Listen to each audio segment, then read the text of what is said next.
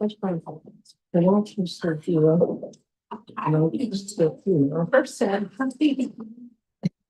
Oh, first, well, she was saying, being as a group. That's the watch is still here.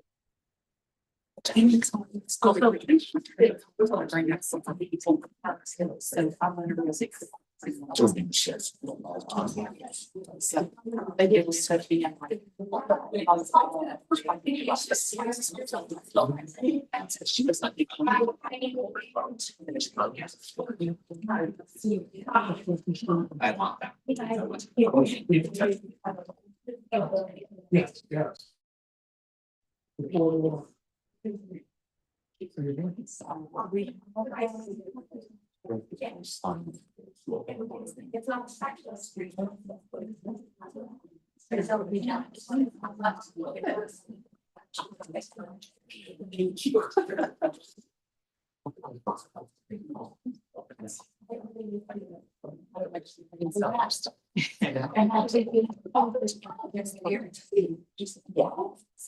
So we are.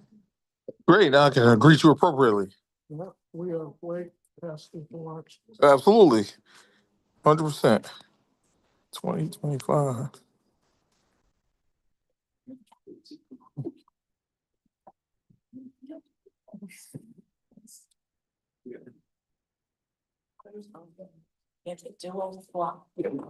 I go to say hi.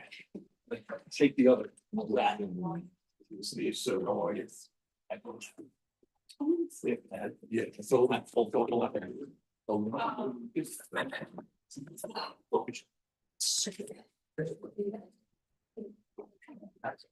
Oh, wait.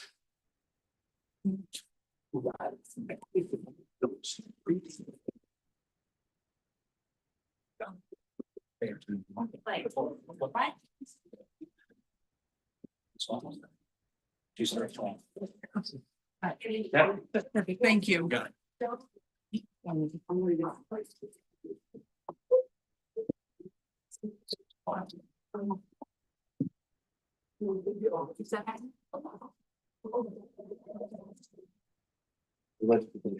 You're ready to go. We're good.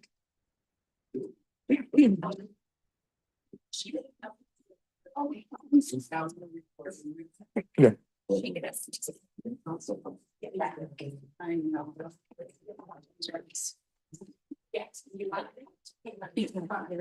Yes. Yeah.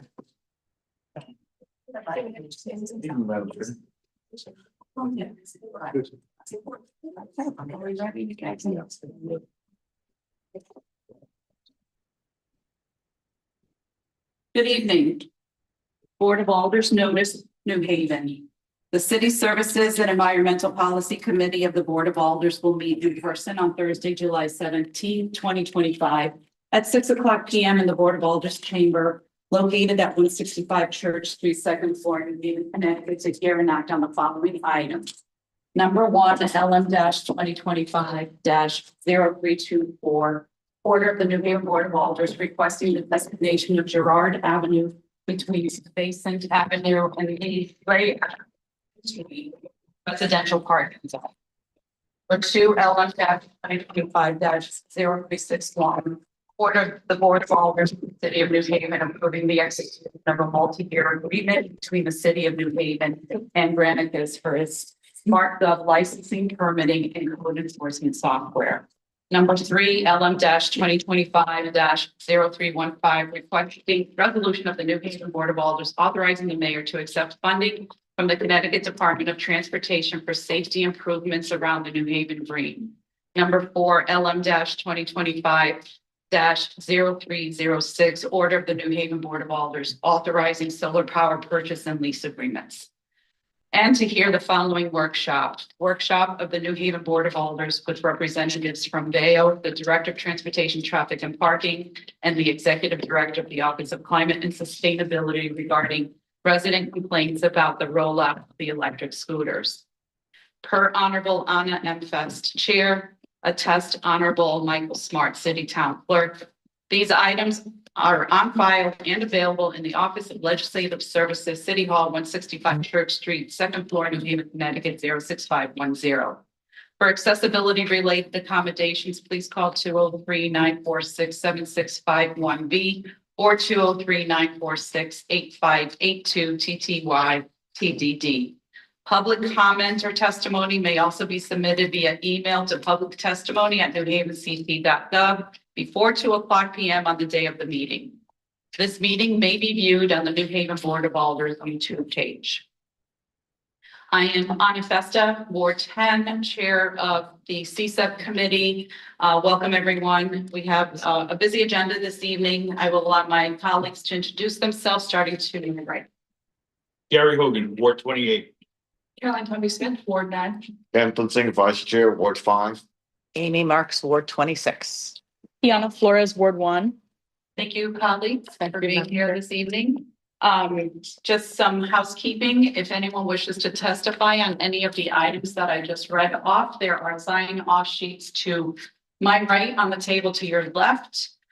So if you wish to testify on any of the items on the agenda this evening, you may do so by putting your name down. Please write clearly, and hopefully I won't destroy them when we read them off. And then also, if you have cell phones, if you could put them in vibrate mode or just turn them off so you can see how this works in our lovely chambers here, that would be greatly appreciated. And also I will explain how testimony does work. Testimony, whoever testifies will need to state their name and address for the record before you start your testimony, and then you can go into whatever it is that you'd like to add or say. So I will probably be repeating some of these instructions, so don't worry if you missed anything. So right now we will start with item number 1, which is the residential parking zone. If Vivian can come forward, that would be great.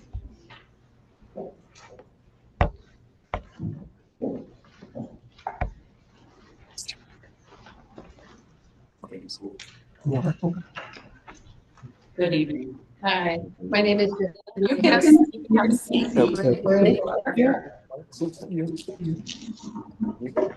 And also with the microphone, you don't need to be right.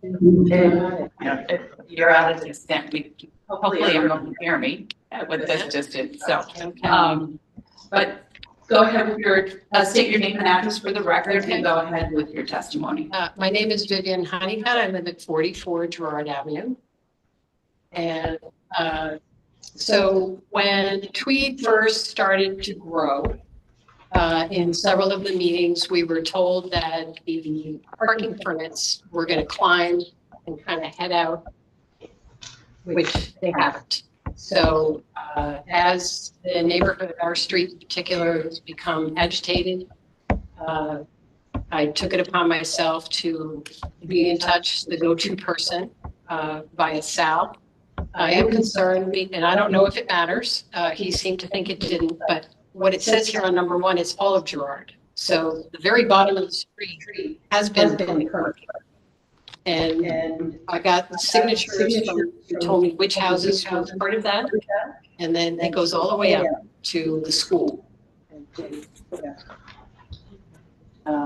I don't know if it matters that it says Lily and Stuyvesant here. But nevertheless, what we see happening is people are coming to our street and they're parking. And then they walk down with their suitcases, or they wait and Uber picks them up and they go down to the airport. So then their cars are on our street for several days, could be a week.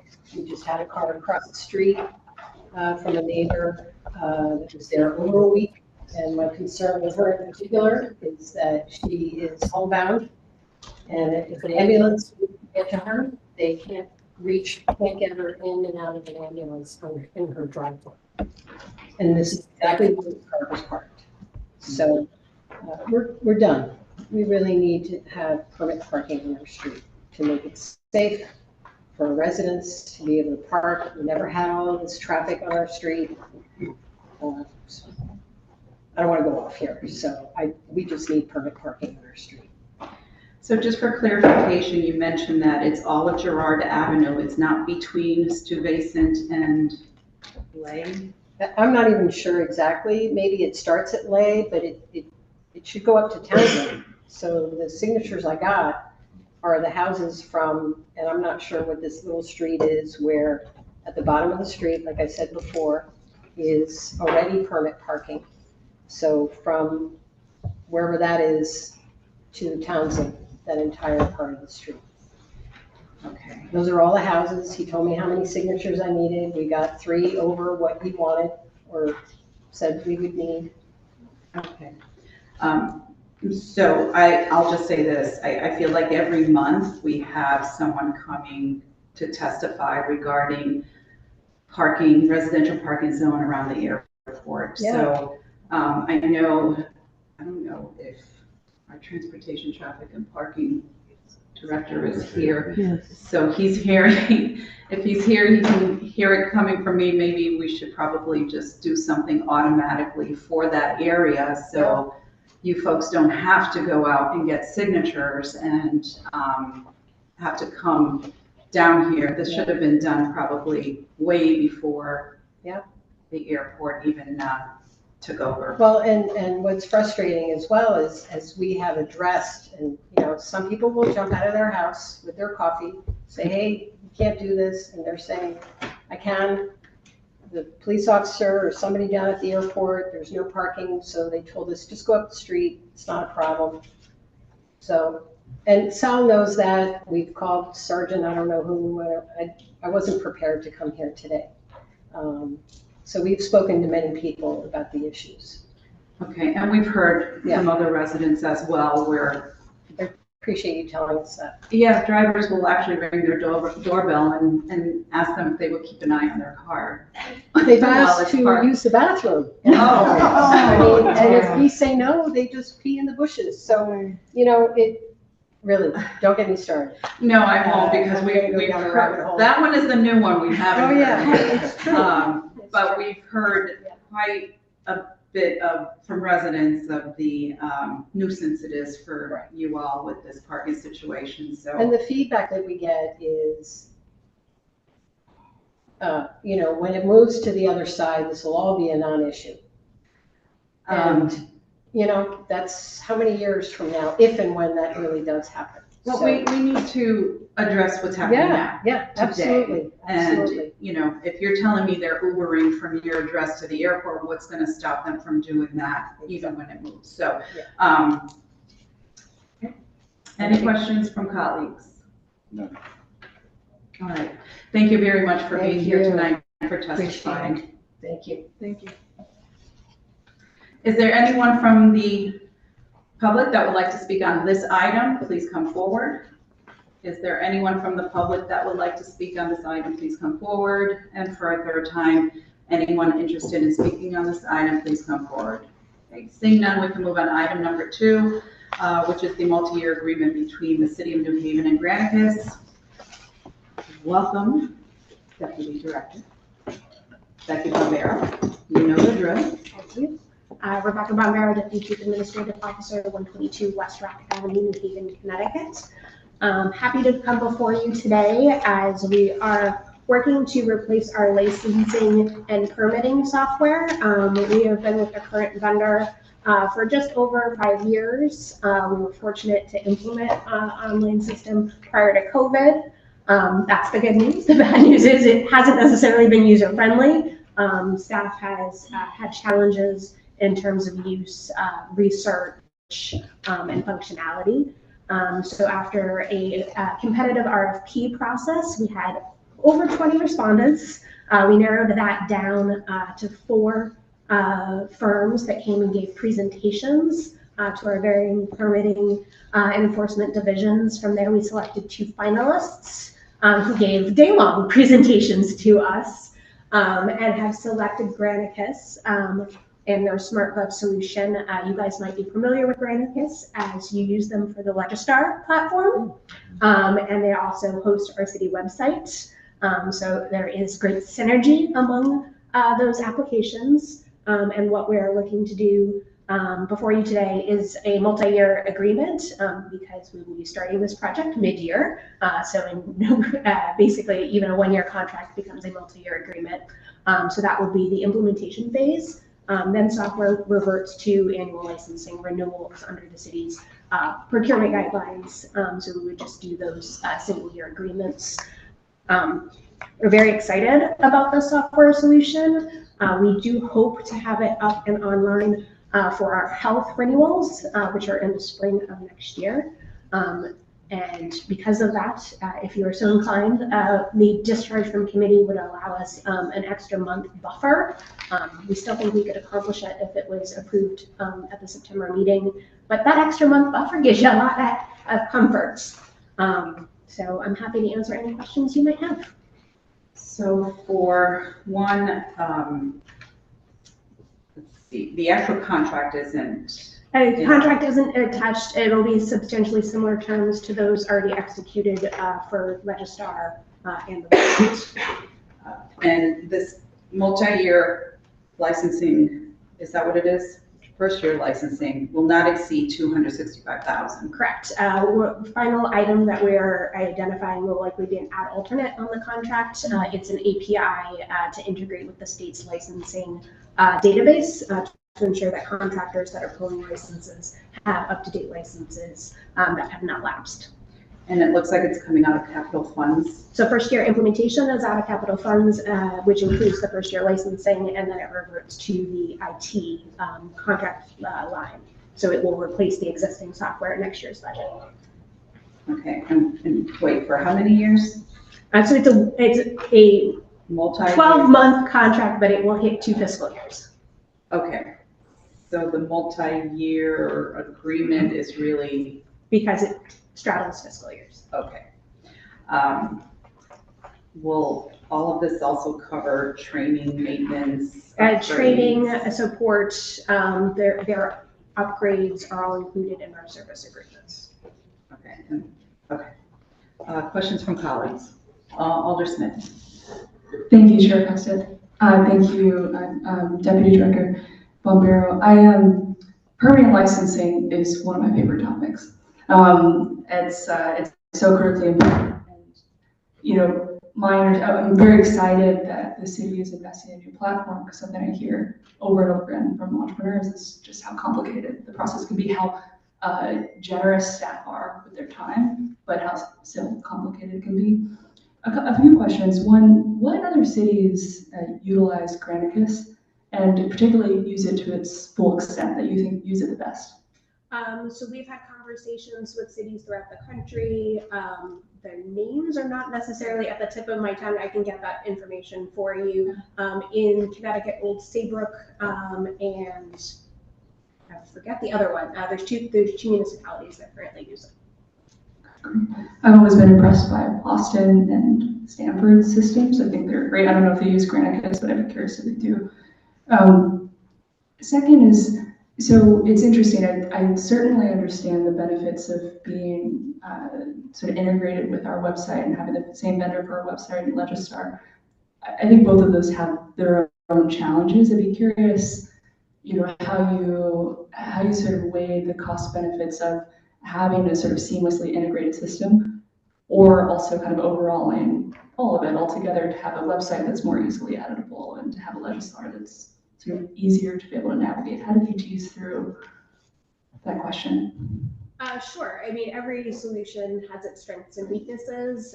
We had 26 different criteria that we asked vendors to respond to in terms of their approach to things like interface, payment systems, reporting, how to modify permits, how to build searches and dashboards. So those 26 different criteria were used to help narrow the field. And then again, those 2-hour presentations and those full day sessions with the staff that use the platforms were key to helping guide our decisions. That and budget. Definitely wanted to stay within budget. That's great. This is both a question and potentially a request for the chair. I'd be curious if in the process of selecting Granicus, you solicited any feedback from entrepreneurs who try to navigate the permit system, or you know, someone who's trying to book a space online. Was there any kind of opportunities for feedback from users? So some of our permitting staff helped us build that feedback that we get on a regular basis into the RFP, so that we were asking the questions that we needed answered to make informed decisions. It makes a lot of sense. Something I'd be curious about, I mean, this is like a half request, is maybe if there's room for a workshop specifically on the permitting license system, both one to potentially provide any guidance, any entrepreneur experience that if Granicus were to be selected, could inform just the onboarding process of getting the permitting licensing system set up, as well as potentially this could be an opportunity to just open up and have a conversation around, on our side of the table, any policy changes that could support to ease the process for small businesses in particular. So it's something we can talk about, but I'd be curious if a workshop like that might be valuable in this particular moment in time. But thank you very much, and thank you, Madam Chair. Noted. Thank you, Alder Smith. Any further questioning? Alder Marks. Thank you, Madam Chair. So thank you to my colleague, Alder Smith, for the questions about permitting and licensing. My questions are going more in the direction of health and code enforcement. I'm aware the health department switched over to VOC and was happy with that internally in City Square for LCI. Perhaps I'm confused with your Granicus, but could you explain the relationship between Granicus and those other programs that I believe have some work under adults? Yeah, so health department, when the new health code came out, our current software system could not actually capture the in the field reporting that is tied to those licenses. The new platform will be able to do that, so they won't have to be on VOC and Municity, which is our existing software. It'll be integrated into one place. Health department has been at the table throughout this process, and all of the dashboards that they've built out already will be able to be fed from the new system. So, and then regarding LCI's work, I believe they were working on. So LCI just went to a new system. They're going to stay with that for now, just because you don't want to ask somebody to change twice in a 24-month period. The system that we are procuring could be developed in future years to roll into LCI. If I'm hearing you correctly, the switchover is for health department, but not LCI, is that correct? So right now it is for building, public space, health department, city plan, some of the fire marshal's office permits will be in there. LCI will stay where it is right now. And then I guess one more question, Madam Chair. Okay. The piece of it that I've heard the most questions about have to do with the resident facing, the external facing portion. So for instance, I understand that the health department, I think, has been quite happy internally, but from a resident perspective, really got this outward facing. I know you referred to permits and licensing, but when it comes to things like inspection and code, and for residents to be able to access that information, can you speak to the extent to which there's going to be a prioritization of outward facing parts of the system? So the system has both the outward facing and the internal systems. Both will be built out at the same time. The city can display various things, canned reports, things that are searchable, similar to our existing systems, but the user interface is much more intuitive. Like right now, I find myself lost trying to look up on the city side for a permit that I've already issued. Like I can't even find it half the time. Thank you, Madam Chair. Thank you, Alder Marks. Alder Singh. Thank you, Madam Chair.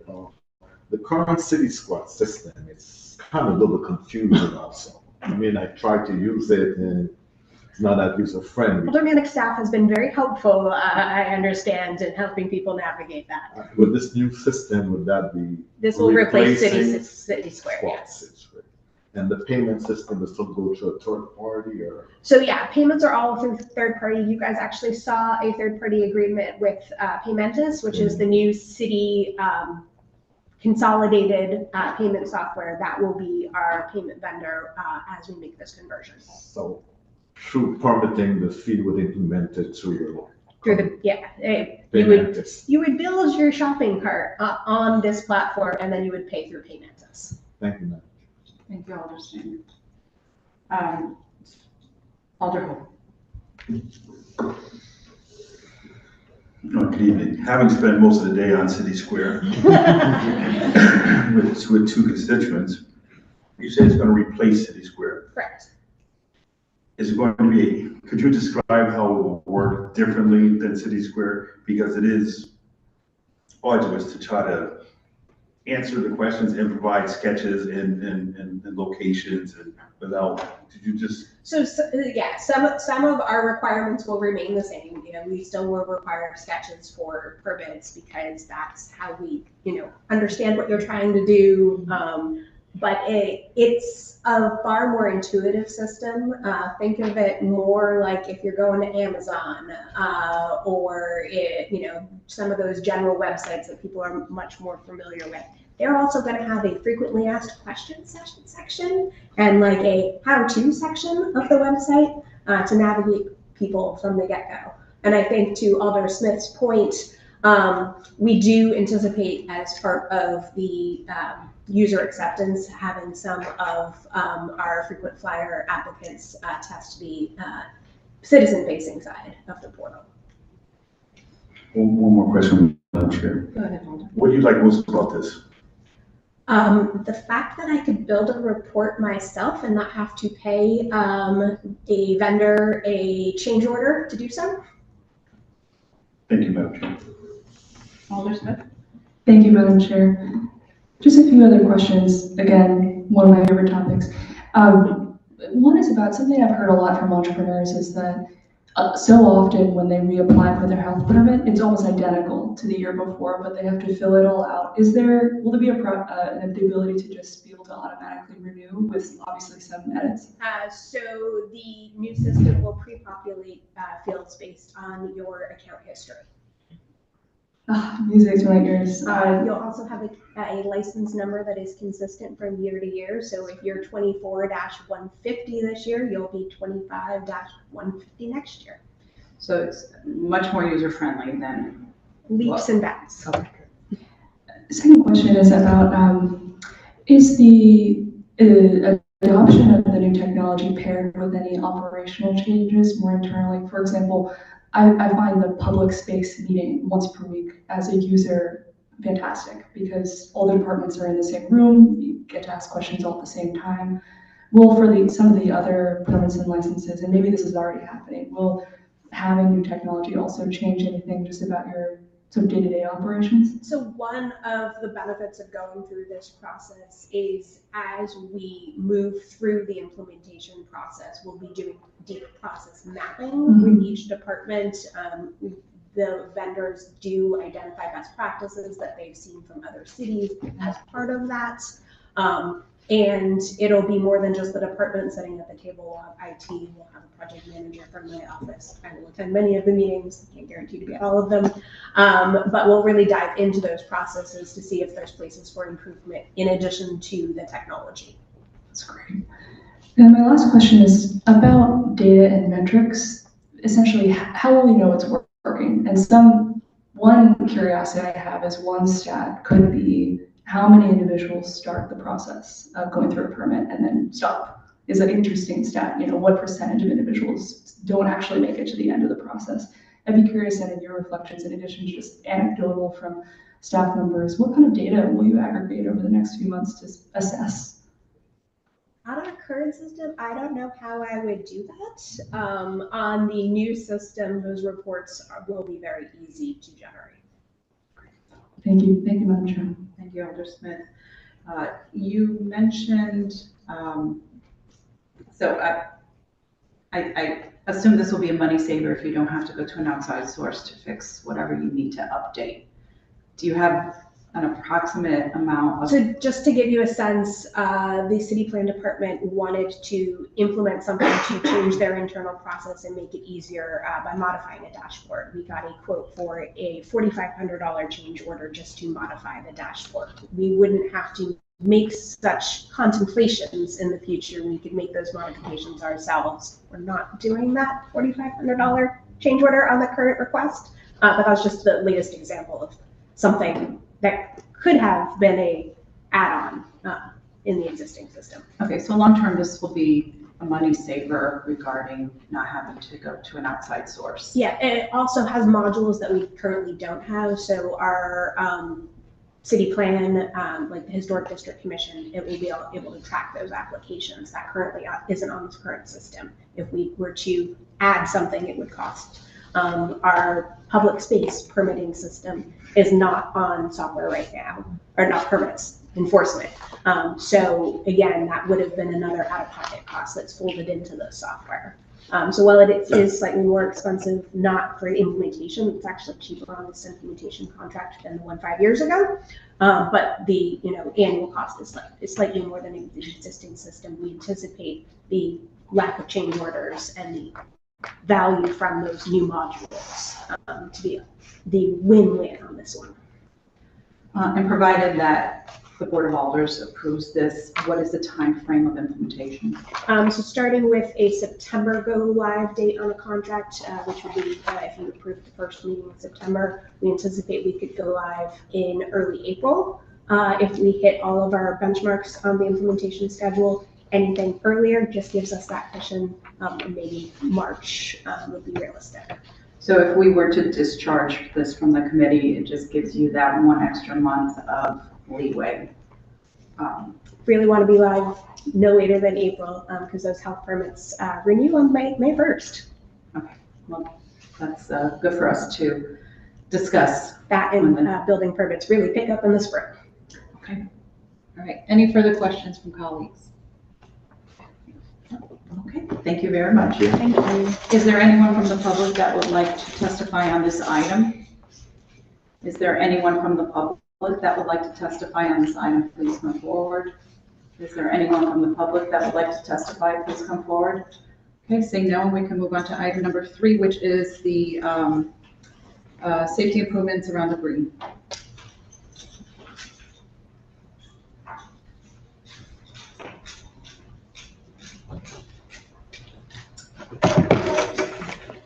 Good evening. Just as a reminder, state your name and addresses for the record and go right into your presentation. Thank you, Justin McCarthy, Chief Administrative Officer, 569 Orange Street. Dawn Henning, Assistant City Engineer, 14 West Rock Avenue. Rebecca Bombero, Deputy Chief Administrative Officer, 122 West Rock Avenue. I see handouts. Handouts. So I'm filling in tonight for City Engineer Giovanni Zinn, who's on a family vacation. However, we have, for any technical points, the acting City Engineer Dawn Henning, who will assist me throughout this, as well as my deputy, Becky Bombero. So this is a resolution request for acceptance of a state grant of $4 million. It's a pass-through from the federal government to improve the street safety around the area of the green. This will be part of congressionally directed spending program, and the main points of this are to improve safety for both pedestrians, other travelers in their vehicles, bicyclists, and especially to comply with ADA requirements in the area of the green, make it safer for everybody involved, slow down some of the traffic, make it more accessible for everyone, and just generally improve the area. The streets that are involved include Church Street, College Street, Chapel Street, Elm Street, and Temple Street, primarily in the area around the green, and this will be part of larger projects to come for the downtown area to both improve safety and to improve overall activity in the area of the green. So again, this is money that is congressionally directed, so it is important for us to consider that, given everything that's going on, that we take it very seriously, and it's offered as a pass-through from the state. So if you have any questions directly related to that, we'd be happy as a team to address them. Is there anything you would like to add? I can add a little bit of the details of the, right now it's really in preliminary, design concept level, but we plan on for the 8 of the entrances into the green doing raised intersections. So this way, for the vulnerable users trying to enter the green, this makes it a lot safer for pedestrian crossing, slows down vehicles going around the green.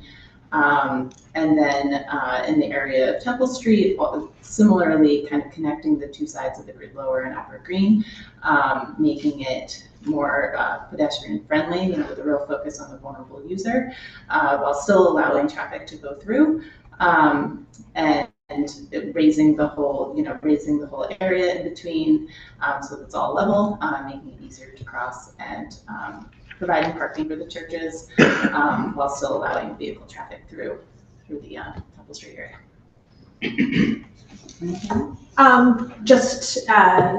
There are a lot of projects that are occurring in this area at the same time. This is related to some of those other projects, but it is roadway specific. It's Federal Highway Administration funding that we are reviewing, and it is, as mentioned, linked to vulnerable users and overall pedestrian and traffic safety. And just to close, there's a 36-month window for this, and with a goal of beginning as soon as possible once funding is released, and likely starting construction in 2026.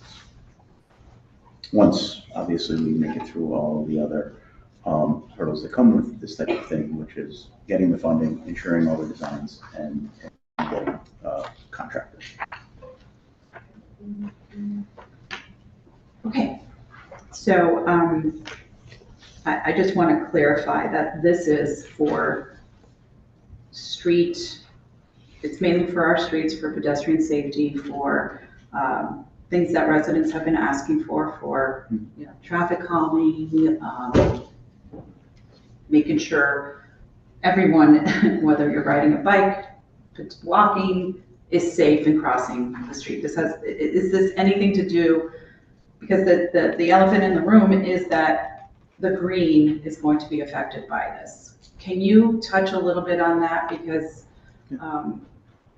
we've heard from concerned residents about the integrity of the green and how this may or may not affect its integrity. Talk about Temple Street, because I see that this is straight and not curvy. Mm-hmm. I just want to address it, even though really this isn't the topic that we are talking about tonight.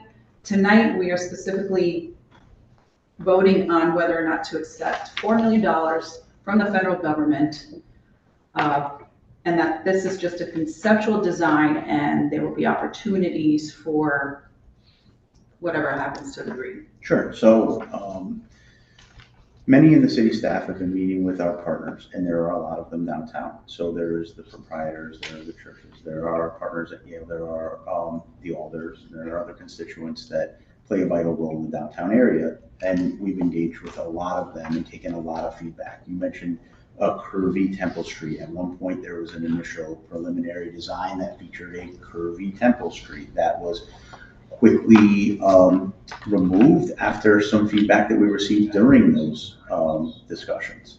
We've continued those discussions and will continue those discussions related to any modifications to the green itself, which is a unique landmark that we respect and love in the city.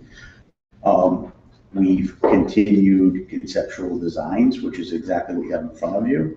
This is not a final design, right? This is not what is going to be handed to a construction crew or a tree planting crew and told to go build. We aren't there yet. We're continuing the conversations with all of those partners to build up to that as a separate phase of a separate project. The project that is before this committee here tonight is strictly roadway safety, because it's earmarked strictly for roadway safety. That comes out of a pass-through from the federal government, DOT, to us to address concerns that have been raised for years and years. I served as a firefighter for a lot of years in the city, and unfortunately went to a lot of pedestrians who were hit by cars downtown. I went to a lot of people, and I witnessed a lot of people in different states of ability who couldn't navigate sidewalks because of snow and issues of, any number of issues. This is hoping to alleviate that. This is hoping to make it a safer place, a more accessible place, and a friendlier place for everybody to come and enjoy what we all know is downtown. Just to add to that, none of our design work occurs in a vacuum. There are many related projects occurring in similar space. You guys recently approved a CIF grant for improvements on the green. You guys probably have heard of the $150 million state project for bus rapid transit, which is again near the green. They're going to start their community engagement on that in September as they progress through design there. And all of these things need to connect and work collaboratively together. And all of the improvements in this conceptual phase do just that. And just, I'll end with this. We have also engaged our other city departments to ensure that they have a say. Our police are on the green on a regular basis, both doing community engagement and enforcement that's required. They're available. They've developed a real presence on the green based on feedback that we've received, right down to ensuring that the fire department has engagement and a view of anything that would be done to ensure accessibility.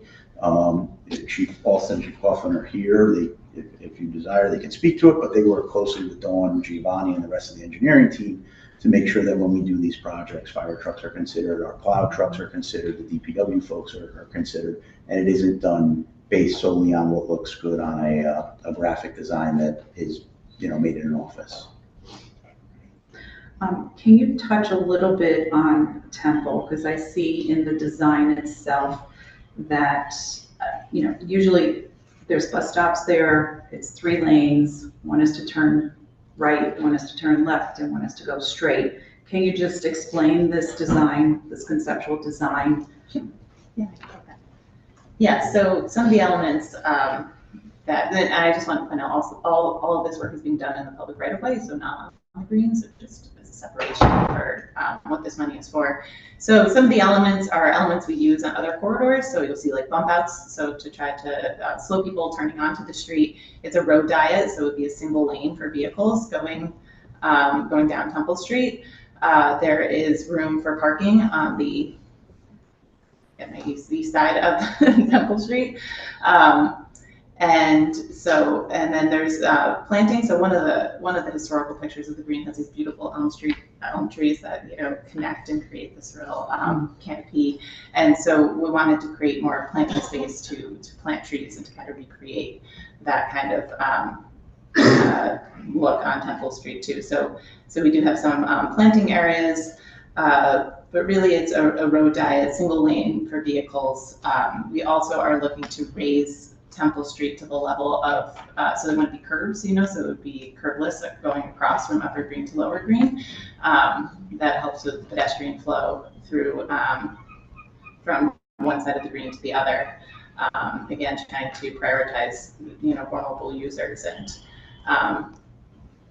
taking a little bit of the emphasis off the vehicle going through Temple. So it goes down to 1 lane. My concern would be on Temple Street by the library, so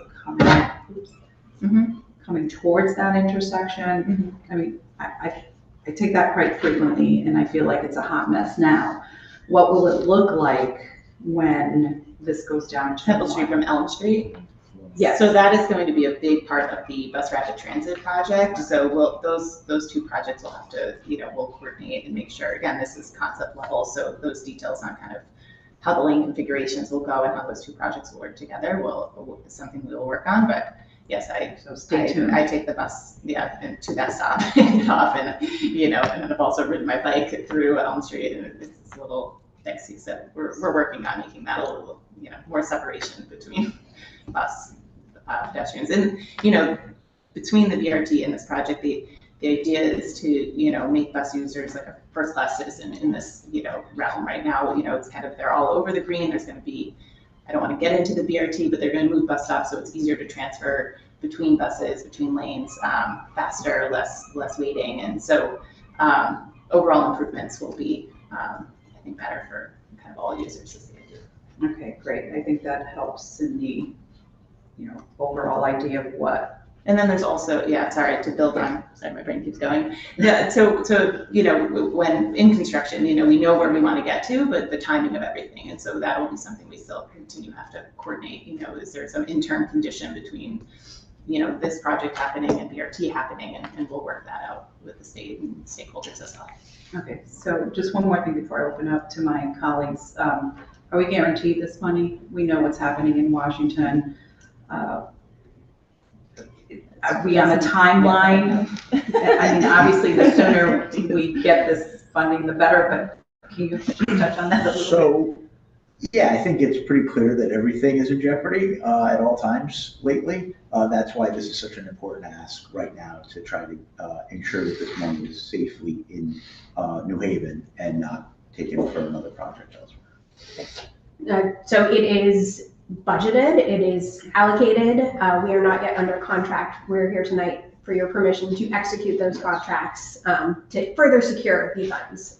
Spoke with somebody from one of our federal delegation staff yesterday. They urge us to be quick and get into contract on all funding. Okay, thank you.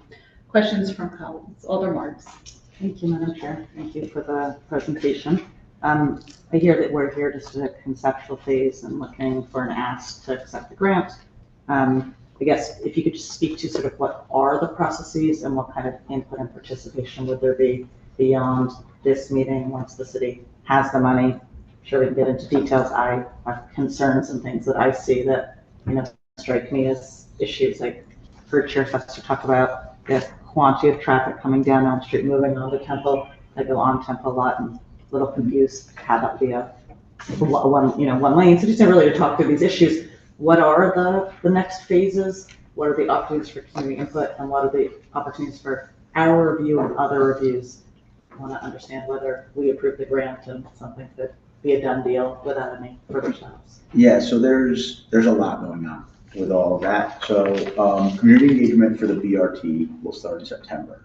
I think that is a crucial step to, as Dawn said, loop in with this ask as it relates to the roadway safety and roadway projects that this ask relates to. Mm-hmm. BRT is going to make major changes to the way there's transit buses and public transportation downtown. Mm-hmm. So that will have significant community engagement. It will also have a lot of thought into the designs that go into how the streets will be modified to adjust to the increased bus traffic and changes in bus traffic. There will also be other phases of the project that we hope will advance through. As those phases continue, we will continue the community engagement with the phases specifically, as we have already started doing, where we've engaged the churches on the green, the proprietors, some of our downtown partners, the Board of Alders, some of the specific alders for downtown. So the question that I think you're asking is, will it continue to have community engagement and alder engagement? The answer is yes, but it will be in sections, as sections are both approved for funding and advance through their phases. Right now, I think there's a conversation that this is all one big project, and that is the misnomer. The misnomer is there are a lot of projects funded from a lot of different ways that are very specific, i.e. this one, which is getting lumped into the bigger green project, but is strictly a roadway project. Madam Chair, just really hit my question a little harder. I appreciate that was half the question, engagement. I think I'm really looking for approvals and permissions. Yep. Sort of what other phases of this will require further permissions and approvals from us. Once this is out of the gate with us accepting the grant, I just really want to understand. Are you talking specifically, are you talking specifically to this grant or to the, okay. Yeah, yes, I'm seeing a very. Yeah, I'd like to keep the focus on this grant and what we need to approve as a committee before it goes to the full board. So we need to ask all the questions regarding this $4 million that is before us. And I guess the question to the participants and to Madam Chair is, we're seeing a very preliminary conceptual draft, accepting the grant. Is it handing over to the city the remainder of the project on their own without further conversations and approvals from us, and trying to understand what other. So the final design will dictate what approvals are necessary. Something like a raised crosswalk does not need additional approvals. Something like a change in the traffic regulations, that would go to the traffic commission. So, yeah, I think with this project specifically, with just the raised crosswalks, the raised streetway, the pedestrian access, the traffic calming, those typically do not go for further because they're designs on existing right-of-ways. If we are changing the right-of-ways, then there's absolutely processes that have to be followed. Each one of those could be a little bit different. So like Deputy Bombero said, if we were to change a road to from a one-way to a two-way, that would have to go to the traffic commission, right? As an example. So there are various layers depending on what comes of it. But to the bigger point, I think there's, with this phase specifically, not a lot that would have to come back because it is existing right-of-ways and what we would deem to be improvements to those existing right-of-ways. That was the answer I was looking for. Yeah. Thank you, Okay. Mr. McCarthy, for clarifying, and I'll save my comments for discussion, but I wanted to make sure I was understanding. Yeah, It's I majority apologize. of design on existing. I was rights looking of way. further into Yeah. your question, I think, than you wanted me to. I appreciate the fuller information, but I think you hit the nail on the head of the question I want to answer. Thank you very much. Thank you, Alder Smith. Thank you, Madam Chair. Thank you three for coming this evening. I'm so excited that we're talking about the green. It's the civic heart of our city. It's really exciting. I think to that end, this question of the future of the green is one of the most exciting questions of this moment in time. And so related to Alder Marx's question, if you could add a little bit more detail to kind of what moving forward looks like when you imagine the engagement efforts over the next 36 months, what do you imagine those looking like? Because I think there is that, what I hear is a little sense of fear. It's like there's been one community engagement meeting. It sounds like quite a few smaller stakeholder meetings, and there's a hunger to have input into this particular moment in time as well as for subsequent opportunities. So could you sketch that out, whether it's everything from community meetings to focus groups to, I know there was a walk recently. What do you imagine that looking like over the next 12 or so months? So I would say over the next 12 to 6 months, we're going to continue those meetings based on the phase that we're working on. Every phase is going to bring unique challenges, unique ideas, and I continue to use the chair's example of the curved Temple Street, right? When this was first drafted, we had a wildly curved Temple Street that, I think everybody looked at and went, what's going on here, right? And we met with people and realized quickly that wasn't what people wanted. And as you see from the renderings in front of you, there's a straight Temple Street. There's been a lot of other conversations with, I'll use the proprietors of the green, who have been able to work with our teams to provide some insight as to goals of the green itself. So I think over the next year, you're going to see a lot of community engagement at the smaller groups, and then fanning out from there to to the Board of Alders and to other partnerships that we have in the downtown area that would really have an impact or be impacted by the changes of the green. I mean, this is posted on our city website. We get a lot of feedback from some of the renderings that we have, and I think the engineering team especially takes that very seriously and actually really considers what people are saying to make it the best it could possibly be. So I think you're going to see a lot of continuation of what's been going on, and from there, a growth in the involvement. Yeah, I do want to keep the focus on the public right of way and not on the green today, but we did have a public meeting. We have posted things on our website. I get emails, a lot of emails, and we've been trying to take that into consideration. I actually was out on maternity leave for a few months, and I came back and I've seen this plan and was like, oh wait, there's a lot of changes. It was like kind of playing that game where you're looking at the two and trying to see what has changed. And so a lot of the feedback is getting incorporated.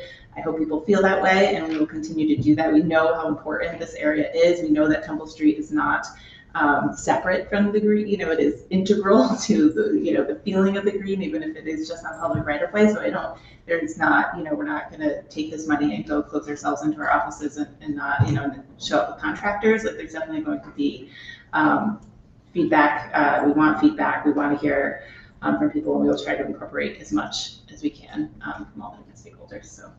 Thank you. Just a couple other questions, if I can, Madam Chair.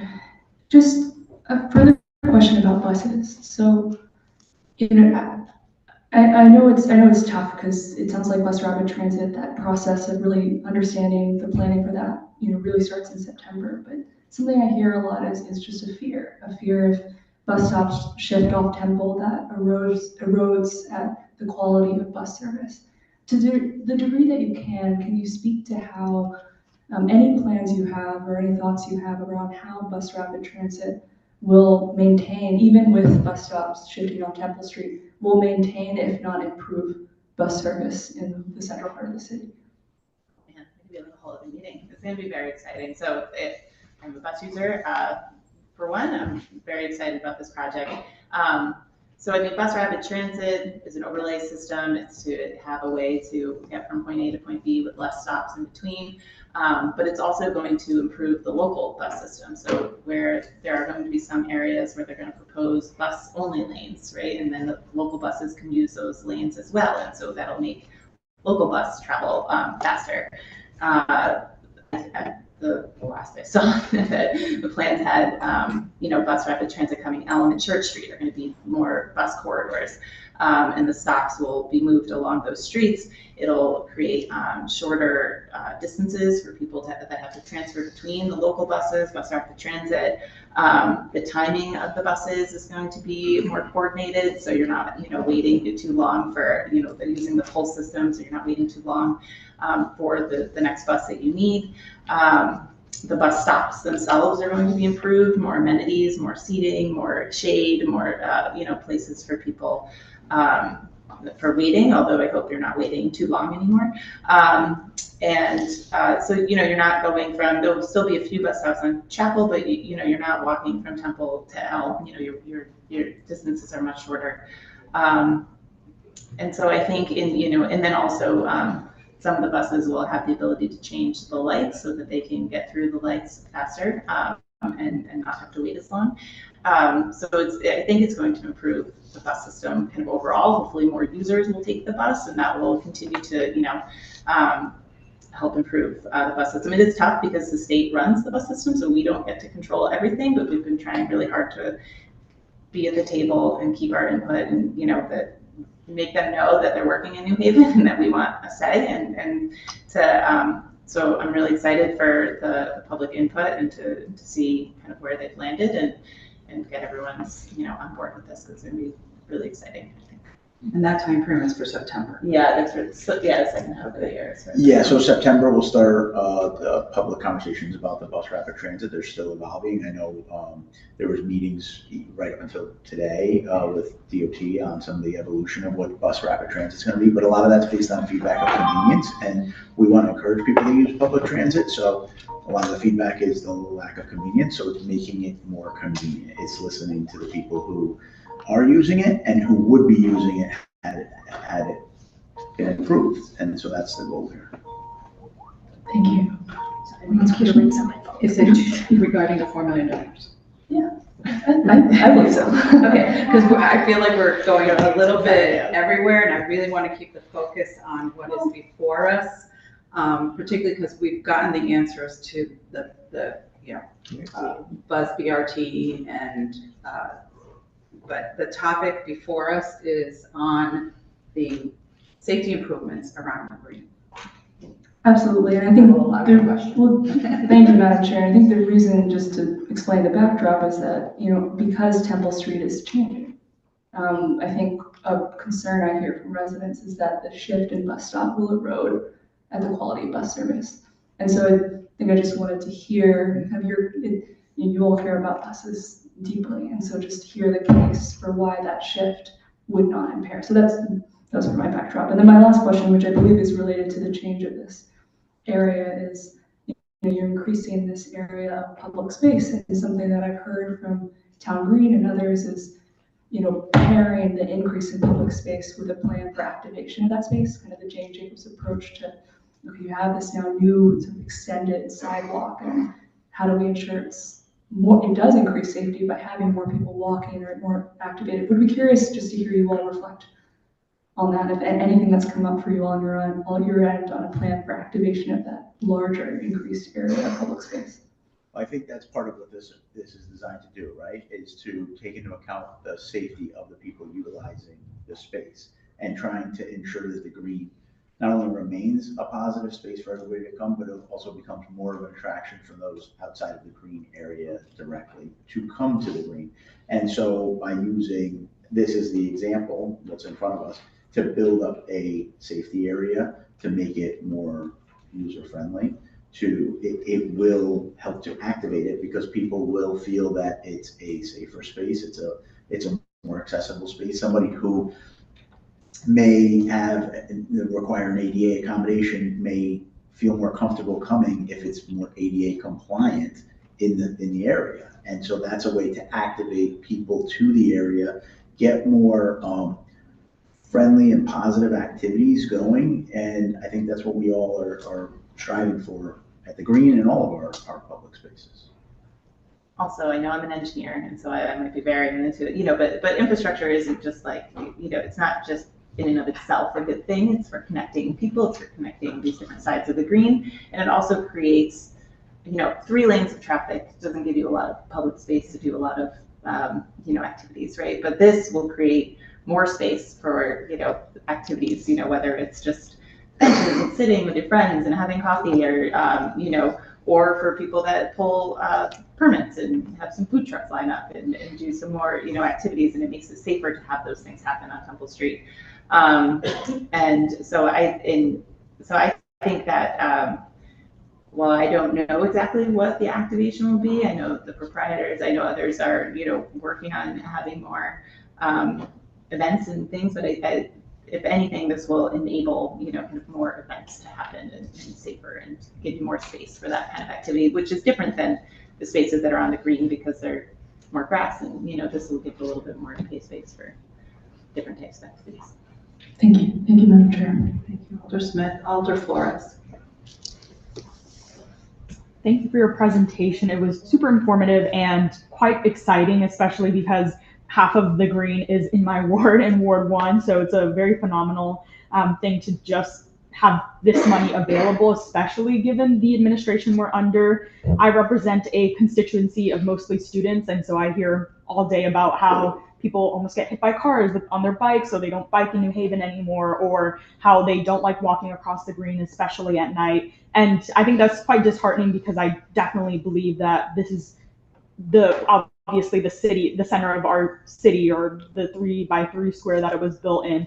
And it is probably the most important place of community, of connection in my ward specifically. And yeah, I think it's phenomenal, and I believe that it'll have an amazing trickle-down effect. I think about how these changes will connect to the other bike lanes that we're slowly connecting together, the pedestrianization, and how it might lead to increased use of our streets, and then also sidewalks in the green, but also leading to our restaurants and our performance spaces. And I was just curious in all of this, if there's any way that the city could provide metrics of like improvements. So if we were to time, how long does it take for you to walk from this side of the green to this side of the green, or to this restaurant from this street, or even, I don't know, collecting community input, especially after the changes have been done.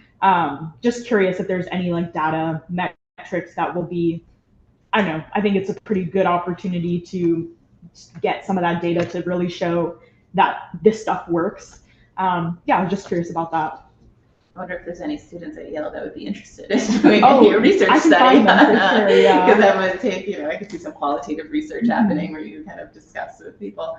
I mean, easy ones would, or the easier ones would be to look at vehicle travel speeds, or or with the raised crossings and slowing vehicles down so that people feel safer crossing the streets.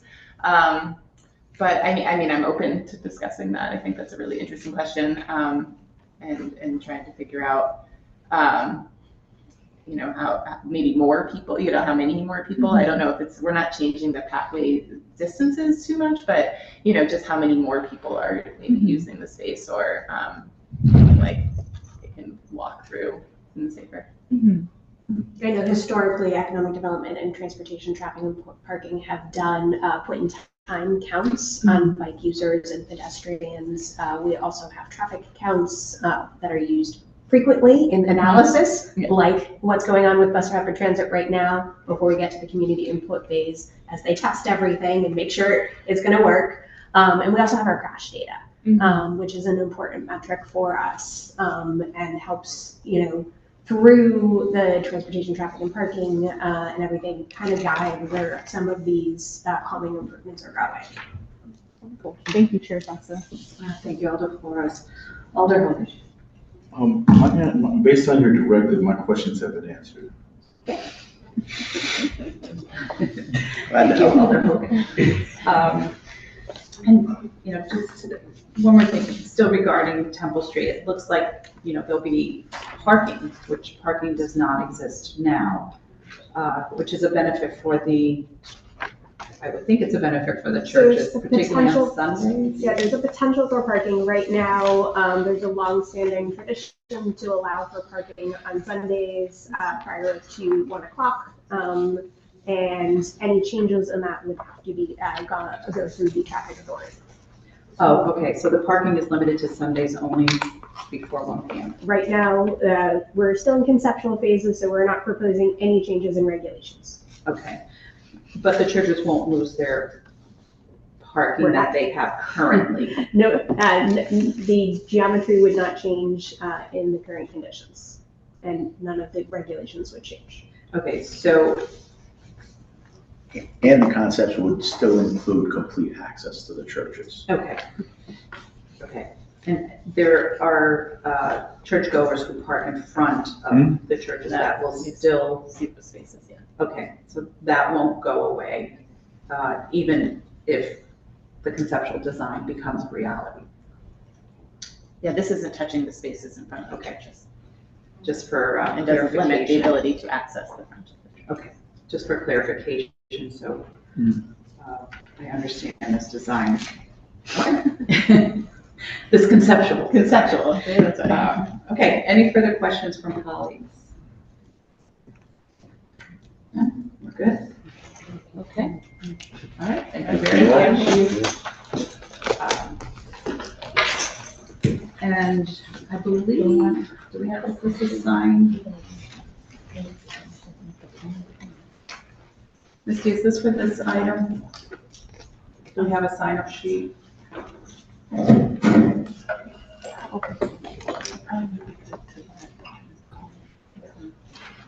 signed up there, but probably the best to let them come up before we have other testimony. And then it's anyone who signed up for like the 3 in the far column. Okay. And what is this one? Yes, that's the picture that came up. Okay, so I'm gonna hand then this out. someone forgot to put in this one, but I think they're all probably different. Okay. Please Please stand by. This item absolutely not significant. I'm sorry I missed that, but there it is. Okay, we'll hold on. What's this? Okay. Yeah. All right. Go ahead and let's pass this out. All right. Thank you. So we will hear testimony on this item. I will allow Attorney Cohn to come forward because I believe you have. Bring our whole group. Yes, and is that Cohn, Reverend Ashley Clear, Reverend Stephen Ray, Becca Sturgis, and Michael Weidman.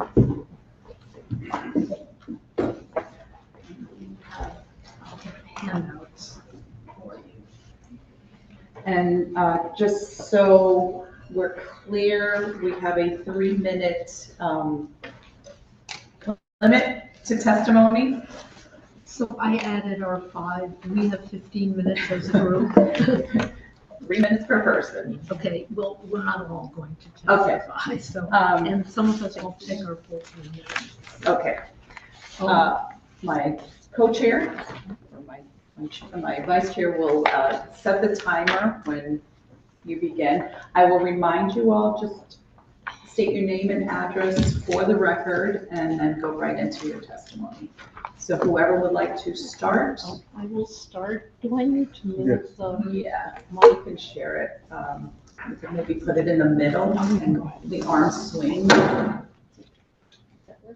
That's fine. Good evening, Honorable Chair Festa, and members of the committee. That's okay. It's all right, you didn't break it. You didn't. Get close to it, Counselor. My name is Carolyn Cohn. I live at 131 West Park Avenue in New Haven. My offices are at 271 Whitney Avenue in New Haven. I represent the 3 churches, but this evening I'm just representing 2 of them because Trinity Church, the Reverend, is on a sabbatical, so I could not communicate with him. So, and with me is Reverend Claire from Center Church and Reverend Stephen Ray from the United Church, and the Center Church's landscape designers, Reed Hildebrand. We understand that this is what's before you is acceptance of a federal grant, and we support your acceptance of the federal grant. We know that's very, very important, and they need to move in a timely manner. However, based on the conceptual plans, and we are very concerned about safety, about the historic aspects of the green being represented, and we want tonight to show you what some of those concerns are. And our suggestion is, and this is, as far as I can see legally, a very, very important hearing because it is the only hearing before the Board of Alders. Throughout this extensive process, whatever that might be, this is it for the Alders to weigh in on what's going to happen on probably the most important piece of land in the city of New Haven. So I think it's very important that you understand the adverse impact on the churches of this conceptual plan and our ideas about trying to work to get a solution that the churches, the proprietors, and the city can embrace. And the process that I'm suggesting is the proprietors have requested that our designers meet with their designers next Friday. And we think that the process that should be used is that either this hearing be continued to your next meeting so that we can come back and report to you whether we have reached a consensus on the conceptual design. Because we think this conceptual design is not safe for the churches. It does not provide safe access for emergency vehicles on Sunday. The Center Church has suffered 2 lightning strikes against its steeple. Many of the parishioners that go to the churches on Sunday are elderly. We think there's no way that a fire truck using this conceptual design can get down the street and save a life. So these are very, very serious concerns, which I will turn over to Reverend Claire, if that's okay. And you can just I'm going to pause the timer 1 second. Go ahead. I just. How many minutes did I use up? 7. No, 3. 307. I just want to make it clear that tonight we're discussing the $4 million and the conceptual plan that's before us. This is not a workshop to discuss the overall green plan because we do have processes in place. And one of the processes this is part of one of those.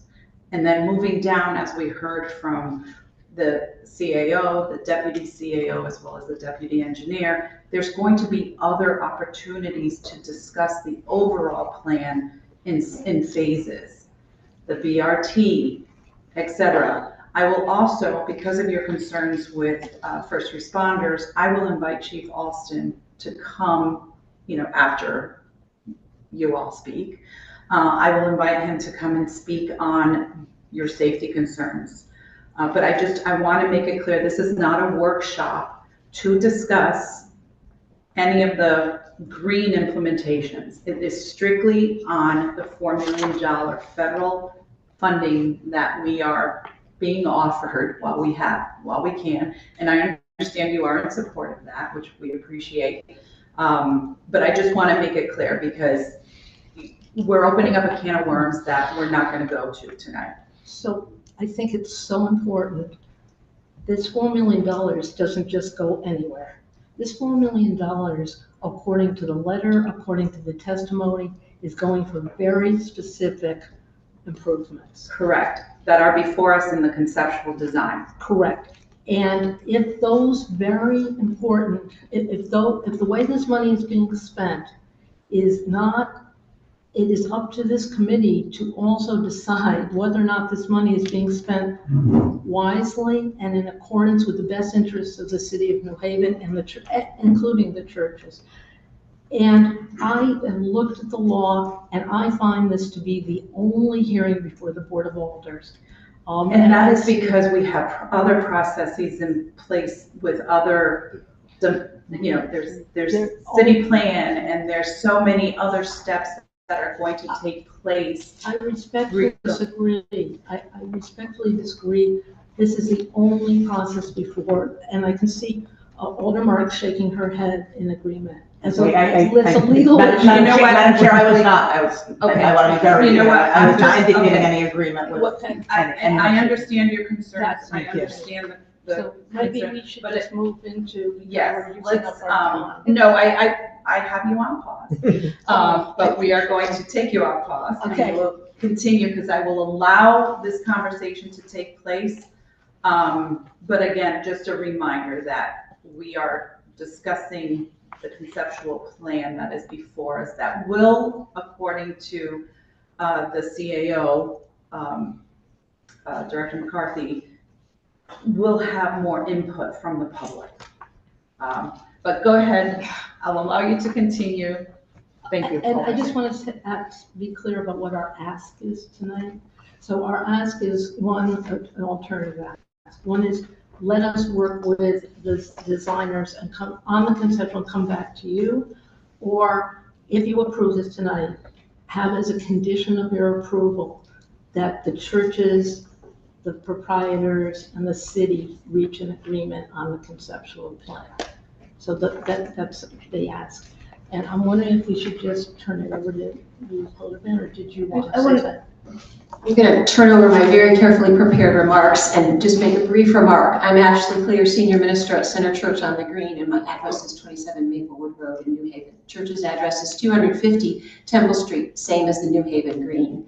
And I appreciate the sentiment that there is an intent to have conversation and dialogue. I have not experienced enough since December 2nd when we received an email letting us know about the first public meeting on December 10th, 8 days away during Advent, the busiest time of year for churches.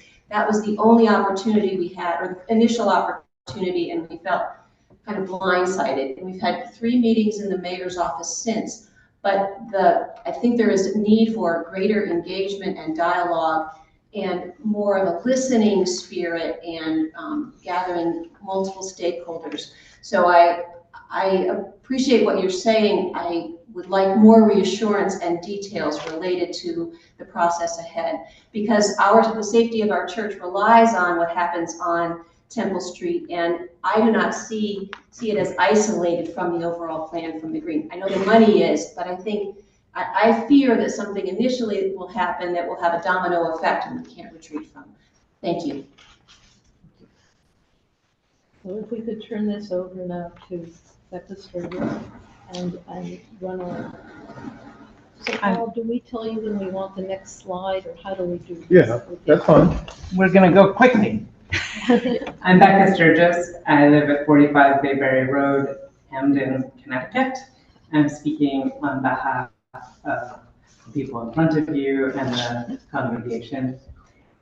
We have a few things we want to highlight. We have narrowly focused our remarks on Temple Street in this package. I want you to walk through as though you are browsing a book. Please take it home or review the PDF. It is important to note that one of the first, or arguably the first act of the Alders in New Haven was to declare Temple Street a street. Having it remain a street and not a path, not a walkway, is important to the welfare of our future. The street acts like a cathedral. It is understood to be a fourth temple that has to do with the relationship of the trees and the ground. We believe in change and consider change, and we believe in community participation, and that is part of what we're asking for. We have a diagram of the existing plan of the street, and we have in red the proposed changes. You will see that the relationships are dramatically different and that the configuration takes on the characteristics of a walkway or a path. If you turn to the next, you'll see an illustration, a sort of before and after, like in a storybook. And then we ask on the next slide, what is at stake? To keep it simple, there is some very important attributes related to the historic landmark status of the street as part of the green, and some operational needs that we don't understand being met right now with the proposal. The next slide identifies those critical and legally protected, we believe, attributes of a historic landmark. The design must prove that it is not making adverse impacts on these characteristics, and the State Historic Protection Office will, we hope, ensure that that is true.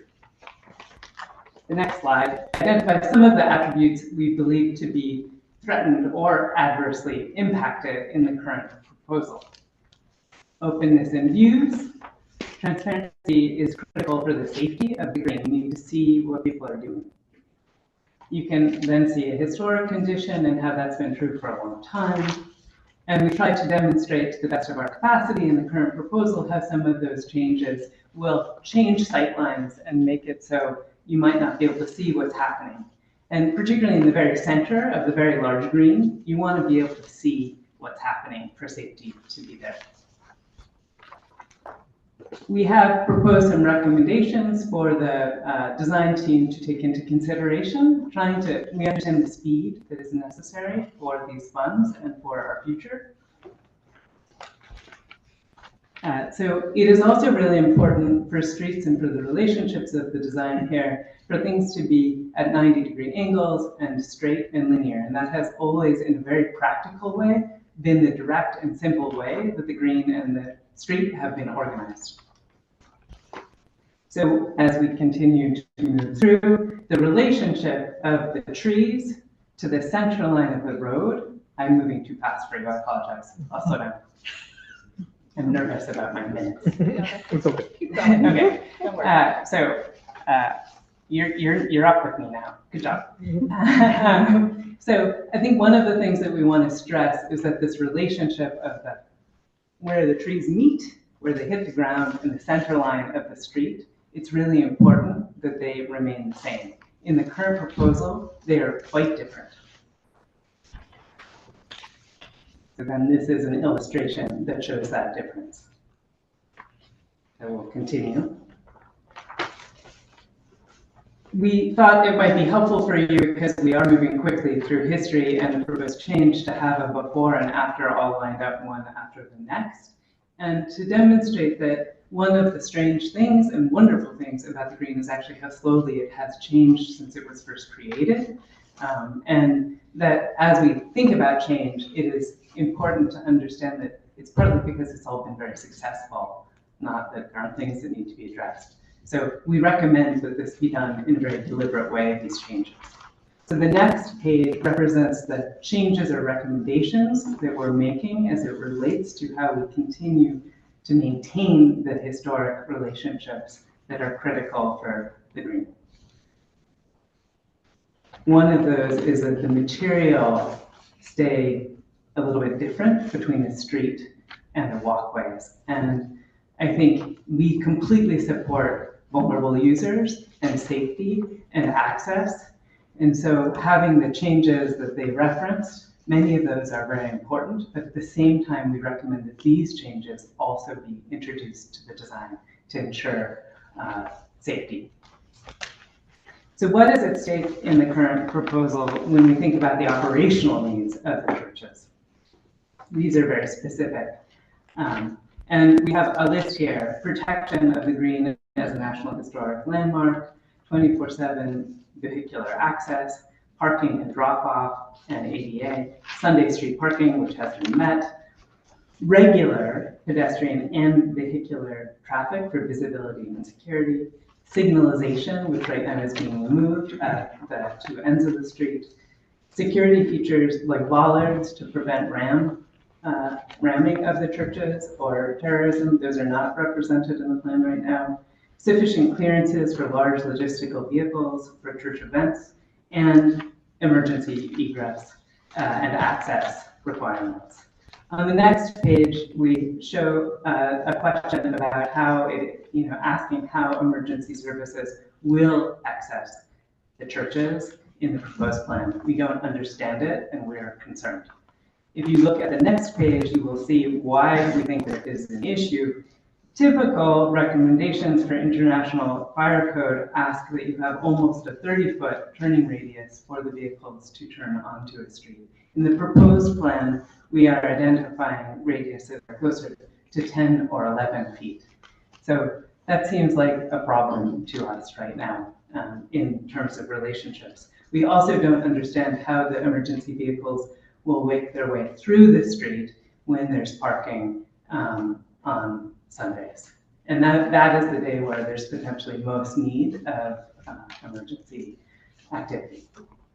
So we have some recommendations on the next page for consideration that we endorse the shared street proposal, but that we want the street to be wide enough for emergency access and parking on Sundays, and that we want to maintain those signalized entrances. The next sheet is a summary of how we would hope the concept plan would address and incorporate these recommendations. And then we have other open questions that I think, based on the chair's request, we don't need to ask them tonight. How much time do we have? 3 minutes. Okay, very good. Sorry. Thank you. I'm Stephen Ray from United Church on the Green. I'm the senior minister there. I live at 1912 Chapel Street in New Haven. And the three things that I want to bring to your attention are: number one, remember that there's currently a population of people who find safety and community on the Green, and that there are people who come from very vulnerable spaces in our city.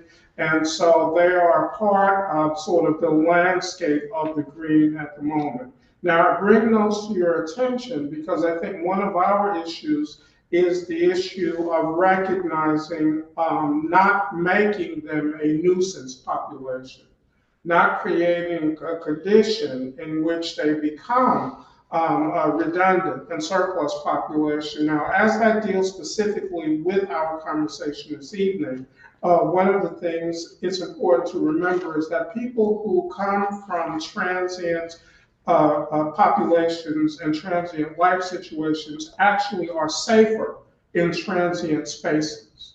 Because one of the things we've seen over and over again is that when public spaces are made slow and open, people are being noticed as loitering much more than they are if it's a transient space. So while not getting into the conversation about the bus plan and whatnot, there's a way in which the heavy traffic on Temple now creates such a transient situation that people who are from transient populations actually find more safety and fewer people telling them to move along than they would in a slower, more open space. So I simply so the question that I want to ask you to think about as you are overseeing what is happening here is: how do we ensure that the population of the Green, which comes from our most vulnerable parts of the city, do not become nuisance and do not become redundant? And how do we make sure that every step of the way that plans are in place to make sure that the safety and the community that they find there continues? And for this particular plan, it's recognizing that moving the buses, and once again, we're not talking about that, but just slowing the street down and opening more public space. And I know it sounds counterintuitive, but it's not counterintuitive. Actually creates more vulnerability for people who are coming from these transient spaces that I've been describing. So for us at United, it's a justice issue that at each step of the way, we raise the question, how do we ensure that this particular step in terms of the plan of the renovation of the green is not one that goes the way that so many urban renewal plans have gone in the past, that end up creating public space that becomes very unpublic space for the most vulnerable in our midst. Thank you. Thank you for that. Thank you for your testimony. Did you want to add something? I'll add something very quickly. My name is Michael Weidman. I live at 109 Canner Street in New Haven. I will just summarize some very quick thoughts here. I think Temple Street is one of the most treasured views in the city of New Haven. I think I want to stress that while we did breeze through this very quickly for time reasons, there are some fundamental spatial relationships that make Temple Street very special in the city of New Haven that are fundamentally changing with this concept design. We also heard this evening that the design process would be moving very quickly. And we know as designers that good design takes a very long time actually, and this is a national historic landmark. And so our approach this evening is we just want to make sure that the character defining features that define this historic landmark are not being adversely impacted. And we do want to make sure that Temple Street, which is so treasured, remains largely in terms of its relationships, in terms of design qualities, remains as much of a feature of New Haven as it currently is today and has been historically. And so I will just finish with that. Thank you. Thank you. Look, I will say this. I could speak for myself. Historical preservation is very important, and I don't disagree with what you said. You made, Reverend, some very important points, and you all did. We have, our engineering department still here, our CAO still here, who's listening to these recommendations. I don't know if you gave them a set of the packet, which I'm sure they will look at and hopefully take some suggestions or reach out to you all. I think I could speak on behalf of the board, we only look out for the best interest of the city historically as well as for safety reasons. I don't think this is going to be a rushed project. What's rushing is us wanting to secure the funding so we can work together on something that will appease everyone.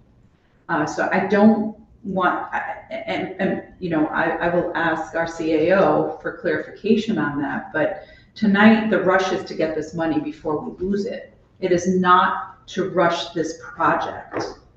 And I'm a proponent of not rushing any projects because sometimes that gets us in trouble.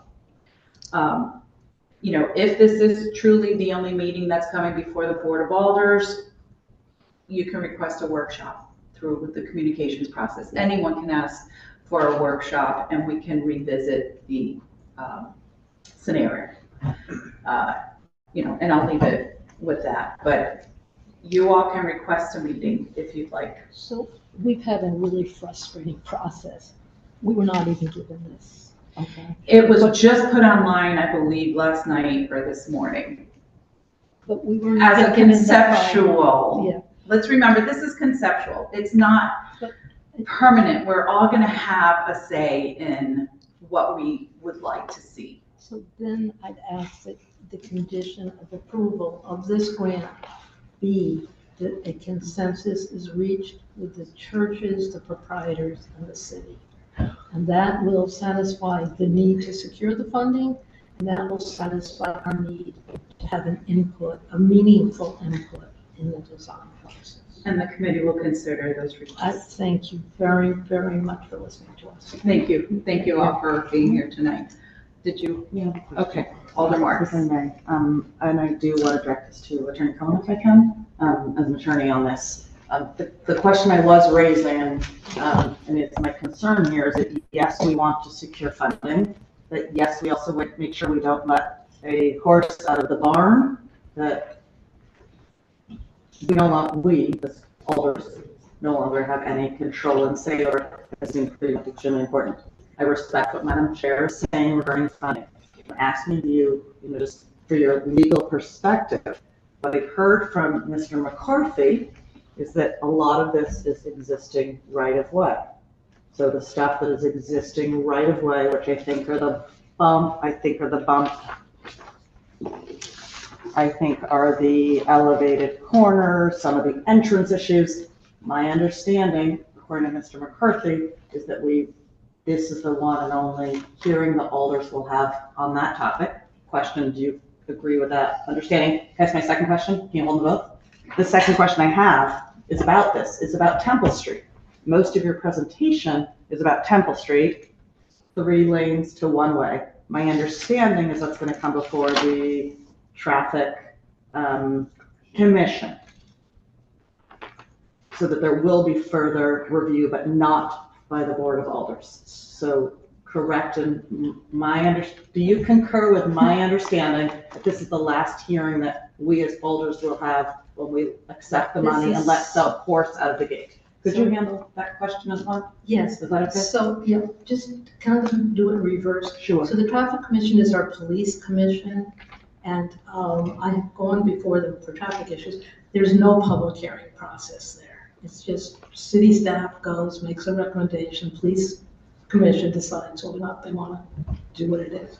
This is a fascinating legal issue that you have raised, because the state statutes say that if you basically make any changes to state roads, it's a discontinuous. Like if you go from 3 lanes to 1 lane, it is legally a discontinuance, which the board should have some say in. But I know from discussing this with at the mayoral meetings that there is no intention by city staff to seek a discontinuance of Temple Street. So given that sort of reality, unless we want to bring a lawsuit and say, you should have gone before the Board of Alders to discontinue from 3 lanes to 1 lane, this is the only meeting before the board. Does that answer the question? The statute is in, let's see. It's, I'm sorry, I don't have it right in front of me, but I wrote an extensive letter to the mayor, setting out those rules when this first came about. Thank you, Madam Chair. The chair, might we be able to get a copy of that letter? Oh, sure. Should I Do you send have it it? to Al? I actually think over there I may have it. Okay, and you could give it to Misty, our legislative. Oh, it's Misty, okay. Thank you, Attorney Cohen. Thank you, Madam Chair. Thank you, Madam Chair. Thank you all so much for your presentation. Just one quick clarifying question about your proposed recommendations. Am I hearing it correctly that in addition to some of the core recommendations, you're open to a road diet on Temple Street as long as that 1 lane is wide enough for an emergency vehicle to enter? There are many ways to solve the shared street. And yes, the answer to your question is yes. We want to make sure it is safe and historically consistent. Okay, thank you. Thank you, Madam Chair. Any further questions from colleagues? No. Again, appreciate your testimony we'll consider during our discussion, what you mentioned, but I will invite the chief, once you go back, I'll invite the chief up to clarify some of the valid concerns with first responders, particularly on some. Can I ask you about your process? Will you be voting tonight? And Yes. Will it be after the workshop or? It'll be after the workshop. No, we'll probably do it before the workshop. We can do it before. I don't know. We'll figure it out. We'll stay around. It will be tonight. Okay. The vote, but keep in mind, the vote tonight is voting it out of this committee. Yes. It will go to the full Board of Alders after the first reading, at the second reading, which will be in September. Thank you.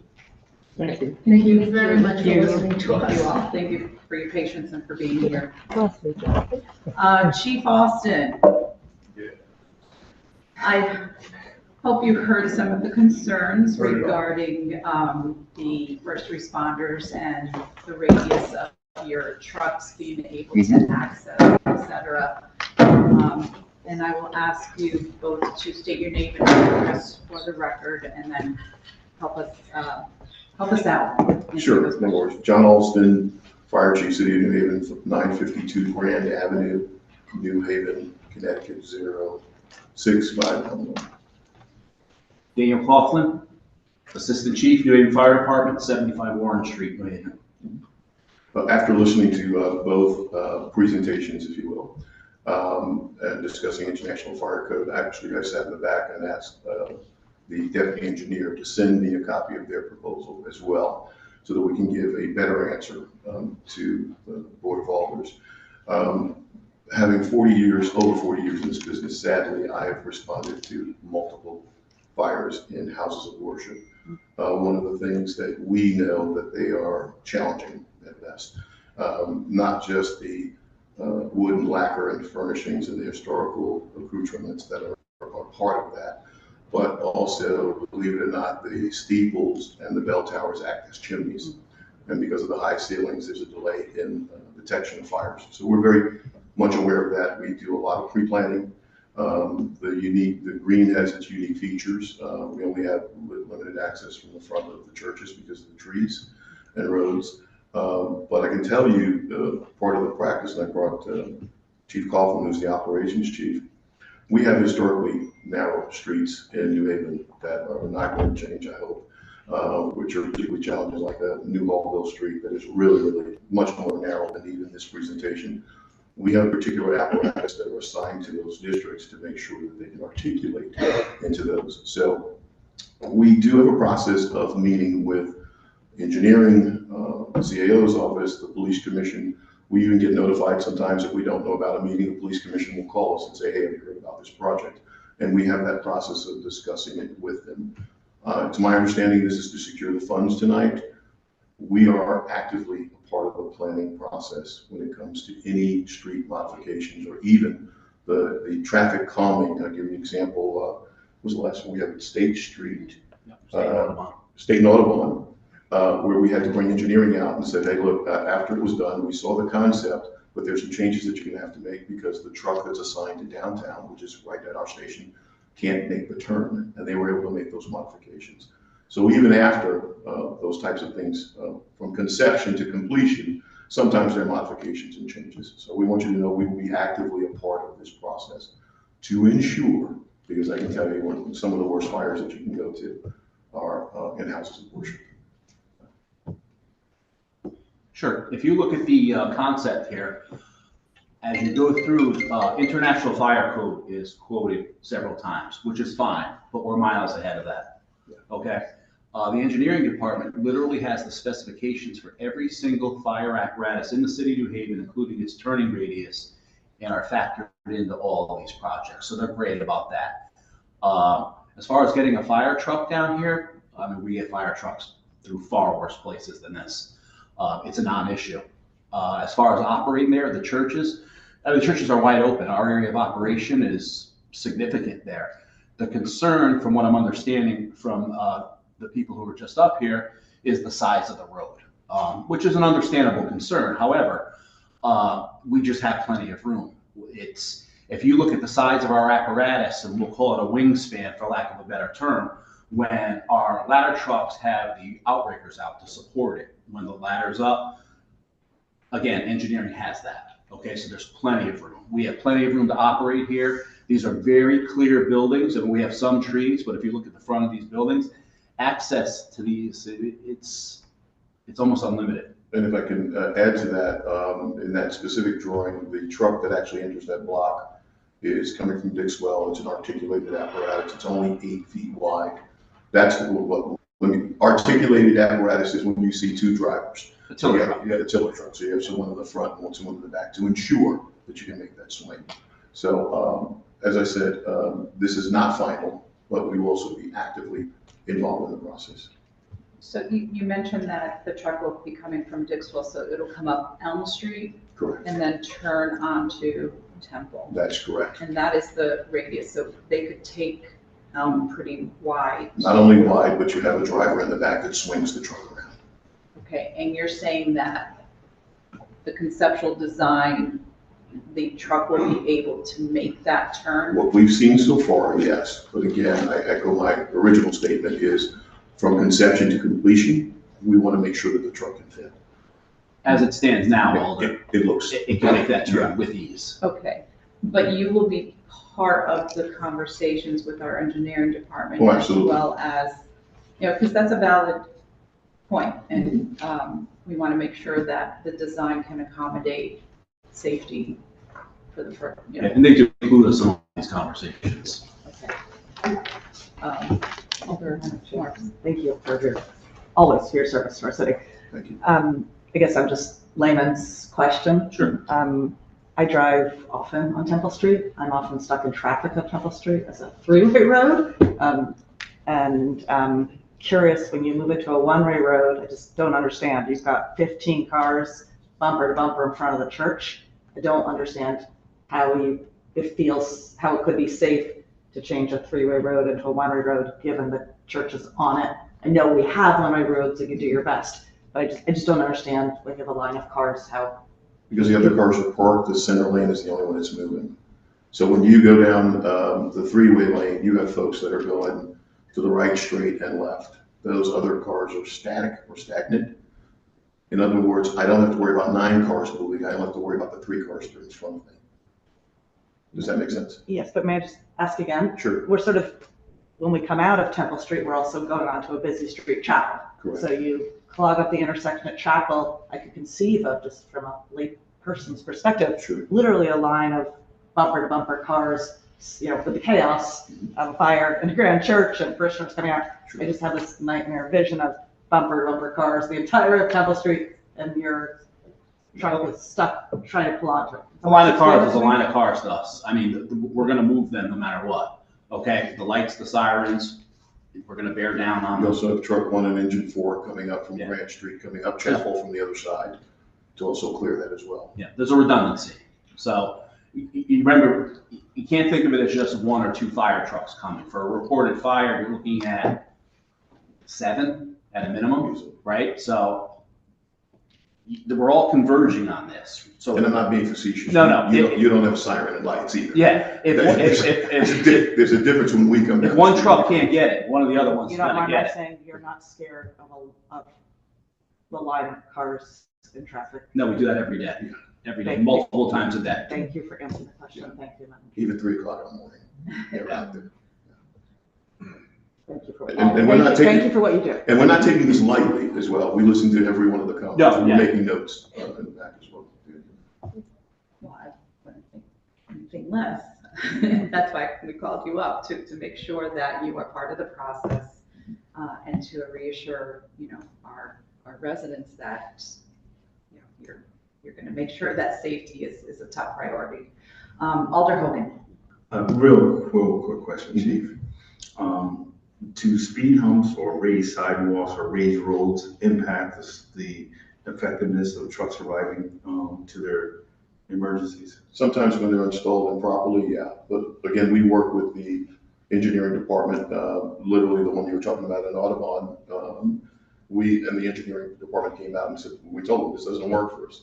And then they made the necessary steps for the elevation as well. And so we track that.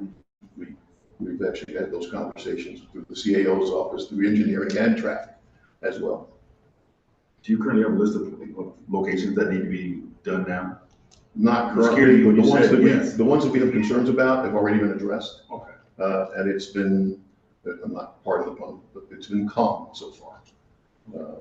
So your response is yes, speed humps, raised sidewalks, raised roads do impact the effectiveness of fire vehicles getting to scene. Not to a degree that it affects safety, but it does, obviously for any vehicle. Our vehicles are 32,000 pounds carrying 750 gallons of water.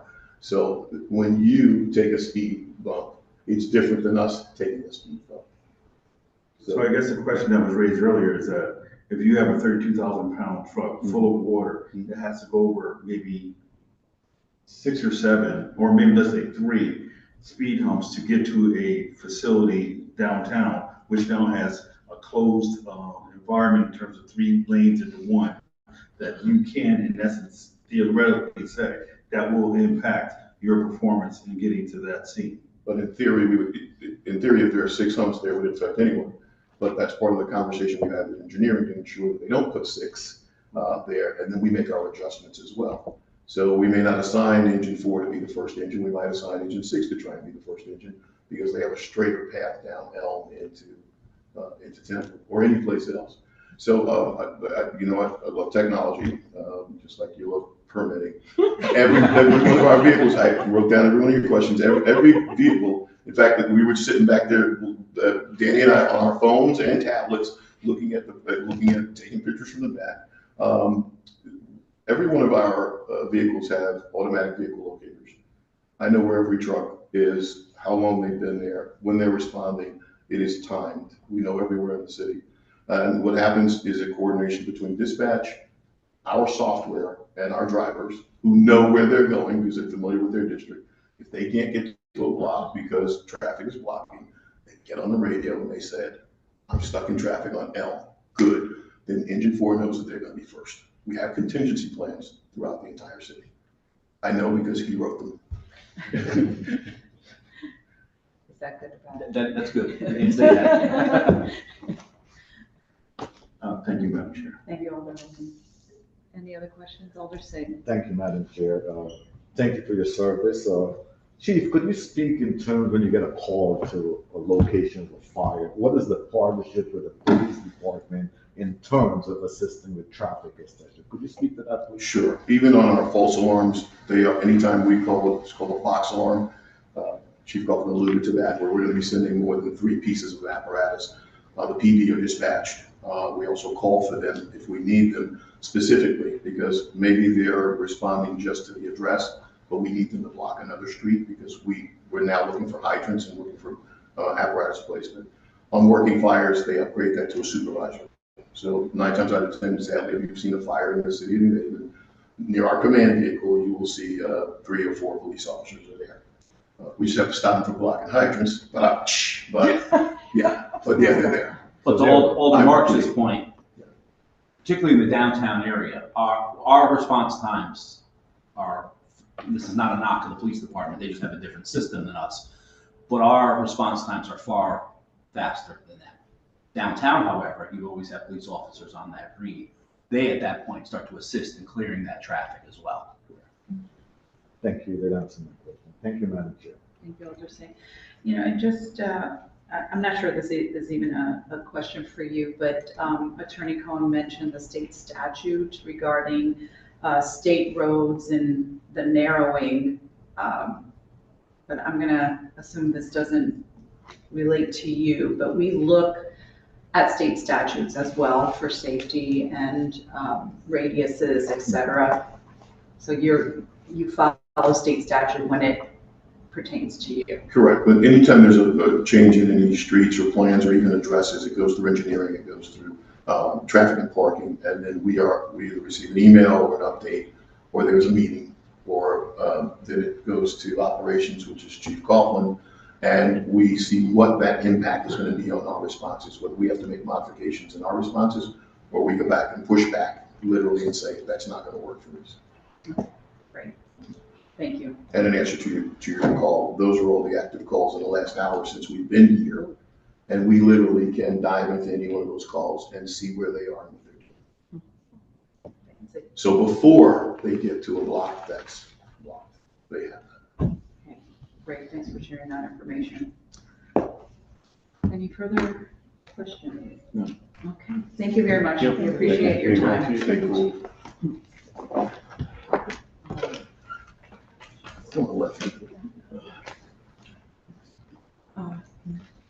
I hate to put you all on the spot back there. CAO, deputy CAO, would you like to come back and maybe address deputy engineer? And then we'll continue with I appreciate everyone's patience. You know, it is an important topic. Can you address the state statute? Sorry, I need to ask for your name and address again for the record. Chief Administrative Officer Justin McCarthy, 569 North. Don Henning, Assistant City Engineer, 14 West Rock Avenue. Rebecca Bombero, 122 West Rock Avenue. And because Temple Street was brought up on this presentation and the statute, the state statute on state roads particularly is a question from going from 3 lanes to 1 lane that Attorney Cohn made reference to. Can you touch on that? I'd have to do research. Okay. And I'm going to defer to the deputy's answer on that. Yeah, Okay. I don't want to miss. No, and I don't want to put you all on the spot, but just so it's fresh on our minds and yours, just to make sure we look into it. I'm going to say that you guys look into all of these statutes, whether it's, you know, city law or state law. And then there was, you know, talk about pavement materials and the signalization of both ends of Temple. There will still be a signal. Okay, there will be signal at Temple and there will be, the signals are not going to change. Well, they might have to change depending on the final design. They might have to change depending on the final design, you know, depending on how many lanes we end up with and where it ends up, but they're going to be there. Okay, so signals will remain as is with changes to how they direct. So yeah, to reflect the design. Okay. Do we even materials and turning radii and those kinds of things are more detailed than what is provided. That's why it's just kind of pink and we've discussed the materials, but we definitely have not landed anywhere on materials yet. Okay, and it was asked of us to continue this conversation even after the design, but I'm going to suggest that the conversation is continued with you all, with, as you have it, I think, with the proprietors, the church members, and the community. Yeah, of course, we continue to take that feedback and take it very seriously. Yeah. And the new concept's posted on the same website as the first iteration, and it has the same feedback bar at the bottom where you can submit your thoughts directly. Oh, live, right on. Okay, perfect. All right, thank you. Alder Marks. Thank you, Madam Chair. Thank you for coming back up. Start by saying I'm, obviously extremely excited. I appreciate all the work you put into it, so I want to start with the positive. In addition, I'm holding deep concern when I hear at least 2 of the churches on the green coming before us.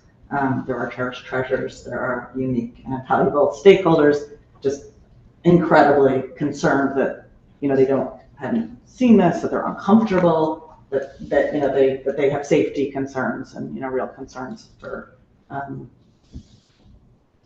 concerns being raised here. And again, I think it's just an important public conversation, a very important conversation for us as alders regarding accepting the grant, sort of under what conditions are we accepting the grant. The question I have is sort of about the grant itself. What is the timing of this? I did hear Attorney Cohn ask for this meeting to be continued, but can you speak to the timing of the application? The timing of the acceptance? I know the current political climate is volatile, so other than an uncertainty about changes that may happen day to day with possible grants, and I can appreciate that factor. Can you just speak some more to the timing of our needing to take action or to secure obviously critical funds? Do you have that on top of your head? I don't. I would have to do research, and I can send it through the chair, absolutely. Just, I have a feeling that is on the top of Giovanni Zinn's head, and without him here, I don't want to misspeak. Well, the grant, we need to accept it by, So as soon as possible. We would need to execute within 3 years, the entire process. I mean, these processes take months and at times years to develop into the final project, and I think that's no different here. We have significant, these are concept plans, as Dawn Henning, the acting engineer, acting chief engineer said. We have a lot of details we need to work out, and that does not happen quickly. May I ask, Madam Chair? I just want to clarify that what was mentioned earlier was a 36-month window and a 2026 start construction. That would be a goal. Okay. Yeah.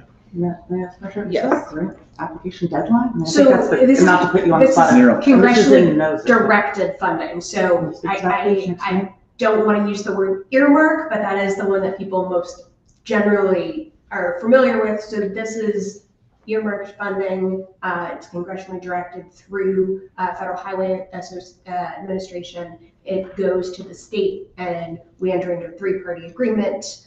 So we have to enter into contract agreements with the state in order to deliver these projects. So what your approval does is give us the ability to enter into those contracts. Madam Chair, just trying to maybe through the chair, trying to understand the grant application timing deadline, and to know, for instance, are we risking losing it because it's a competitive process and other cities may get it instead of us if we didn't proceed today? We're just trying to get a grasp of the urgency of this.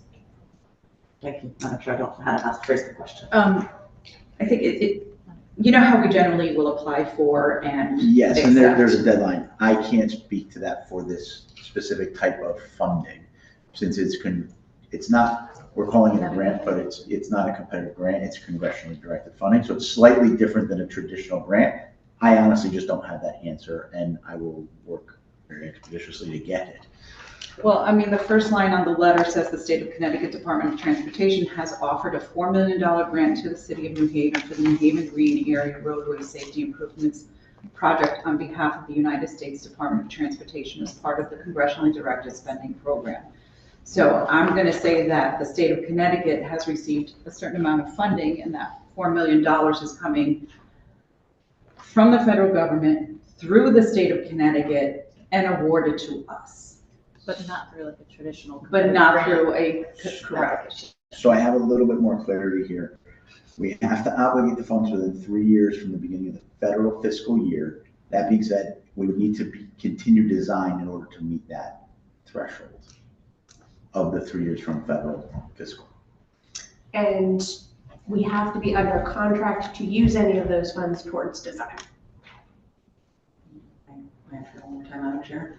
If we were to honor the request of Attorney Cohn on behalf of the churches you're representing to continue this meeting to allow some more stakeholder meetings before us accepting the grant, if this is our only participation in the process, how would that impact funding, our ability to access funding? That's really the question for you. I think it just goes. So because we won't be under it will slow down the execution of contracts. Because we are not under contract, we will not have those contract dollars available to dedicate towards design, which would slow down getting from conceptual to the details that people want to see to respond to, greater. So it's kind of a chicken and egg. We need more money to progress the project, but people want to see more in order to comment on it. I think that's exactly right. I mean, if the longer we wait, do we jeopardize getting these funds? That goes back to the political climate, I think. There's always that concern. So, okay. I think in order for the project to continue at all, we need the money to continue to design. So the project is being funded through a lot of these different layers of this project are being funded differently, whether it's state funds, federal funds. Each phase has its own unique set of funding obligations and requirements in order to continue that. We can't continue this project without the funds to support the design and then the execution of the project. So because all of this project is tied to this $4 million, it isn't like we could continue to design without it and then hope for it to execute. It's all the package, if that makes sense. Although we do have internal resources, we can, like Dawn's time, we will continue to allocate towards such things. Thank you. Thank you. Explained. I don't think you've solved the conundrum of the churches being here and being so I'll be discreet. So thank with you. all due respect. Thank you for. I don't think I can at the moment. You've put us in a bit of a bind, but thank you. Thank you, Madam Chair. Thank you, Alder. Madam Chair. Alder Hogan. I share Alder Mark's unreadiness with regard to what the stakeholders had to say. And having worked in a government agency, knowing how you have to procure within deadlines. But it appears that there's a miscommunication between you and two major stakeholders here. I'm not opposed to money from the state or federal government, but what I'd like to hear is a commitment to work with the churches and other stakeholders once this is if this is approved this evening, that there'll be a strong commitment to meeting with them and making the design, seeing that you have to procure pretty quickly, it looks like design and possibly construction contracts. So can we get a commitment to at least their requests, area? I mean, you have pretty extensive. Yes, no, I think there's a commitment to work with the churches and with the proprietors and to adhere to anyone else who has concerns, whether that's through a meeting or through the website that is currently accepting people beyond this who might have feelings that they want to express. Yeah, I'm not a big fan of the website. Sometimes I miss or I'll think about it at 10 o'clock. So I would really think that an in-person meeting with all the documents they have might be helpful. So there's numerous stakeholders that we're trying to integrate feedback and comments on, in addition to the churches, this has to integrate in with the improvements on the green and the proprietors. There's the historic commission, they mentioned SHPO. So there's a lot of interconnected parts and the timing on that is always complex. I think that might be where some of the disconnects is everybody wants a very quick feedback loop, but when you're doing engagement with 4, 5, 6 different constituency groups at any given time, it might seem like there's big gaps in communication, but we just got to this iteration of design after input from numerous different stakeholders this week, Tuesday. So I don't mean to be a smart butt, but what's the address of all the other stakeholders? Because it seems like theirs is on 10th Street, and that's where you're redesigning. You have the green proprietors, you have a lot of the downtown users of the green. There are SHPO, the historical state. You have there's historical preservationists. So there are a wide swath of people who have that very vested interest in all of the components of not only this project but future projects as well. And we don't have all the iterations we've had of the concept plan, but we have started to take feedback and incorporate it into the concept, and so we are committed to continuing to do that. Yeah, and the website is at least a start. It's somewhere where people could go and comment and make suggestions or voice their concerns. So, Madam Chair, I get that, but they came with a pretty extensive, more than a website response, with what they presented tonight. That's all. Which we received Thank you, yesterday. Madam Chair. Yeah, we just okay, received so you have it in hand, you can review it, and of course, have contact with the recommendations with the folks involved with the architects, the church, et cetera, and Attorney Cohen. Yeah, I'm gonna wrap up. Just very briefly, can I? Yes. Thank you, Madam Chair. So just concerned, as we've discussed with the disconnect of the churches, can you speak a little about your meeting so far with the proprietors? Will we be hearing from them? Do you know their status? Or are we gonna? There are numerous proprietors here today that have signed up to testify. I'm looking forward to hearing from them. Thank you. Okay, thank you, Madam Chair. Okay, I appreciate you Thank coming you. back up for Thank you. clarification. We'll continue with the public portion of this item. And I have on the list Channing Harris.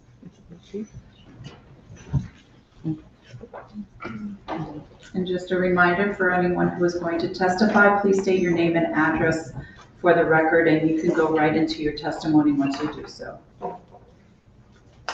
Good evening. Good evening. I'm Channing Harris. I live at 20 Wilton Road in Hampton, but I'm here tonight speaking for the New Haven Preservation Trust, on whose board I've served for 16 years or something. And until a few years ago, I just wanted to comment, I was a landscape architect working with a private firm here in New Haven, did projects for the city, worked on city streets and many historic properties, and that's what I'd like to speak to. I'd just like to read for the record the letter that's been produced by a committee from the trust. To the Committee on City Services and Environmental Policy, New Haven Board of Alders. Dear Alder Festa, the New Haven Preservation Trust is grateful for the opportunity to speak to the Committee on City Services and Environmental Policy as it votes to authorize the mayor to accept funding from the Connecticut Department of Transportation for safety improvements around the New Haven Green. The New Haven Green has been recognized as a National Historical Landmark, and the Trust is eager that the historic character of this public space be respected. We are therefore pleased to see that the language of the executive summary for this proposal notes the quote, historic significance of the space, and that changes will be quote, in character. The Trust supports the use of this proposed funding to somewhat restrict vehicular traffic and encourage more pedestrian and bicycle use, particularly in relationship to Temple Street, which, with its 3 churches, is the symbolic and literal heart of the Green and the city. In reference to these changes, we encourage the city to ensure no damage is done to the character-defining and iconic elm trees and other trees of the Green, many of which were gifts from the Garden Club of New Haven since 1982, as I understand. The New Haven Preservation Trust looks forward to continuing to work with the city on plans for this vital space at the heart of New Haven, and reminds the committee that the Trust has expertise and can be used as a resource concerning historic properties. We encourage the committee to approve the funding with the stipulation that the public conversation about the specifics of changes to Temple Street continue. Sincerely, Rona Johnston, Board President. Thank you. Thank you for your testimony. Are there any questions from committee members? Okay. Thank you for your patience and thank you for your testimony. Thank you. Would you mind giving a copy to our Misty behind you? Thank you.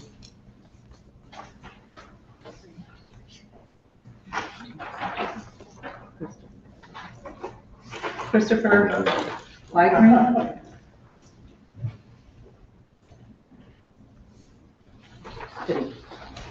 That is a tough one. It's Christopher Wiegren.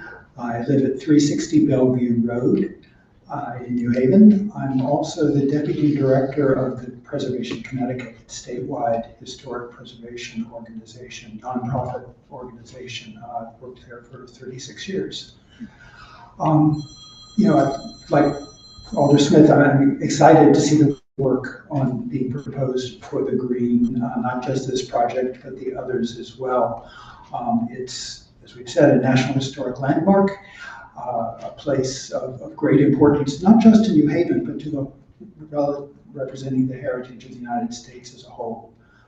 For example, there are more than 100,000 listings on the National Register of Historic Places across the country. There are 2,600 National Historic Landmarks, so it's much, much tougher to get onto that. And the Green's also a very complicated place. Everything in New Haven seems to come together there. There's lots of moving parts. That makes it difficult to plan for. It makes it resistant to change in some ways. This grant is, despite the title, about much more than just safety. It does include, the redesign of Temple Street, which, as you've said, is integral to the Green, and so potentially affecting the historic character of the Green. It's been hard to follow the process. I know that a revised plan was posted on the website yesterday.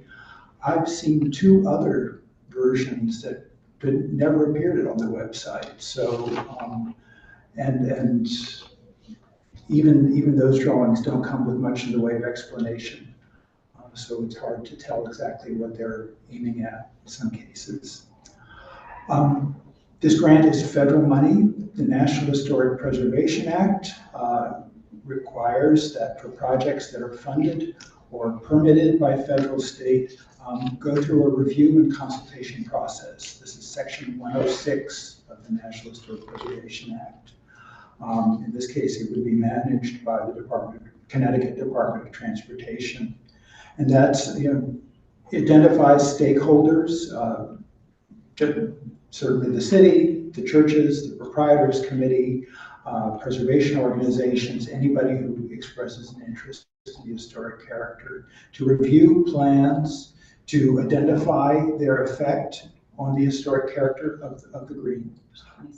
Okay, and to try and avoid or minimize harm. So it's not just a bureaucratic hurdle, it's really an opportunity to make sure that voices are included, that careful planning is done to get the best possible plan for the Green. Thank you. Thank you. If you have testimony. It's just notes. Okay. Scribbles. Okay, perfect. Thank you. Sure. Any questions from committee? Thank you. Thank you. Thank you.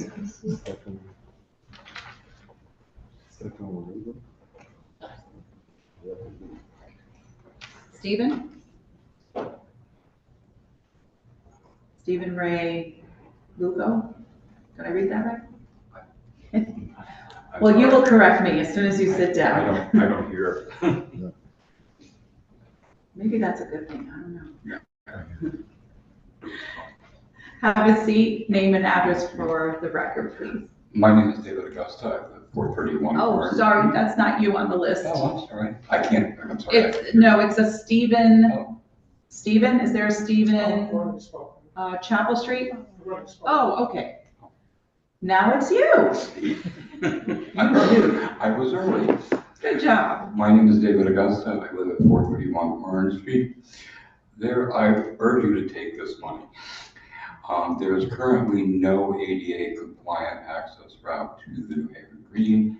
Any of the bus stops that make up the main transportation hub, public transportation hub, the DOJ's offices, the U.S. District Courthouse, the ward polling places for Ward 1 or Ward 7. There are no ADA compliant access routes to any of them. My concern is that we've added some optional contentious issues to this plan that will detract from or delay bringing those, creating ADA compliant access routes. If a visually impaired resident wanted to attend this meeting, There are no audible pedestrian warnings. They could file a lawsuit in the courthouse next door tomorrow, and there's no way the city would win that. So I'm concerned that these optional issues, like doing something with Temple Street, will detract from the meat of it. So we should like bake the cake and then fight about the frosting later. And that's it. Thank you. Thank you. Thank you for your testimony. Any questions? Thank you.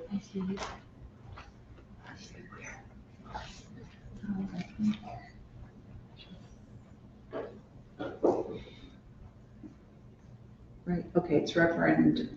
Did you want to testify? You're all set? Okay. Some names are down twice, so I just want to make sure. Is it, last name is Newman? Yeah. Come on up. You're up.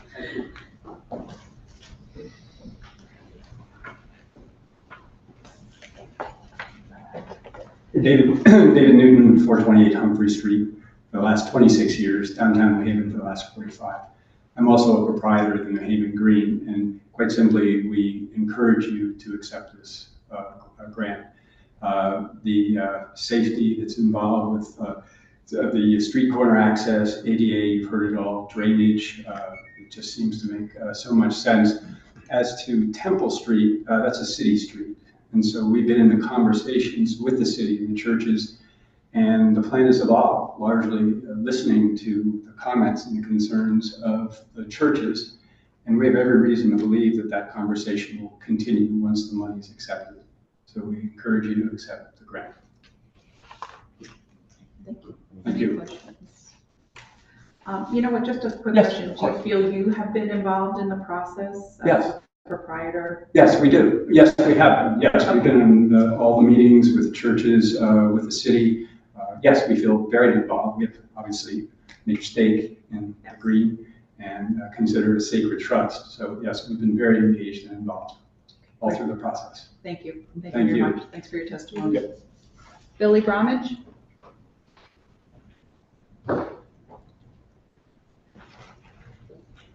And then Chris Ozick.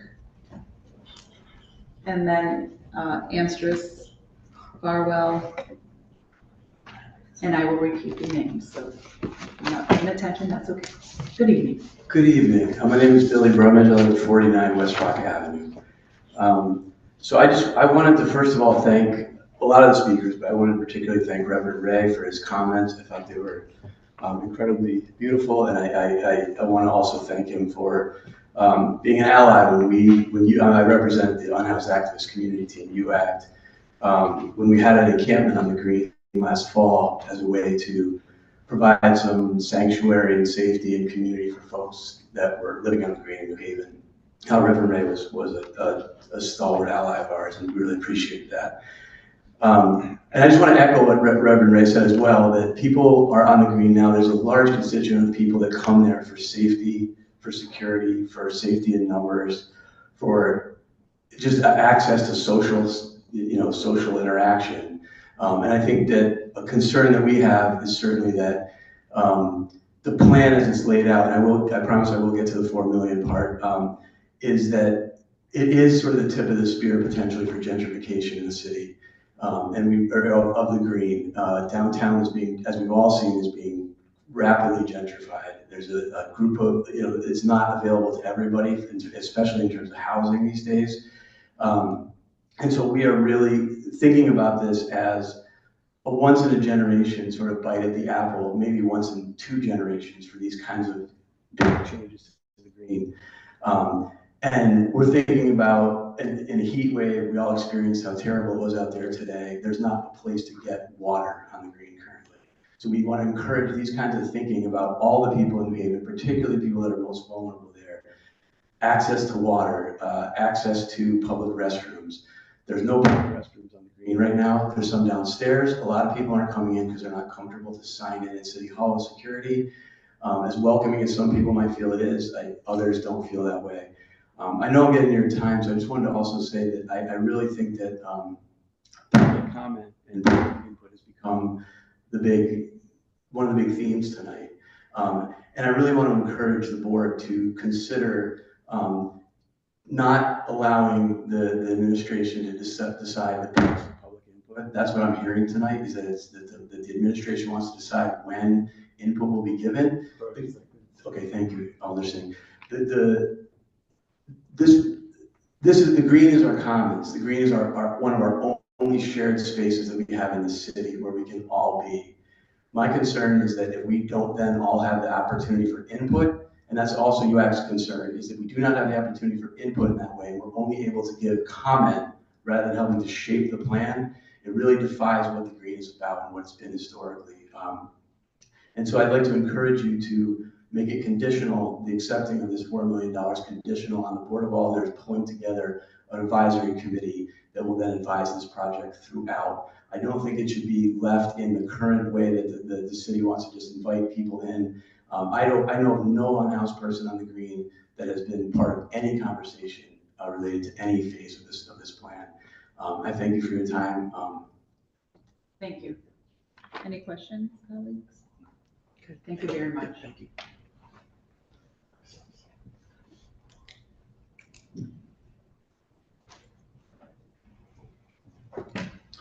Hi. Chris Ozick, 603 Quinnipiac Avenue.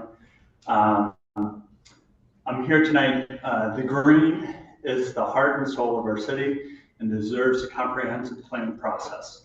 Of course, you all know I'm interested in trees, but I'm not going to talk about that tonight. What I'm really interested in tonight is our civics and the civics associated with this unique space. Any changes to the green, the roads around the green, whatever, should be fully fledged civic process. Of course, that's complicated. And to add to complications, there are multiple processes going on around this central space of our city. And so that leads to a lot of confusion among people, but it leads to silos. And so we all know that there are so many different city departments and they all want to have their finger in it. And that's understandable, and they should. But the alders have the sole authority over roadways and a lot of our public spaces, and it's up to you to empower the city agencies to work together. And so that's something I want to talk about. We have lots of stakeholders. We heard from a lot of them tonight. We didn't hear from y'all. We didn't hear from the business community, but obviously they are so important to this process, as well as every citizen that uses this space. It's important to have explicit goals for all these partners that are spelled out so that we know that we can evaluate any kind of plan based on what the actual goals were. And if you're not doing a design based on that, then it's really just some people with more power making things happen. So I'm asking for a unified plan led by an urban planner and to have aldermanic oversight. I have a story for you. Quinnipiac Avenue, first context-sensitive design project in New Haven. When we were first told that they're going to redo Quinnipiac Avenue, the state was sort of handling the project. We had a traffic engineer firm that was coming in, and we realized their goal was to speed up the traffic on the street. We asked them what the road design speed was. It was 35 miles an hour. They were trying to push more traffic through our neighborhood. We said, no. Yep, we need a change.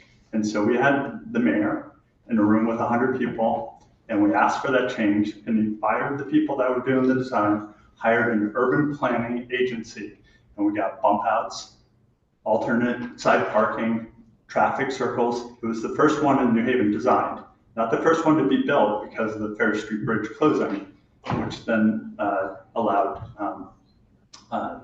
Woodward Avenue to be the first one built. We just finished phase 2 of this project.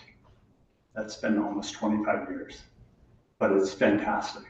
And it's been part of the fabric of the city of everything moving forward. So that's my appeal to you. Thank you. Thank you. Thank you. Any questions, colleagues? Thank you. Answer.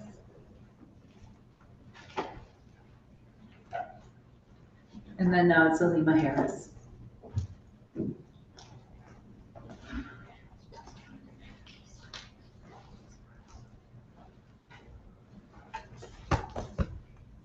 Good evening, everyone.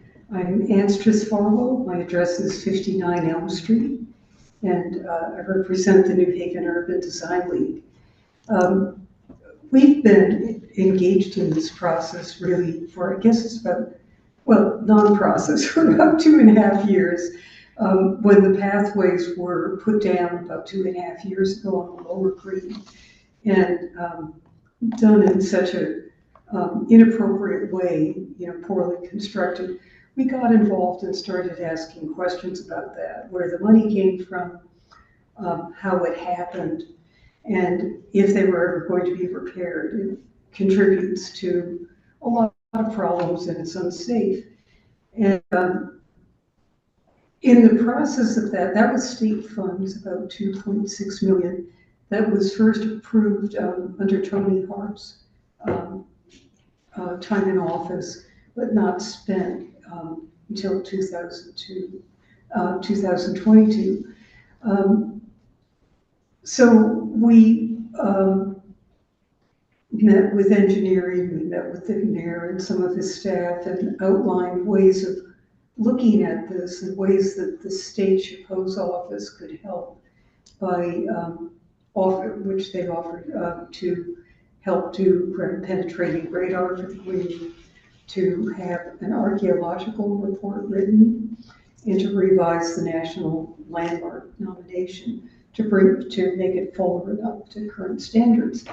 And that's the kind of thing that would provide a good foundation for all kinds of planning evaluations.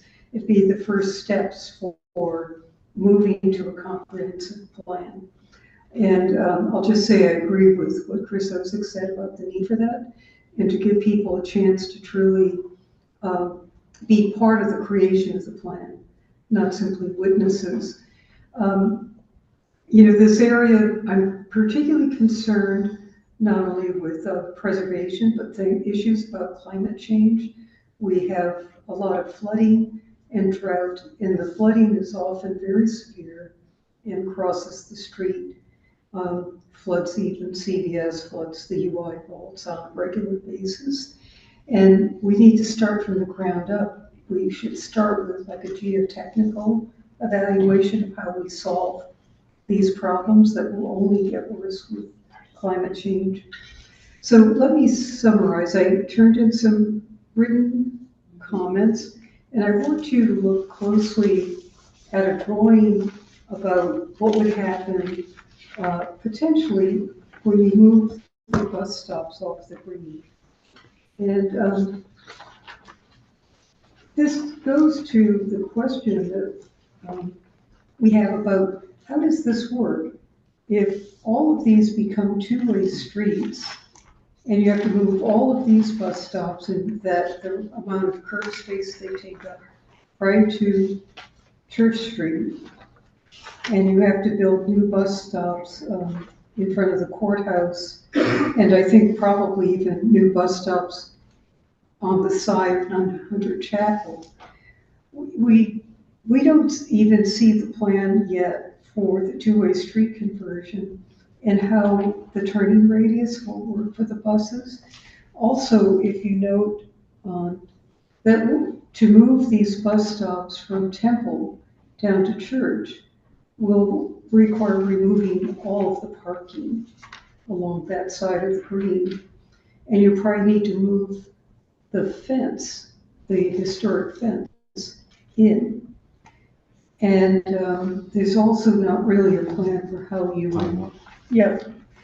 I have many questions, and perhaps that I'd like to put on the record, and if time allows at the end, maybe I could at least, as I listen to other testimony, I have a list of questions that I think would be important. You can submit them to to Misty, and she can share them with us, because we still have other items on the agenda that we need to cover tonight. But if you vote on this tonight, well, one thing, we really need a unified public process where every stakeholder is at every meeting and we're creating the project together. That's really a sacred responsibility, as Mr. Newton said. They are the caretakers of this place. And, but it's part of that responsibility is to help support everyone being able to be involved. And it's your responsibility to support that too, that we're all equal partners in this. Yes, thank you. Thank you. Zalima Harris? She's actually here for the first item. I'm sorry. Oh, and is she here? She's here. Okay. Okay, before I have Zalima come up, is there anyone from the public that would like to testify on this item regarding the $4 million? Ben, is there anyone that would like to speak on this item that we've been discussing? Please come forward. And for a third time, is there anyone that would like to come forward and testify? Okay, I will now open the public portion to any of the items that we have discussed this evening. So Zalima Harris, if you'd like to come forward, I believe your item is item number 1 in regard to the residential parking. Yeah. Sorry, it seems like it was a long time ago. Name and address for the record, and then you could proceed to your testimony. Zalima Harris, and I'm 487 Townsend Avenue, New Haven, Connecticut 06512. Thank you. So I'm in support of the parking because it's, I mean, by the airport, it's a lot, you have a lot of traffic that comes, a lot of, residents don't have the opportunity. If they do have things work on their homes, they can't park on the outside. I'm highly in support of that. Okay, so we have, let's see, so Vivian was here, I don't know, another resident who came and presented. And yes, this is for Girard Avenue. Girard Avenue, yes. Yes, and it's up to Townsend. We're gonna make an amendment to adjust, we're gonna make an amendment because Vivian corrected us in regard to, because it says between Stuyvesant and Lay Street, but it's actually between Burr Street and Townsend Avenue. Yes. Okay, so we will make an amendment to include all of that. Also, we've had many residents come out in the last few months requesting residential parking that has been granted. You're probably, I don't know, 4th, 5th. So we will probably have a conversation with our transportation, traffic, and parking director to see if we can just do a whole section there for residential parking, because it seems to be a big problem. It is. With the growth of the airport. Absolutely. Anything else you'd like? No, that's it. All right, Thank you so much perfect. for your Thank you. time. Thank you for your patience. Is there anyone from the public that would like to speak on that item? Item number 1. Anyone from the public that would like to speak on item number 1? Again, anyone from the public that would like to speak? Okay. We will now move to item number.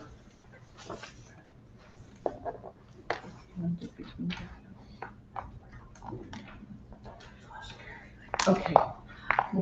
If you all don't mind, and I appreciate everyone's patience, we're looking for a comfort break for committee members. So we're going to just take a 5-minute recess for a comfort break. Just to stretch our legs and use the facilities. Thank you. We will adjourn in 5 minutes. You want to adjourn? We will, I'm sorry, not adjourn. We'll come back in 5 minutes. That's my bedtime. Well, actually, it's not. Well, no, actually it is. It's gonna be 5 hours. Yeah. Ahead, right? I'm sorry.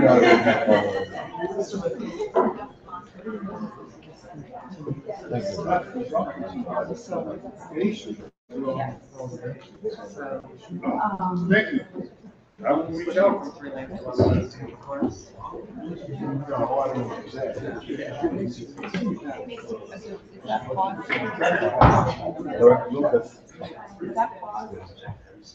No, because it's the same as what happened here. That looks like this. So you can't change that. If you, whatever everybody sees in here, those are the people have to see. Oh. You're in the same meeting. Right, so.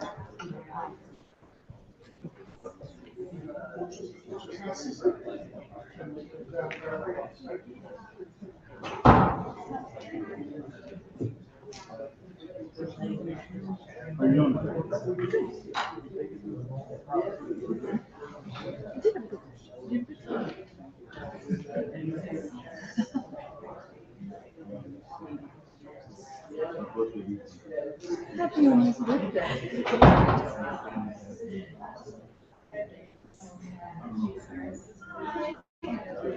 Yeah, okay, they're gonna surprise you. Well, it's not a surprise. I didn't think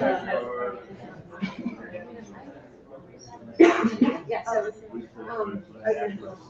yeah, I think you would just say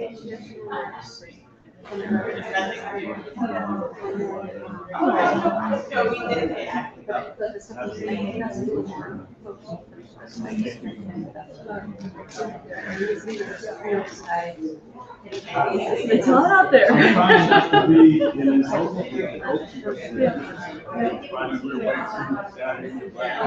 Okay, they make you suit up, all the layers. You're like, guys, it's summertime. It's summertime.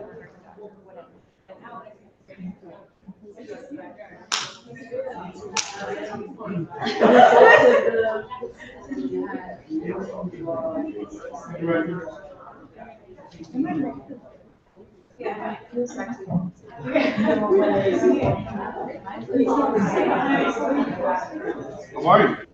Our busy, the handicap, accent parking thing, but she contacts So her mom just moved in with her. She needs to get that. What Did she has. Pam actually reach out to you?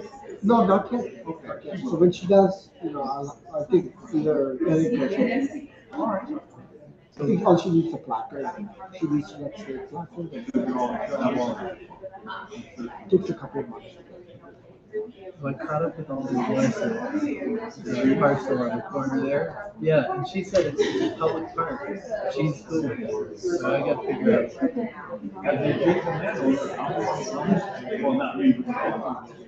Yeah, yeah.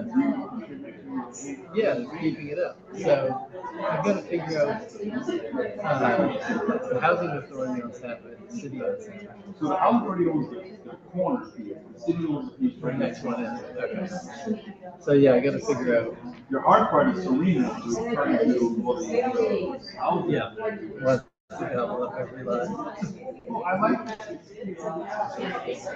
You're planning to like 3 yards ago.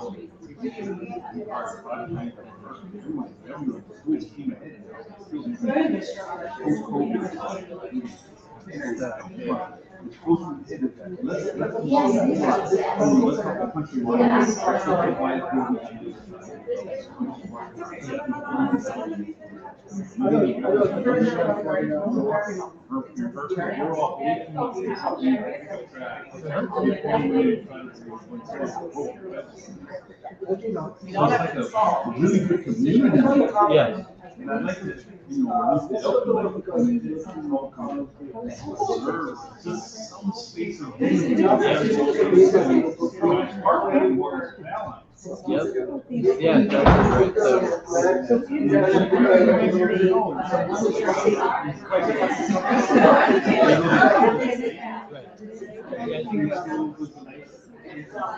Yeah, that's what we were talking about. It's fantastic recreation. No, every day. Although our older dog passed away. But yeah, I'll have to talk to, see what we need to do to get the process started. Yeah. I gotta figure out how to get the housing authority. How do we get them to park? Talk to Janae, not Jimmy. Okay. Jimmy was the whatever. But Janae understands. Well, she was talking about putting homeless. I think like you literally look in any direction, there's these huge developments. So I think it's like not too much that, and that's where all the wars are. I think now that they have her saying she wants this, It makes it easier to go. So you look at Scandalberry Park. Yeah. You know, not elegant.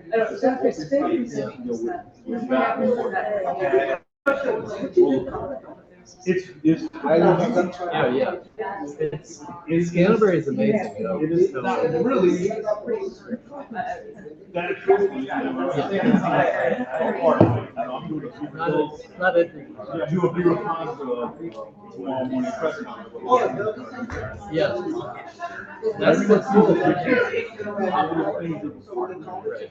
Build a community environment. Just mental. Yeah.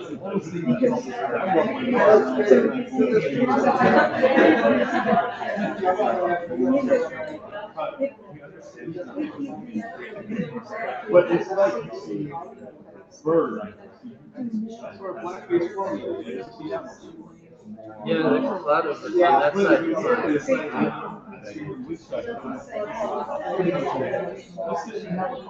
Yep.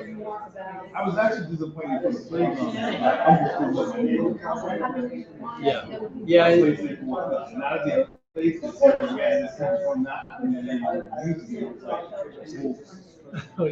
It's a nice place. Yeah. So you can't build it until it's home. Well, the other side on Sherman Parkway, so that'll be good. There's a lot of traffic.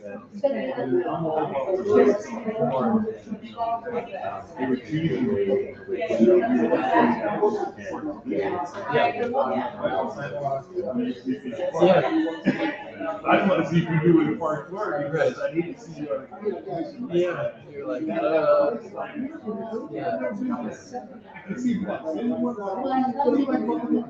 Well, I was listening to my wife. When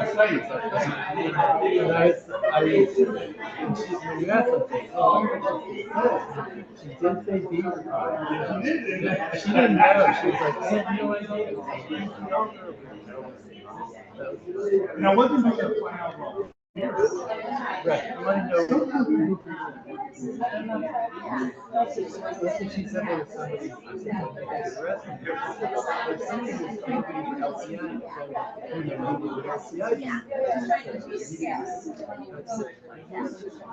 But yeah.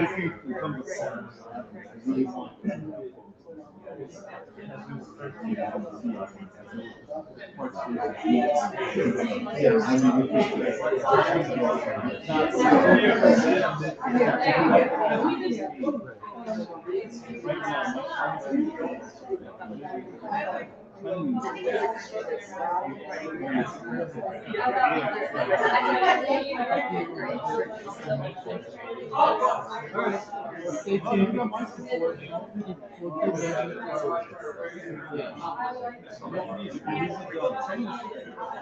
How many more you see will be when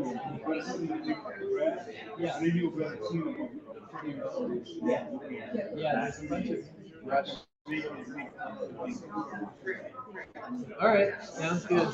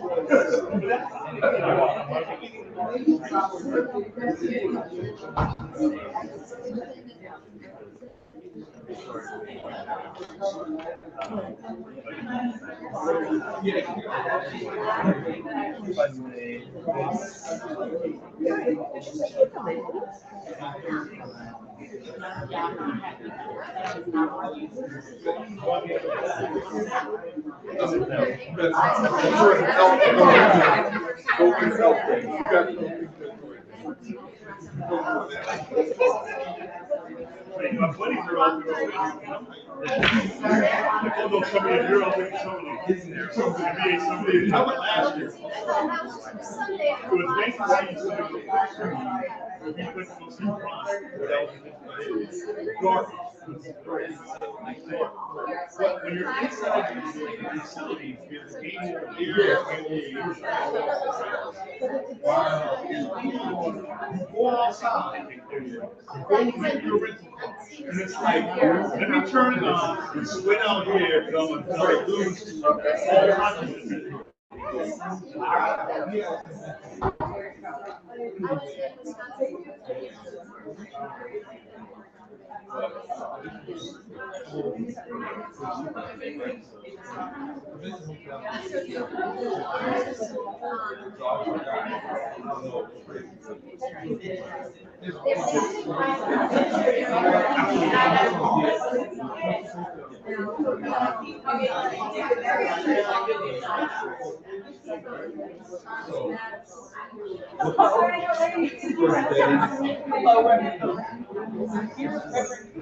No, I know where it is.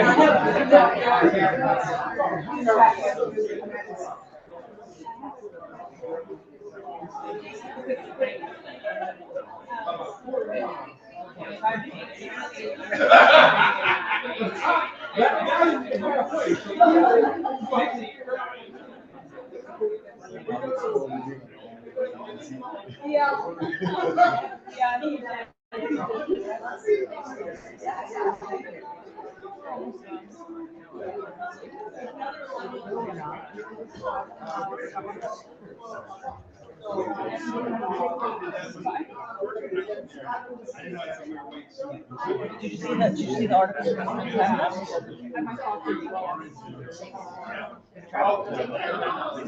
I did, right on the sidewalk, no housekeeping. I don't even think it's a bad idea. I'm so upset they told us to go to New York Times, and they actually told us they couldn't. And they were going to drive around every night, pick them up and return them. You were allowed to. Yes. We were like, are you here? Like, I don't know yet. I kind of want to get this going. I heard you speak about kids.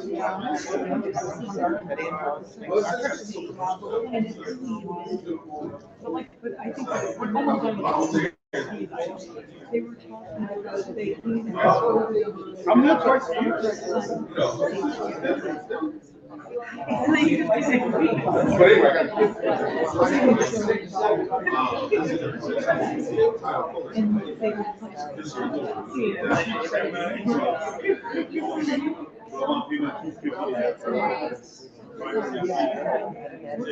Oh, gotcha.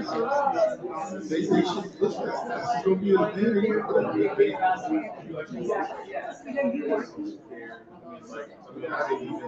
I didn't even really.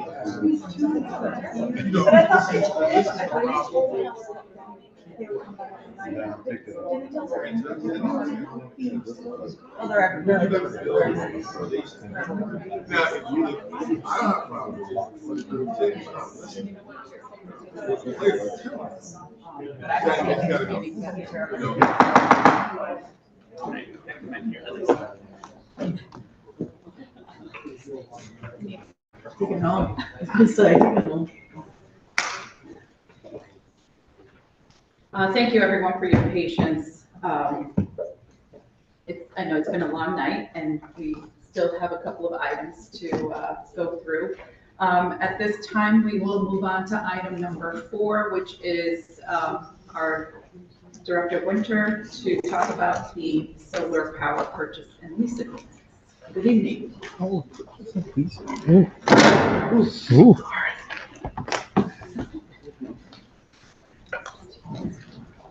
Good evening, Stephen Winter, 459 Dixwell Avenue. I'm the Executive Director of Climate and Sustainability. And I have Ryan Linares, 127 Washington Ave, North Haven, Connecticut. I'm a business development for Green Skies Clean Energy, LLC. these may already be in your packet, but just in case. We have some printouts. So this item concerns another round of solar lease and potentially power purchase agreements. So this is very similar to an item the board heard about this time 2 years ago for 2 solar parking canopies, one at Hill Central School and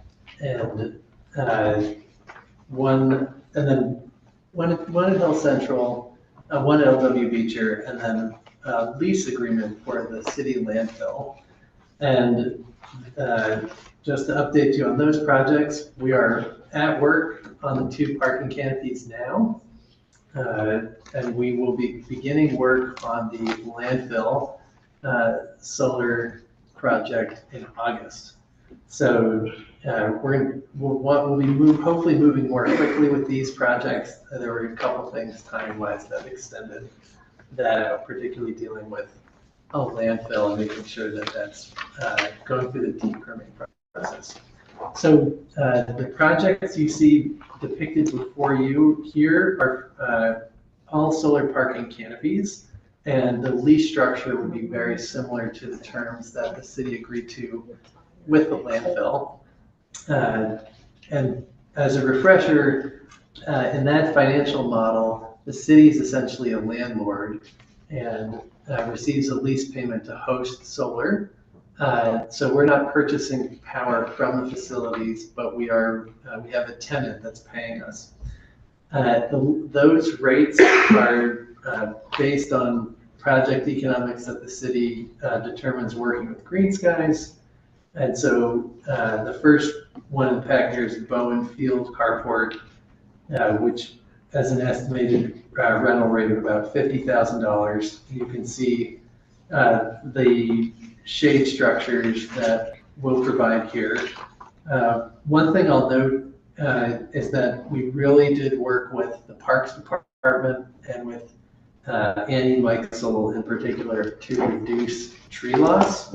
So we actually eliminated several parking structures here, parking canopies here, in order to reduce the number of trees that we would need to be removed. The second drawing in the packet is for East Shore Park.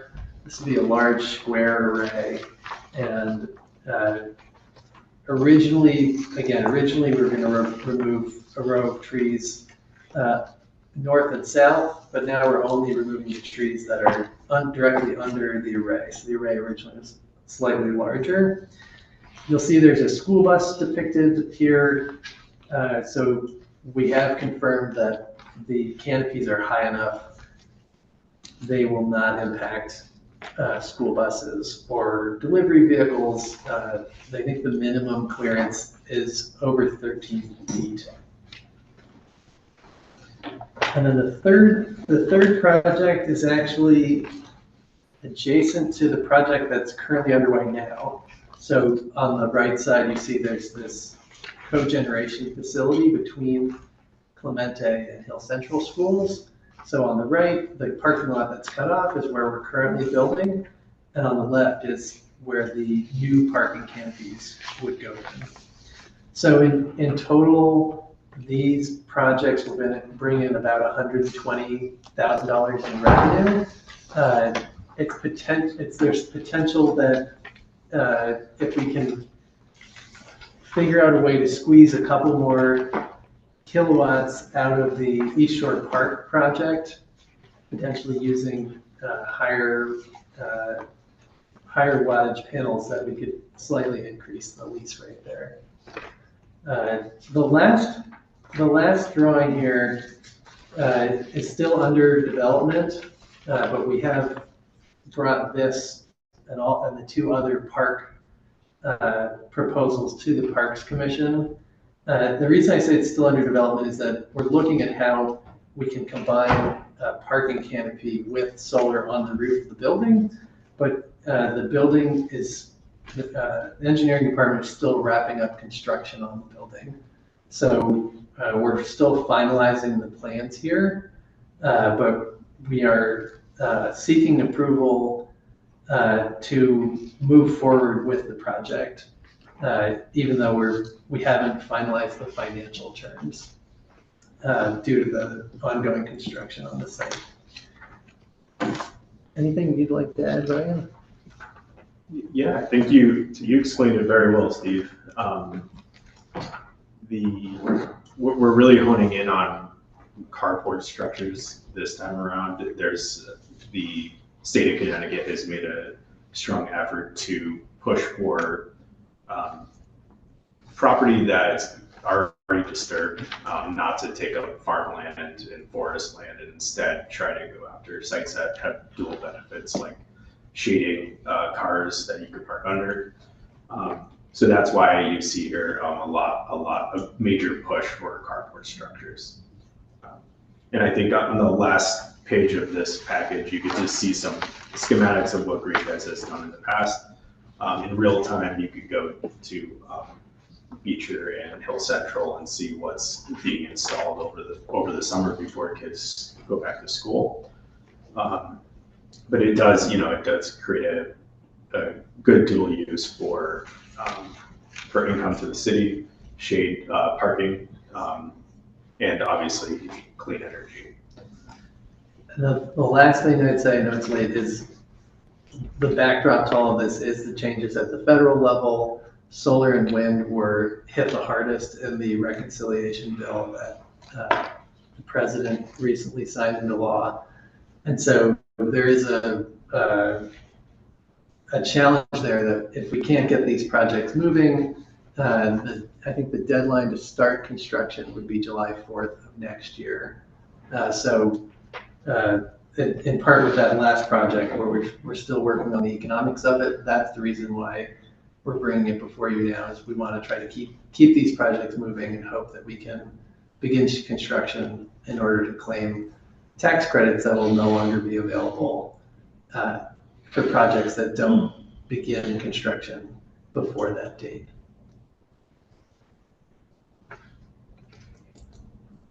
Conclude your presentation? Yes, it does. Okay. Did you do Allen Golf Course? That is the. I don't see a number or. Yes, that's the project where we haven't finalized the project economics. We're working with engineering on looking at solar for the roof and also potentially for the pergola between the two buildings there. So we haven't yet finalized the layout, so we can't finalize the potential lease rate. Now, all of these projects are being rented out. We are the landlords, but not the recipients. Is that correct? These technically, yeah, the power will be sold to United Illuminating directly. Because of the buildings at Bowen and East Shore, most of them have minimal electricity demand. It was more advantageous to just go straight to the UI grid instead of trying to offset those buildings. The projects would be significantly smaller in size in order to do that. So to maximize the real estate with these parking spaces, which are pretty significant, the economically and just the most viable option is what you're seeing here, is to go to try to cover as much parking as possible and go directly to the meter, or to the front of the meter, directly to the United Illuminating grid. Is UI going to give discounts to residents that are in the vicinity of these solar panels? Yep, so we, it's called the Non-Residential Energy Solution Program in the state of Connecticut. So we've already submitted these projects into that program and have received awards. That program, basically, we're allowed to submit as many kilowatt hours as possible that match the city's energy demand in total. So you basically can use certain buildings like City Hall that don't really have adequate roof space or parking to offset the power behind this meter. You could use that virtually.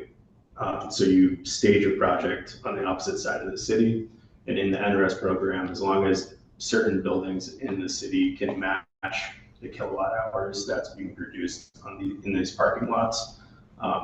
That's how you're able to size it. So the direct benefit to residents really is in the form of income towards the city. What UI does to delegate that power is, while we sell power to them, it's up to them to, how they delegate it after the fact. I get where I'm going with this is that Bowen Field is adjacent to Hill House High School, and it'd be nice for they to reap some benefits from some of the energy cost savings. We have looked at that, and I don't know, it's possible that not with this arrangement, but looking at, say, Wilbur Cross, currently United Illuminating doesn't have a structure, although they've been authorized to set it up, for adding second solar systems to a site that already has a solar system. Their billing software is supposed to be updated around the end of this year to allow for that. So we could look at some of the other sites, school sites, where we have both rooftop solar on the school and parking space to do something like this. Currently, that's not an option because they have not made changes to their billing structure to allow for that. But what's stopping us from doing it? Well, because in order to send that power to the school, you're engaging what's called net metering, and we're already net metering with the array that's currently on Hill House. Is there a limit? Currently there is, although United Illuminating is authorized to allow for multiple net meters, they haven't done the implementation necessary to accommodate that. Even though Eversource, the larger utility in Connecticut, has, if you were a homeowner and you wanted to put in a secondary system, you can do that in Eversource territory. You can't do that yet in UI territory. Interesting. With the golf course, we are looking at having that structured as a power purchase agreement so that we can do what you're suggesting, and that would be similar in structure to parking canopies that we have at the agreements that we have at Beecher and Hill Central. And that would be precisely to do what you're suggesting, net meter directly to the school, or in this case, the golf course, which is a totally electric facility. Even the kitchen is electric. So there's going to be a lot of demand there. And we also know that we're looking to move to electric golf carts. So there's going to be a lot of electric demand there to satisfy. But if we're leasing them, or Well, we're the landlords. For that, so that project could be a power purchase agreement, like with the net metering, like you suggested. Again, we haven't finalized the design and economics of that. We can certainly update you all once we have that at a future committee meeting. The NRES program, as Ryan mentioned, has these periodic entry points. And so we're trying to get that project ready for that in September. But with the changes at the federal level, like I mentioned, things are moving quickly. So we're hopeful that with engineering's help, we can finalize the design and economics of that project. Will there be EV charging?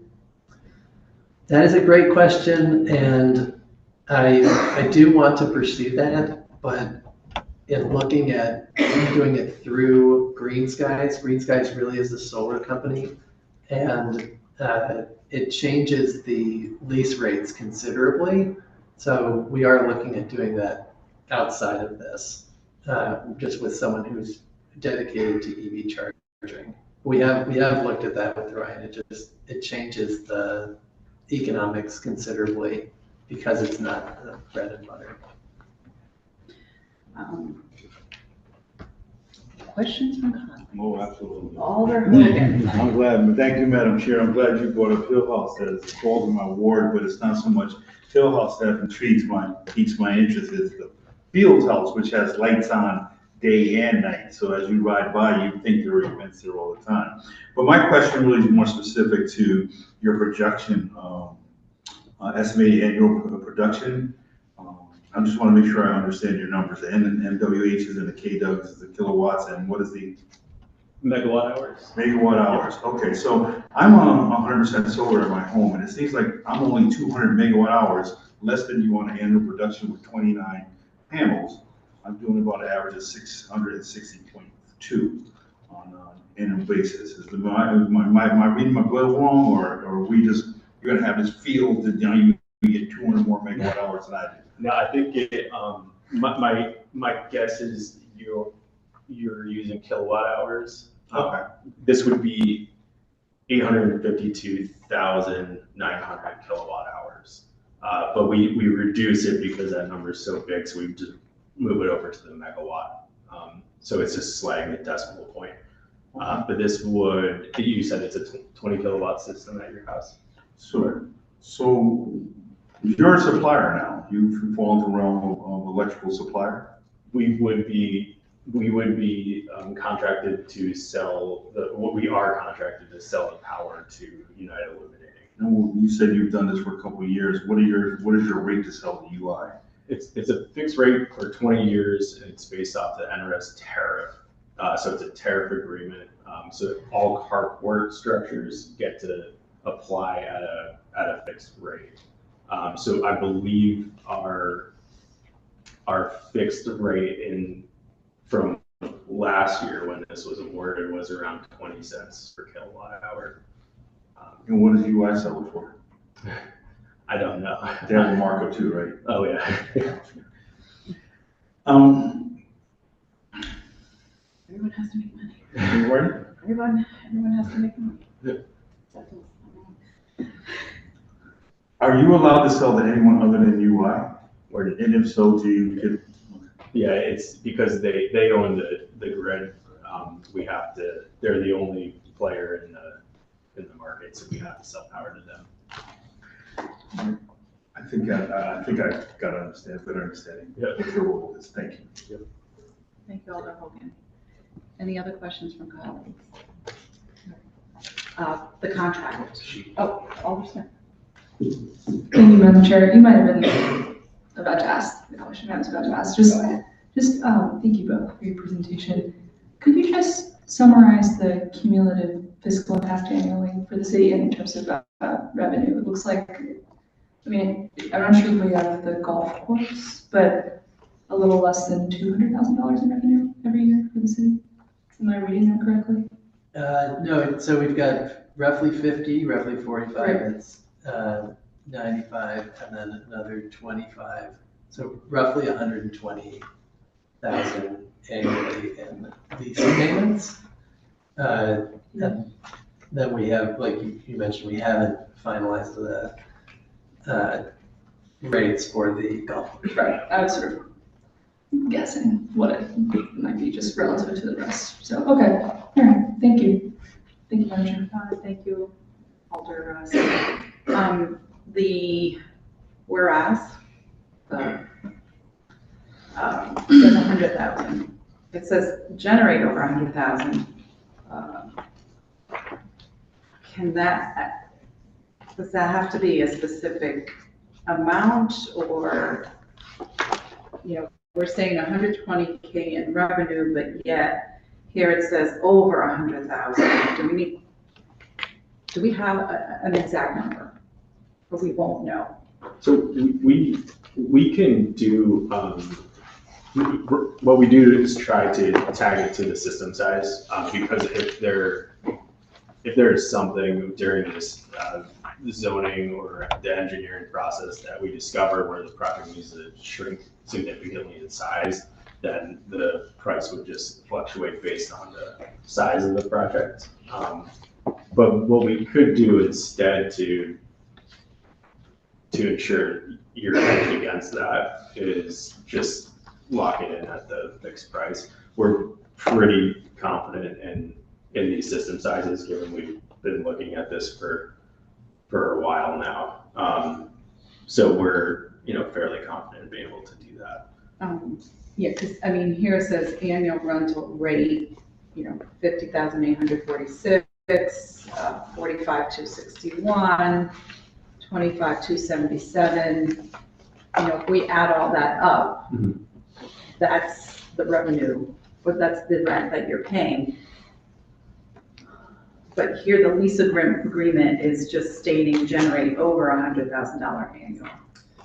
And that's largely because we don't have the final number for the golf course. So we wanted to include this as like a reasonable floor. And I think Ryan's correct that like these numbers shouldn't change much. Like the golf course project, or sorry, not the golf course. It's a big grassy area. It's the landfill. The landfill project, we don't anticipate that changing. In a couple of weeks, but yes, So that's a different amount, because that was 70-something thousand. That's 72,000, yeah. Yeah, the cost to build carports is significantly more expensive. So the pound per pound price on a landfill it's much higher. That is a fairly large system too. But we also have a lease agreement for that. Yes, correct. Of the 72,000. Yes. And that's separate from this. Correct. Okay. And back to this though, like we know that that's a lease agreement of $72,000. This lease agreement, says over 100,000. I understand that you're still trying to figure out the numbers. Will they be figured out by the time of the second reading? We can work towards that. Yeah. Which is actually in September because we're on our summer schedule, so that gives you some time. Because I'm not comfortable, with this number being at 100 when it's 120 that this adds up to be. But then we need to also include the golf course. We'll bring it up higher, correct? Yes. Okay, so, The only exception there might be that it would be a combination of, if it is, as you suggested, a net metering arrangement, it'd be a combination of lease payments to the city and then the cost savings. So that would just be the only. Which is fine. Yeah. As long as there's cost savings, to the city. It's just, I'd like to see a more accurate number, or at least the 120 plus the, maybe adding verbiage of plus the golf course. Yeah, I think that would be a fair edit with that part of the order. Absolutely. Okay, and then what is the term of the lease? Is it a yearly lease? They're 20 years. This is a 20-year lease, just like the landfill. We have a 20-year power contract to sell with UI, so that's why the real estate piece needs to match the term that we're obligated to sell power for. And does the lease have any stipulation of yearly 3% increase, or do we increase the agreement at all based on inflation rates and CPI and all that? Yeah, unfortunately in Connecticut, you cannot, our power contracts are fixed with UI. And if anything, the revenue coming in on our end is actually degrading over time as the panels depreciate. So it's a tough business model when revenue is going down by at least 0.5% a year for us and overhead's going up on the rent side.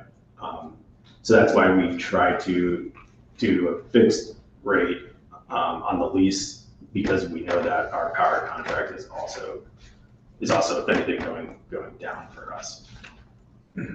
But that's why we try to make sure we provide our best and best offer during these RFP processes.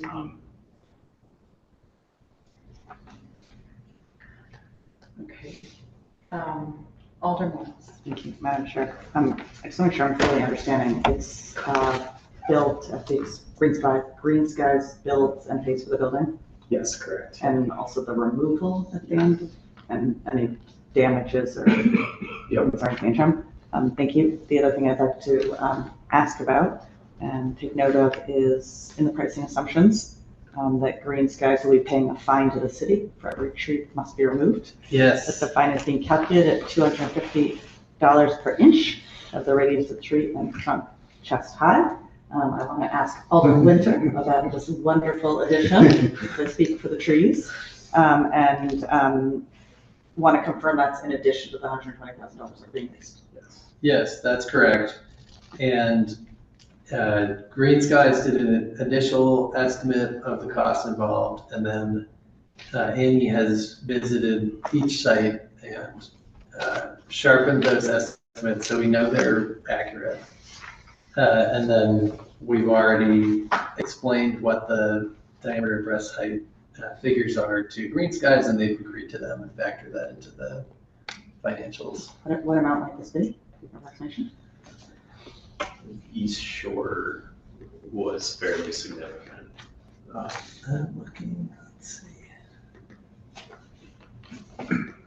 And we also removed a couple sites that are not being presented to you now because of our findings from the city tree warden, I believe.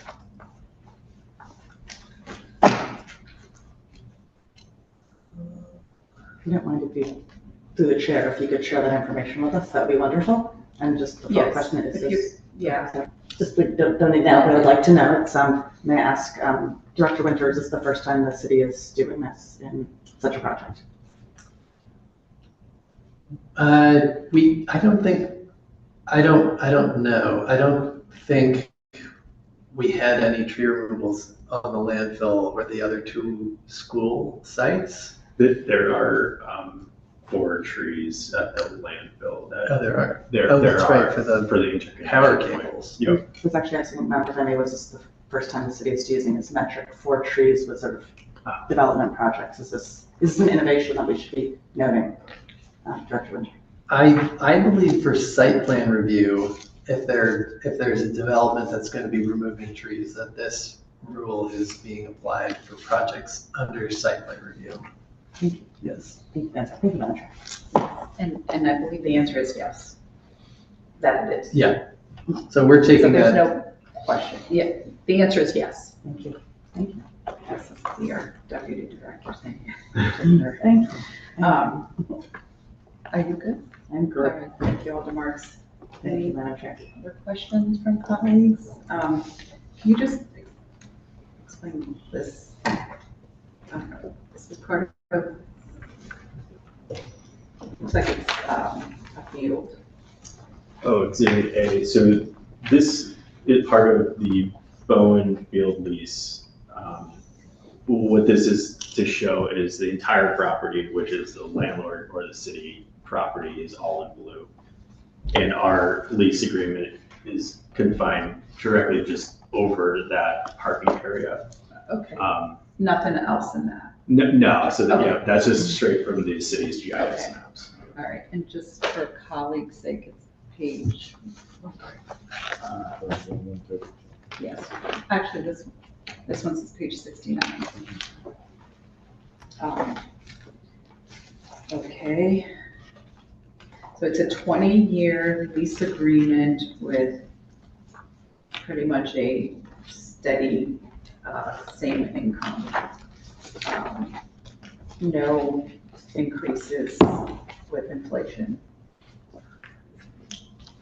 So I guess the Right. alternative is we could do increases, but the year one is going to be significantly lower than what you're seeing here today. So in order to make it priced essentially the same, the first years through 10 to 11 would likely be lower than what you're seeing here now. In order to make sure that on average it comes out to about the same.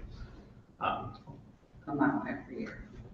Yeah, or what's being proposed here. And that's only because the revenue is secure with UI and it's fixed. It makes it a very tricky business model to put escalators on it. But it's a very common request. Yeah, I guess, if we can't get it monetarily, can we get it through energy? Well, if we do end up doing a power purchase agreement for the golf course, that would be the opposite. It would be a fixed rate over the term of the agreement. So as power prices go up, the city's rate would stay the same.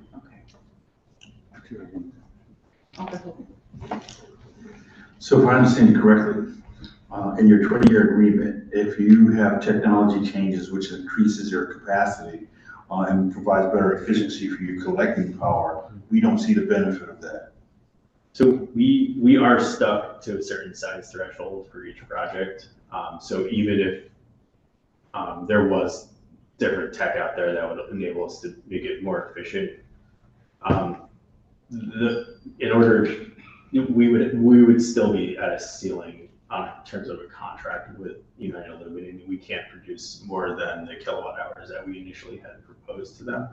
So really from the initial development here, the panels and the racking and all of its tech and components are going to remain the same. And they're all under 20-year, 25-year warranties with those manufacturers. So it would be a challenging to go and procure different panels, 10 years from now. I don't see how it would work, but if our system capacity, if the size increases, and that's why we make these proposals based on the size of the project, because if it does increase, there is upside for the city. If it's a fixed contract, then and we go and do what you proposed, then there would not be upside for the city. So it is kind of there is a sort of a give and take there. Thank you. Thank you, Madam Chair. Thank you, Alder Hogan. Any further questions? All right, well, thank you very much. Thank you. for your Thank you. presentation. Thank you. Is there anyone from the public that would like to speak on this item? Please come forward. Is there anyone from the public that would like to speak on this item? Please come forward. Is there anyone from the public that would like to speak on this item? Please come forward. Okay, seeing no one, I think what we'll do is go right into the workshop since we're here and our city departments are here and Director Winter is already sitting at the table. So I invite Director Isola to come up. Is there anyone from Bayo that will? Yes. Okay. We have Jeff on Zoom. Hi, everyone. Yeah, Jeff Hoover here. Oh, yeah. Cute side. While we're getting situated, I'm just gonna make a motion to, since this is a workshop, we won't be taking public testimony. Do I hear a motion to close the public portion of our meeting? So moved. Has been moved and seconded. Please join me. Okay, all in favor of closing the public portion, say aye. Aye. Any nays, any abstentions? The public portion has been closed. We will now move on to our workshop.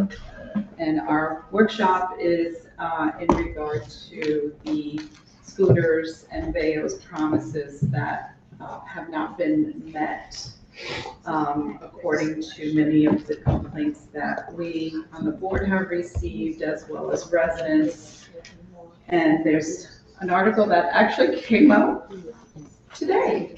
It's an opinion piece. I don't know if you saw it. It's on the New Haven Independent. I think it makes some valid points. So we want to hear from, I know we've had numerous conversations about the promises that were made, but they're empty promises. The geo-mapping that doesn't seem to be working, that we were told would stop any ridership on sidewalks, and if they violated any of the rules that were presented to us, the fine would be that the credit card keeps getting charged. The police department is very concerned, particularly when the bars let out and the downtown action and the lack of responsibility that riders are they're just not being responsible, right? No one is wearing helmets.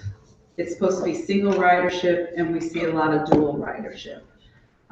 Kids under 18 are riding them. We thought that an ID was supposed to be shown in order to prove age. The corrals are there, but they're empty, but the scooters are sitting in front of people's properties or in the tree line or scattered all over the city. And, you know, I think I could speak for my colleagues as well. I'm getting inundated with pictures and phone calls and emails about, and I generally will contact, you know, Director Isola and Director Winter regarding the concerns that we get. So we're getting the calls. We on the Board of Alders are getting the calls from residents, complaints, and you all can correct me if I'm wrong, but we're also seeing it as residents of the city. So if you can talk about where are we with this app? What are we doing to address these concerns and the ridership that is irresponsible? And I want to give credit to the riders who are respecting the rules, but we see a lot that are not. Help. Do we need to give names and addresses? Yes, you do. Because we have some new. Thank you. Yes, so names and addresses for the record, and then if you. Sandeep Isola, Director of Transportation, Traffic and Parking, 42 William Street. Demetrius Gutenberg, Traffic Safety Engineer for City of New Haven. I live in Wethersfield. Rakita King, I'm the Operations Manager for VO Ride. I live at 7 Southern Street, Woodbridge, Connecticut. And Hi, everyone. Jeff Hoover, Director of Government Partnerships for VO, 624 Prospect Avenue in Oakland, California.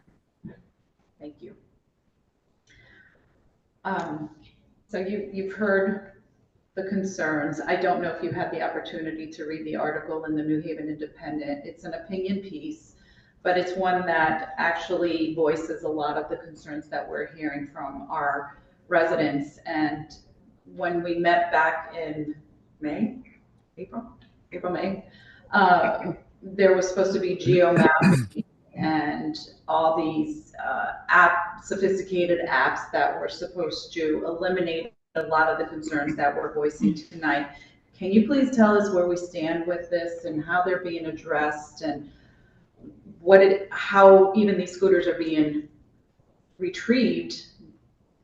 I think Sandeep and I can start by saying that we do loud and clear hear the concerns and fully acknowledge that the expectations that were set at the committee meeting have not been met. And we want to publicly acknowledge that we have a lot of work to do. So just want to make sure that that's clear from the get-go, that these are real concerns, they're valid concerns. We need to do a lot more to meet them. And I think we underestimated some of the complexity involved in things like the geofencing. That having been said, we have been sharing this as soon as the concerns come in with VO, get that right, VO, and they have been very responsive. We have brought in leaders beyond Jeff on their team and their technical team. So the guys who are actually doing the programming for the app and for the devices to try to address the concerns and try to come up with solutions that can address the concerns. We can go into some of the details about what that looks like, but I will say that, yeah, there have been challenges in launching a new program, and we can go into what we're doing on each front to try to address them, and whether we can, do this again if we feel like those measures aren't adequate. But we want to try to get, the ultimate goal here is to get to a system that people feel comfortable with. I think the other thing I would say is that because of the volume of users, there actually have been a lot of users. We've had over 5,000 different users. I know there are concerns about who some of those users might be. We've had over 15,000 trips.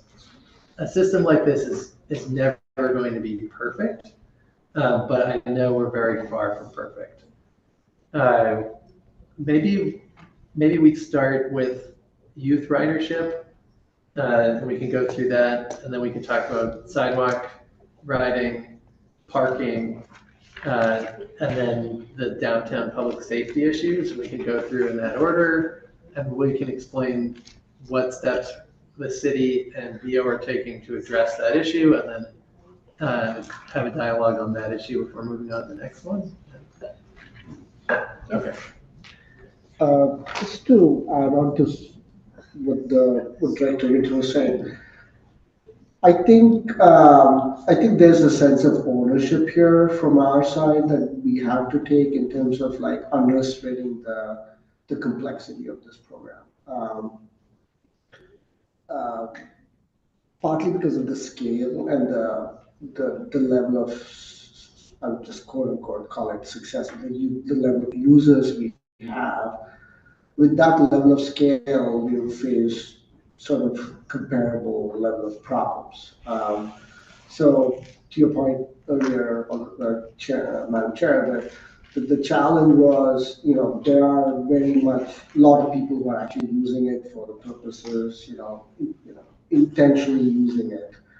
But the other thing is mixed in with all of these things are, sidewalk riders, underage riders, and then the downtown public safety related issues that we are trying to work with the PD about. All of those sort of make these things, also the optics of this thing, really bad overall because, and I think we'll go through some of those things that you've talked about. But the whole point is that it's a very complex issue and there's layers of things that we are finding out pretty much every week because every week we're engaging with beyond these things. And there's always something out there that's something new that we find, and we're always trying to, find the, to work around that. So we're constantly on the move, quite literally on this issue in terms of like weekly trying to come up with, what's going on and how do we make these things better? Because to the Director Winter's point, I think getting to a perfect system is very challenging because there's so many technological issues. I think, and this is where I would personally, also professionally take some ownership here in terms of miscommunication during our last meeting when you approved, very graciously approved this program. I think, some of the technological stuff, I may have misspoken and, I just want to apologize for that. But I think that's why we want to bring some clarity to your team, to everyone here in terms of what those complexities are and how we are trying to address those things and trying to get to a point where we do better every day. Look, I'm just going to say this right now. We approved these scooters based on the promises that were made. So that, is a little disheartening that, we were made these, now you're saying we're backtracking now and you're apologizing because it was misspoken. And that's not fair to us as a board because we were, we represent the residents of this city, and as a board, it makes us look bad, plain and simple. And that's just not fair to us. We were made a lot of promises and they weren't met. So, I appreciate your apology and that's fine, but you know what, it's if the technology is not ready to be used out there, then we need to wait for it to be available as fully functional. Is this VO's first gig? No. Can I offer a bit of nuance on the sidewalk, right? Like exactly what sort of the capability is. And so I think on sidewalk riding in particular, this has been a long in the tooth issue for the industry. This is not sort of the first place or the first time has been a conversation. I think the central question is, do you reduce or kill speed on the vehicle if it hits a fence? The fences are available. It is something that can be done. I will say, as a company, as an individual who has a family member, close family member who's been a victim of traffic violence, as an industry, we are very, very, um, you know, careful about picking our spots to reduce speed or stop vehicles, because even a singular foot of sort of GPS drift, as we call it, can mean a vehicle stopping when it's in a traffic lane. There is like quite literally no room for error.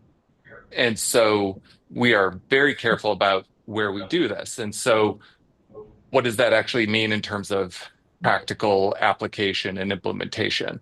So the approach that is currently underway, and the approach we greatly favor, is to really pick our spots. And the first step in that, and the way we make the choices, of the way we do the picking, is to collect data about where the issues are most prevalent. And so the way we're doing that currently is that we have already implemented significant numbers or significant coverage of sidewalk fences on New Haven sidewalks, that are very closely correlated to kind of the highest paths of ridership. And those fences do a couple of things. One, they activate a verbal voice to the rider that says, like, you are detected as riding on a sidewalk. Riding on a sidewalk is not allowed. And two, it creates a measurement, and it gives us the ability to really see, like, visually see where sidewalk riding is most prevalent. And in those areas, the application of speed reduction fences is much safer and is much more practical, in kind of in more specific and discrete, sort of corridors and things like that, rather than every city block on every sidewalk, and leveraging the voice warnings and other things, kind of in the areas where we make a choice not to actually slow vehicles down. And so that's the, I think, much more established, and I would say industry standard approach to sidewalk riding. I think, just to add on to that for context, I think, and going back to what Sandeep and I were saying, is that I think we thought we would be able to set up these geofences much more quickly. And again, we apologize that the actual implementation of the geofences, it takes time to map them out and implement them. And to Jeff's point, implement them in a way that's going to make sure the rider on the scooter is safe, but that you have effective controls over sidewalk riding. So I think, again, that's on us, that the expectation was that we could set up an effective system from the get-go, and it has just taken longer than anticipated to implement. Go ahead. Thank you, Madam Chair. And I want to thank Director Winter and Isola. I appreciate your apologies. I appreciate your forthcomingness. And I'm actually not nearly as frustrated with you as I am with Theo. And I really need to direct this to Mr. Hoover. I don't have a tape back. I haven't read the transcript or rewatched. I probably should have before coming tonight, of exactly what was said. But I have pretty specific recollections of what was said by Mr. Hoover. And I think I've spoken with some colleagues on the committee who probably concur with me. I felt that we were told a certain number of promises. We were told it would not ride on the sidewalk. We were told that. As of last week, I saw them riding in front of City Hall. We see them riding on Crown Street. I've seen them running through the heart of the medical community. We were told they would not ride on sidewalks, full stop. We were told that they must be returned to corrals. Definitively not true. Riders end their rides outside of corrals. I've done it myself. I've tested all of these things myself. I've gone full speed down a sidewalk in the middle of the medical complex. I ended my ride outside of a corral when we were told definitively the rides could not outside of corrals. At the time, we were worried about what it would look like in the corral where they'd be left checked, and we were definitively told they would be picked up every night and returned to the corrals. I ride down Elm Street every day on my way to work, and I see them littered throughout the community. All of us do, in front of where people are walking, in front of fire hydrants. I need to ask Mr. Hoover, you made a number of promises. If we need to have a new presentation on the capacities of these and redecide whether to have the contract, that's fine. I don't think we're talking about fixing things. I think we're getting clarity of the original presentation that we got and what I heard as definitive statements of the capacities and the function of the scooters. So, I guess maybe to take those in the component parts there, I think there is the ability, and this is I think what I also did not watch the transcript, but there is the ability to stop vehicles on sidewalks. We are very deliberate in our actions to make sure we are not inadvertently stopping riders who are in car travel lanes. When a foot or two of error could perceive the vehicle to be on the sidewalk. But as a matter of the technology existing, you can use the geofence on a sidewalk. There's just it's a question of how safe do we want to be. And so far as parking is concerned, we haven't really gotten there yet. We've taken a number of steps to improve the accuracy of our parking. We've nearly doubled the availability of parking locations, and thanks to the city's partnership here. But I think most consequentially, we have written specific code, new code that didn't exist in our system before to require greater accuracy for the locations in New Haven than previously existed. And so I think and we also made a relatively fundamental change in the first probably 3 weeks or so of the program, where riders had to load money into what's called the VO wallet, which is a kind of a function within our app where exactly what it sounds like. You choose to put in $10 or $20 and you spend that down over your rides. The issue with that is when the VO wallet gets to zero, irrespective of how much money might be in your checking account or whatever it's tied to, gets to zero, the ride ends because you're out of funds. Anywhere the vehicle is. We very quickly understood the problem that was creating in New Haven, and we changed the flow where that wallet was no longer functional, or no longer required. We've essentially have the number of instances of trips ending due to the end of fund, or the dissolution of funds in the wallet. I have fresh data today.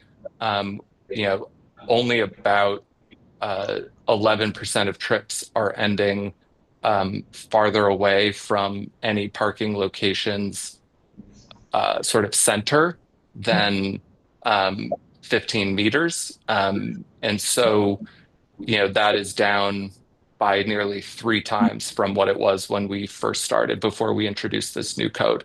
And so, look, I certainly echo Directors Winter and Isola that like there's absolutely more to be done, but we have been working day in and day out and week in and week out to improve the performance here. I think lastly, relative to vehicles being picked up and moved around, we absolutely hustle best as we can to get to vehicles in as timely a manner as possible. Our license with the city for any vehicle that is misparked and in public space essentially allows 7 days to get to rebalance the vehicle. In most cases, vehicles that are reported directly to us, we're getting to in about 8 hours. And so we, are really, I think, performing considerably faster than the license requires. If it's a nuisance, if it's very specifically reported to us as an ADA compliance issue, that's a different matter, to be very clear. If it is on private property, it's a different issue, to be clear. But just as if it is not cited as an ADA issue and it's, sort of this is not in the right place, and without a lot more detail than that, the license allows a week. And so we want those vehicles back in their hubs. That's where riders typically know to start their trips and look for vehicles. And so it serves us to have those vehicles back there as well. And so, our incentives are very much aligned there. So, so in terms of parking, I just wanted to kind of talk about some of the things that we're doing. So that one of the things that was happening previously was the wallet thing. So that was dramatic. So when we saw the map of where all these scooters were getting dropped off, and that was the first 2 weeks that we had the interaction, vehicles that were getting dropped off everywhere outside of the parking. We didn't have a lot of parking corrals back then. I think we had roughly about 46 in May. And so we've been slowly increasing. So that was one of the problems, that we turned up the wallet features. So without affecting ridership, now people were now able to, kind of use their credit card for, to actually go to their destination and drop it off. The second thing that is recurring, one of the issues that is recurring is still a challenge, is we don't have enough parking spaces. So we are trying to build enough supply to parking spaces so that, even for people are not able to, like, if they're not able to get to a point, they don't leave the scooter on the sidewalk. Of course, it keeps billing them. So there's that other enforcement mechanism that we're working with here to sort of actually find these these riders, and so that they understand that they actually have to drop it off at a designated space. The other challenge we're also having is people's batteries run out, and that's a challenge. So if they are not cognizant about, how much, sometimes people overestimate how much the charge is, and they may decide, okay, I can go from point A to point B, so I'll be able to get to my destination, drop on my scooter. So one of the things that's happening, and we don't have a solution for this specific issue, is that, and one of the solutions we are thinking is, at least to reduce that impact, is adding more spaces so that they can actually, even if they run out of battery, they can drop it off at the location. So, and in terms of the parking spaces itself, as Jeff mentioned, there's a GPS issue. So the unit, there's actually, because of the buildings, there's some technological challenges there. There's an issue about drift, and we can talk a little bit about what that drift really means. What happens is, even if you park the scooter in a specific location, it may not end the ride because the GPS is not, the unit GPS or the app on your phone may not be accurate enough because of some interference with buildings. So currently, what we've noticed is, that's something that we're actually working with them, is the size of these. We've created a 20 by 8 feet. Usual spaces are usually about 20 by 8 spaces. You notice that they're marked with white markings and everything. and I can talk about a little bit of that sided stuff. What's happening is when you leave them in there, there's in the technology, in the app settings itself, in the backend side, there's a larger buffer area created partly because to address that drift issue, because you don't want the scooter to be left in the parking corral, but it still keeps billing the rider. So right now it's 15 meters, which is still pretty significant. We're working with VO to actually reduce it further. That requires still some testing because you have to actually take the scooter out there. So we actually have to physically, our team has to take a scooter out there, test it to see if it's really working with a smaller radius. So we have roughly about now 90 spaces out there, and it takes every space we have to actually now start to calculate. Quick directed. Yes. Which is, I'm totally and completely confused here. I hear Director Isella absolutely flat out, 110% effort trying to make this work. We were presented a program from a company with nationwide expertise who told us this works throughout the country, who told us there was a set system. I just need to understand why we had a work in progress that's flat out busting all of your energies for a program that I heard us get a presentation, was tried and true, works great everyone else, and is ready for New Haven. And just at a total loss for the disconnect here, Mr. Hoover. I suppose it's, because the system, the technology, specifically the GPS, is going to work differently in every built environment. And, drift in particular can be, more severe in one place than it is in another. And so in this case, it took us about a day or so, but wrote custom code to make the parking spaces smaller, for example.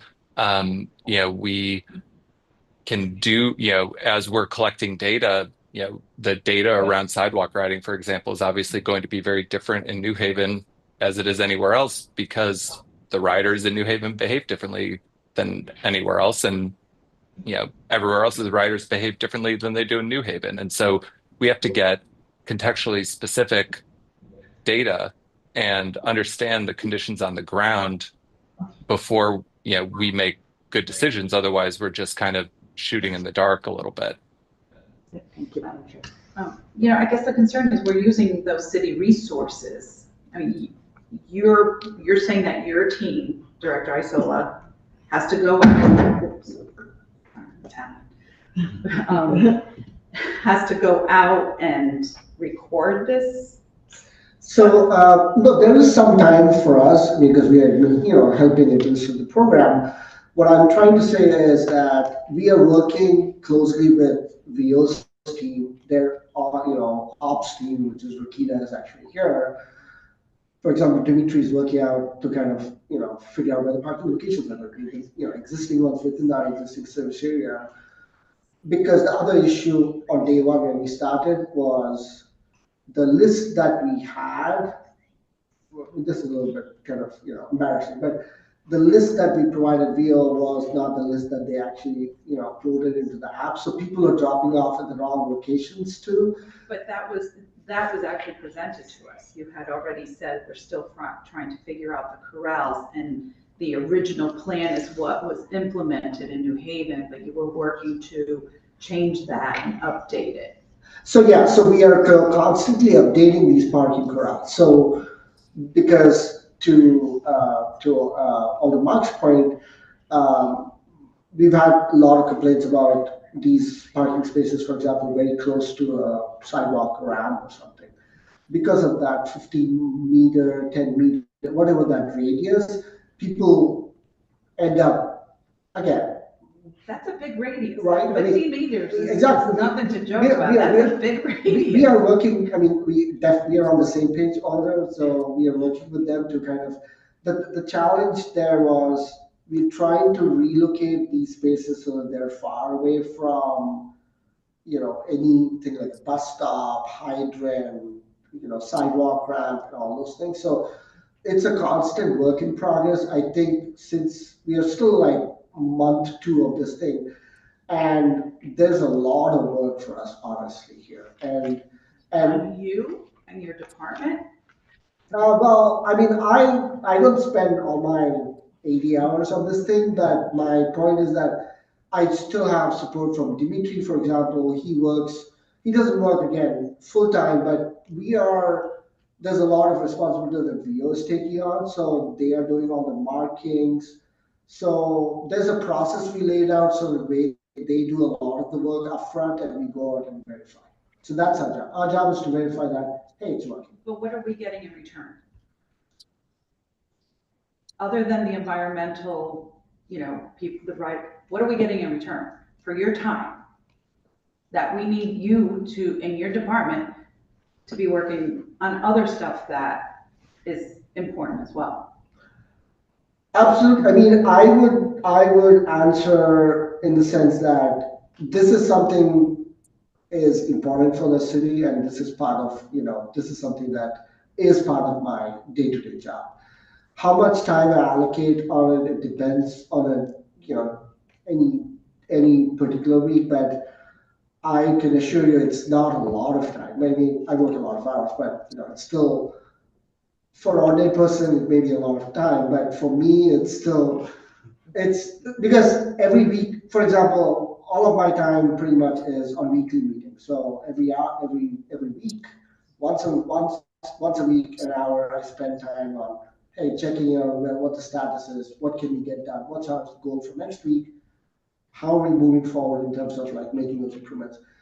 There's a bit more work from Dimitri's side because he's doing a little bit of field verification. But I mean, that is something that, I mean, in the end, from a public service perspective, we are trying to do something that's, be a net positive for everyone, who's using the service. The challenge is public safety concern as well. I think we can talk about the public safety thing because that's a good segue into this thing. But from a parking thing, one other thing also we are doing is improving signage, sighting, and everything. So we are looking at designs. One of the challenges all this is there is no specific standards out there, national standards. So there are some things out there, like NACTO has some standards, but we use that to actually do some sighting for the make sure that these are next to hydrants. But New Haven it's challenging because we are 237 miles of roadway, but our scale is still 20 square miles. Small city compared to larger cities. One of the things that we are trying to improve is also signage because putting a white paint is not visible for people who may want to leave the scooters. So we are trying to strategize around vertical signage, actual physical signage that says, this is a VO hub. We've had discussions with Hartford, for example. We've been talking to Hartford. They're facing similar challenges. We've heard from other bigger cities to like places like Denver, all these bigger cities, very similar challenges. It's basically the same sort of through line of challenges around parking, ADA compliance related issues, sidewalk, batteries running out, sidewalk riding, underage riding, and there are many things that probably not solved. For example, someone riding the wrong way, there is no technological fix to that. But the underage stuff, we can talk a little bit about the age requirement that we put in place. ID requirement, for example. There's still loopholes. We're still trying to figure out how people are, New York residents are very resourceful. I wish the amount of time they use in, getting through these loopholes, they spend some time in being more resourceful, helpful in other stuff. But we worked with PD, for example, for this Thursday, Friday, Saturday, downtown, moratorium around riding, and there's still ongoing discussions that are going on. But just not to kind of go sidetrack, the idea here is I'm doing the best I can. Our team is doing the best they can, but we're still trying to keep our focus on bigger picture of this program, but also other projects that are going on. So right now we haven't had any issues in terms of like, overextending ourselves on this thing other than the stress, day in, day out. So, but other than that, I'm not working any extra hours that I can physically, but I'm working 80 hours still, right? So it depends. Some days I may not work, a lot on one project and work on, other project, but it's still always, to be honest, it'll be an ongoing challenge for a few months before we really get a little bit more organized, because some things we're able to solve, right? For example, the wallet feature, so those things, right? Anything, the app, the sidewalk routing thing. For example, we gave them the sidewalk layer, the GIS layer, but you still have to put it in their backend software and test it, and then collect the data to make sure, because the point is that if our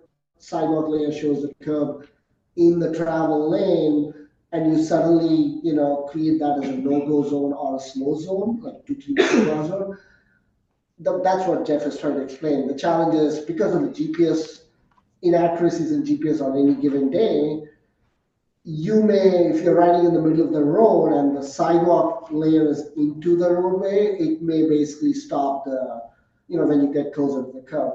So we've had some discussion with Hartford this afternoon, and they gave us we talked about some ideas to kind of give some buffer in terms of providing. We'll be constantly working on that.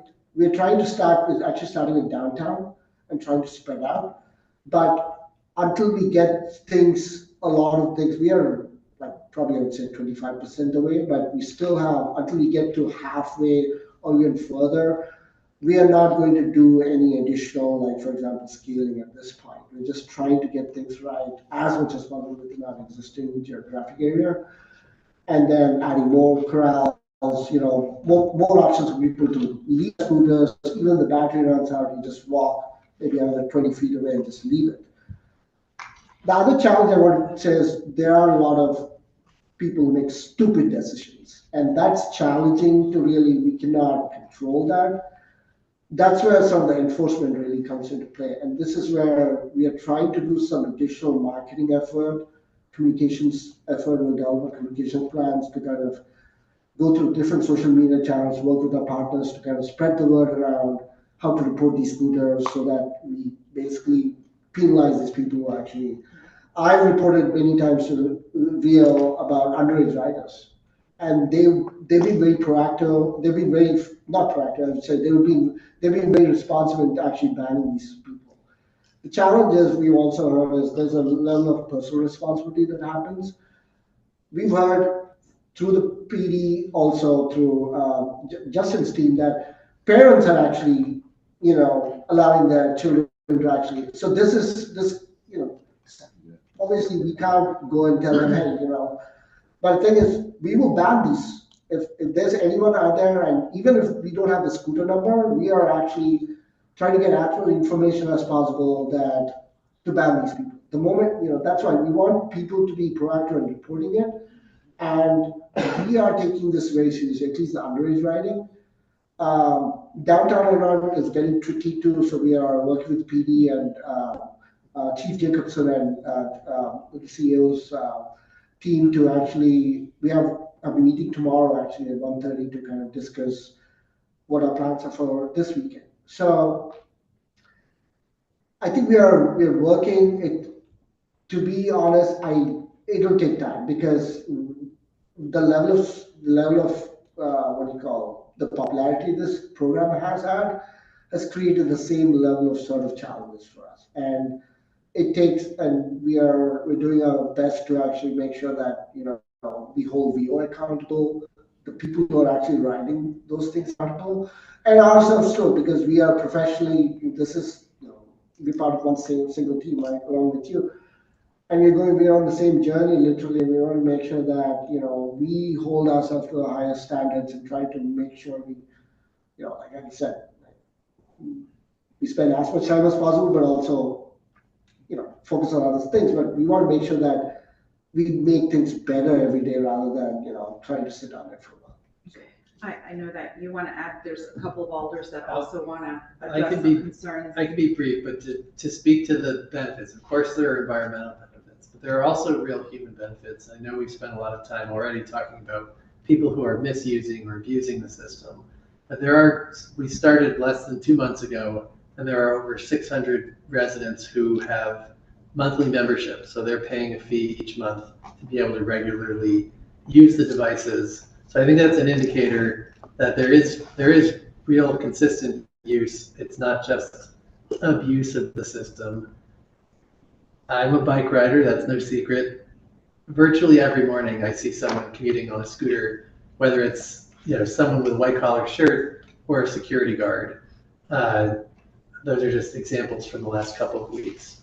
So I do think there is real value in the system if we can address the issues that have come up. Sandeep had mentioned, youth riding, and I think this was another stumble for us in that the ID scanning feature was not immediately implemented. There was a lag there. Something that we've brought up with VO after speaking with Hartford is the need to have a recurring check on that. So it's not that an account gets set up once and then it can be used by whoever has that device. We need to have a recurring ID check. Sandeep mentioned when we have identified underage riders and we have that STEM number, each scooter has a STEM number, we can deactivate those accounts. We have deactivated those accounts. And even without the STEM numbers, the messages that you can still report because the timestamp, the location and time is sufficient enough. Because I will be a great example. I was at Corner College Chapel for our two-way project, and I reported this to VO, and I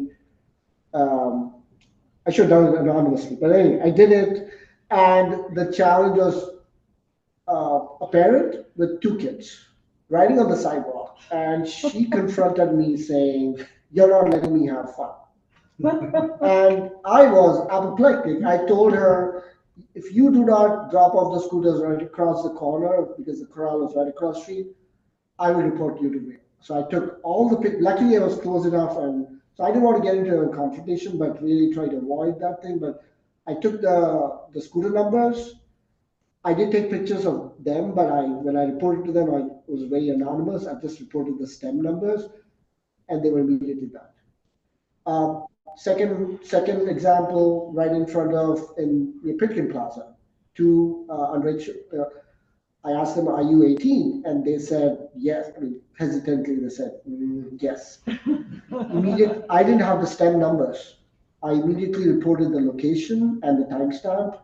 And we'll actually, I sent them videos separately, but there's no identifying information of the people, how they look like, only tattered jeans, but the only thing is immediately they were back. So I think we want people to report these kind of issues. There are some borderline cases where someone may look underage, so it's a little bit challenging, but at the same time, there is some due process here too, right? We want to make sure, but we strongly encourage from day one that underage riding is not allowed. Even the group riding too, we are actually working with VO. For example, right now the group riding can allow 4 people to ride on a single, someone, because someone may not have an ID. But again, everyone's trying to find some loopholes. We are doing some catch up here, but we will get to them. Eventually, they will be banned. And I mean, the point is that it takes time because the scale of the challenges. We heard, it takes sorry, time, et cetera, but I'm going to allow Alder Smith and then Alder Flores to, because they've been anxiously. Yeah, I'm raising sorry. their hands. No, I know it's top of the clock. Right? That too. Thanks We're not done with our meeting either. But thank you for that, and thanks for reporting, but it still doesn't fix the issue. Alder Smith. Thank you, Madam Chair. Thank you all for presenting. It is tough to hear about the wallet, Mr. Hoover, because that was the core of the incentive structure for individuals to park within the parking lane. Was the parking spot was because it would not erode at a $5 wallet, but potentially eat into their bank account. So that just to clarify, that isn't going away. Like the financial penalty is not going away. The system will still draw on their attached payment method. It's just that if it goes down to zero while they're riding, that previously ended a trip, no matter where the vehicle was. Now the rider can continue their ride, presumably to an approved parking location. That is happening to the tune of almost nearly 9 out of 10 rides. But if in the event they don't proceed to an approved parking location, they just walk away from their vehicle, it will still continue to draw on the attached payment method, essentially issuing them like a parking ticket of sorts. And we also have the ability to issue violations to riders, which also can come with financial penalties. Launched to date, not even in quite 2 months, we've already issued about 250 violations to riders. Does that mean, just a clarification, Mr. Hoover, that when individuals right now have left their scooter outside of the parking lane, it has continued to charge them for minutes on end? If they do not successfully end their ride in the app, they are continue to be charged. Like if they say, nuts to this, I'm done playing around, and just leave their scooter, it will continue to charge them.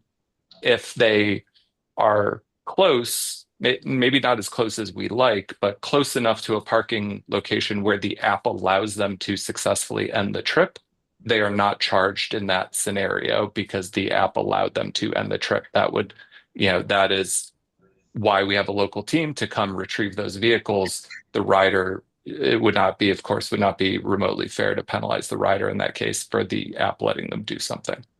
What's the radius that defines proximity? I mean, so we have it set, we have every location set to like the parameter of the given space. And then, we find that, we will often have complaints up to about, between 10 to 15 meters. We are currently testing, allowable rides anywhere from, or excuse me, allowable trip ends anywhere from 15 down to 5 meters. And so we're doing sort of real world testing to figure out where that kind of inflection point is from a very consistent end ride for, compared to a very iffy situation where, the rider could be like quite literally in the middle of the white box and unable to end their ride because the GPS signal perceives that they're outside of it. And so we're figuring out that point of sensitivity. Yeah, no, thanks for the extra information. But figuring out that radius feels really important. We certainly wouldn't want the scenario that you mentioned where someone's in the middle and then I can't end my ride and then they never use it again. But 15 meters also feels like not in the box in a pretty, exorbitant way. So figuring out that radius and that nuance feels extremely important for the efficacy. Absolutely. And we couldn't agree more. And certainly the goal is not to have a rider end their ride 15 meters from like the middle of the box. The app does make it, generally speaking, pretty conducive to find the appropriate location. Every blue parking icon, A, is identified, and B, gives riders turn-by-turn navigation in Google or Apple Maps to the actual GPS coordinate itself.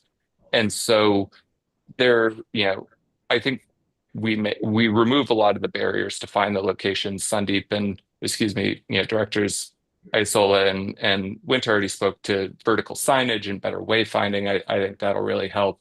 And so I think we're really pushing to remove every, conceivable barrier that we can.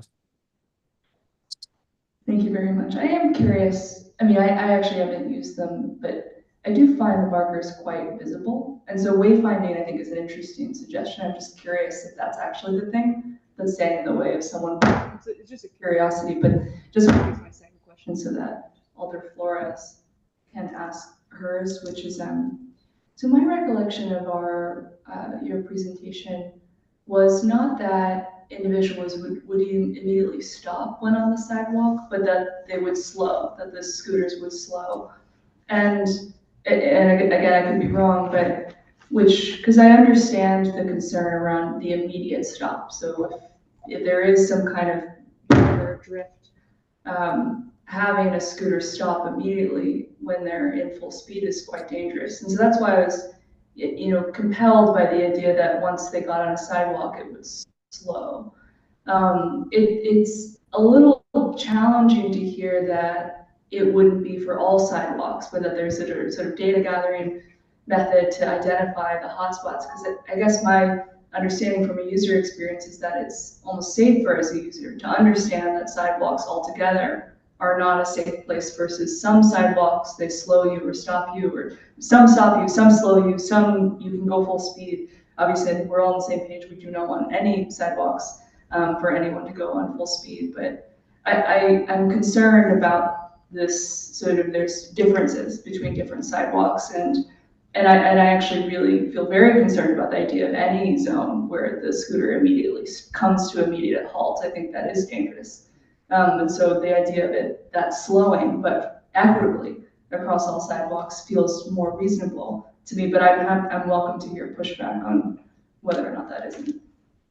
I think I will let Jeff clarify. I think we still we still want the full sidewalk coverage to be, programmed in such a way that it's either the right zone or slow zone, right? Because the challenge is the GPS signal.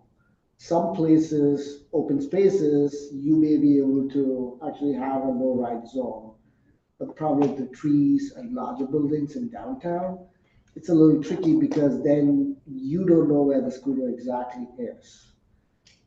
Because even though, right, I mean, like, even though you program it, like saying that this is the edge of the curb, this is the limits of the travel lane, but if the scooter hardware itself does not know that it's actually like, because the dot itself may end up on the sidewalk but in fact the dot physically, the scooter itself is actually the roadway. And so that's why I think certain sidewalks are slightly different than other sidewalks. That's my understanding, because that's my understanding from the technology. If you have open space, obviously, then there with clear space, clear zone, then obviously you can, it's a lot more accurate to kind of distinguish between the sidewalks. So then you can say, okay, this is here, the scooter is going to come to a 2 mile per hour, slow, versus in downtown, maybe it is slightly different because you don't want to go from 15 miles per hour to like 2 miles per hour in downtown where there's a lot more interference. Jeff?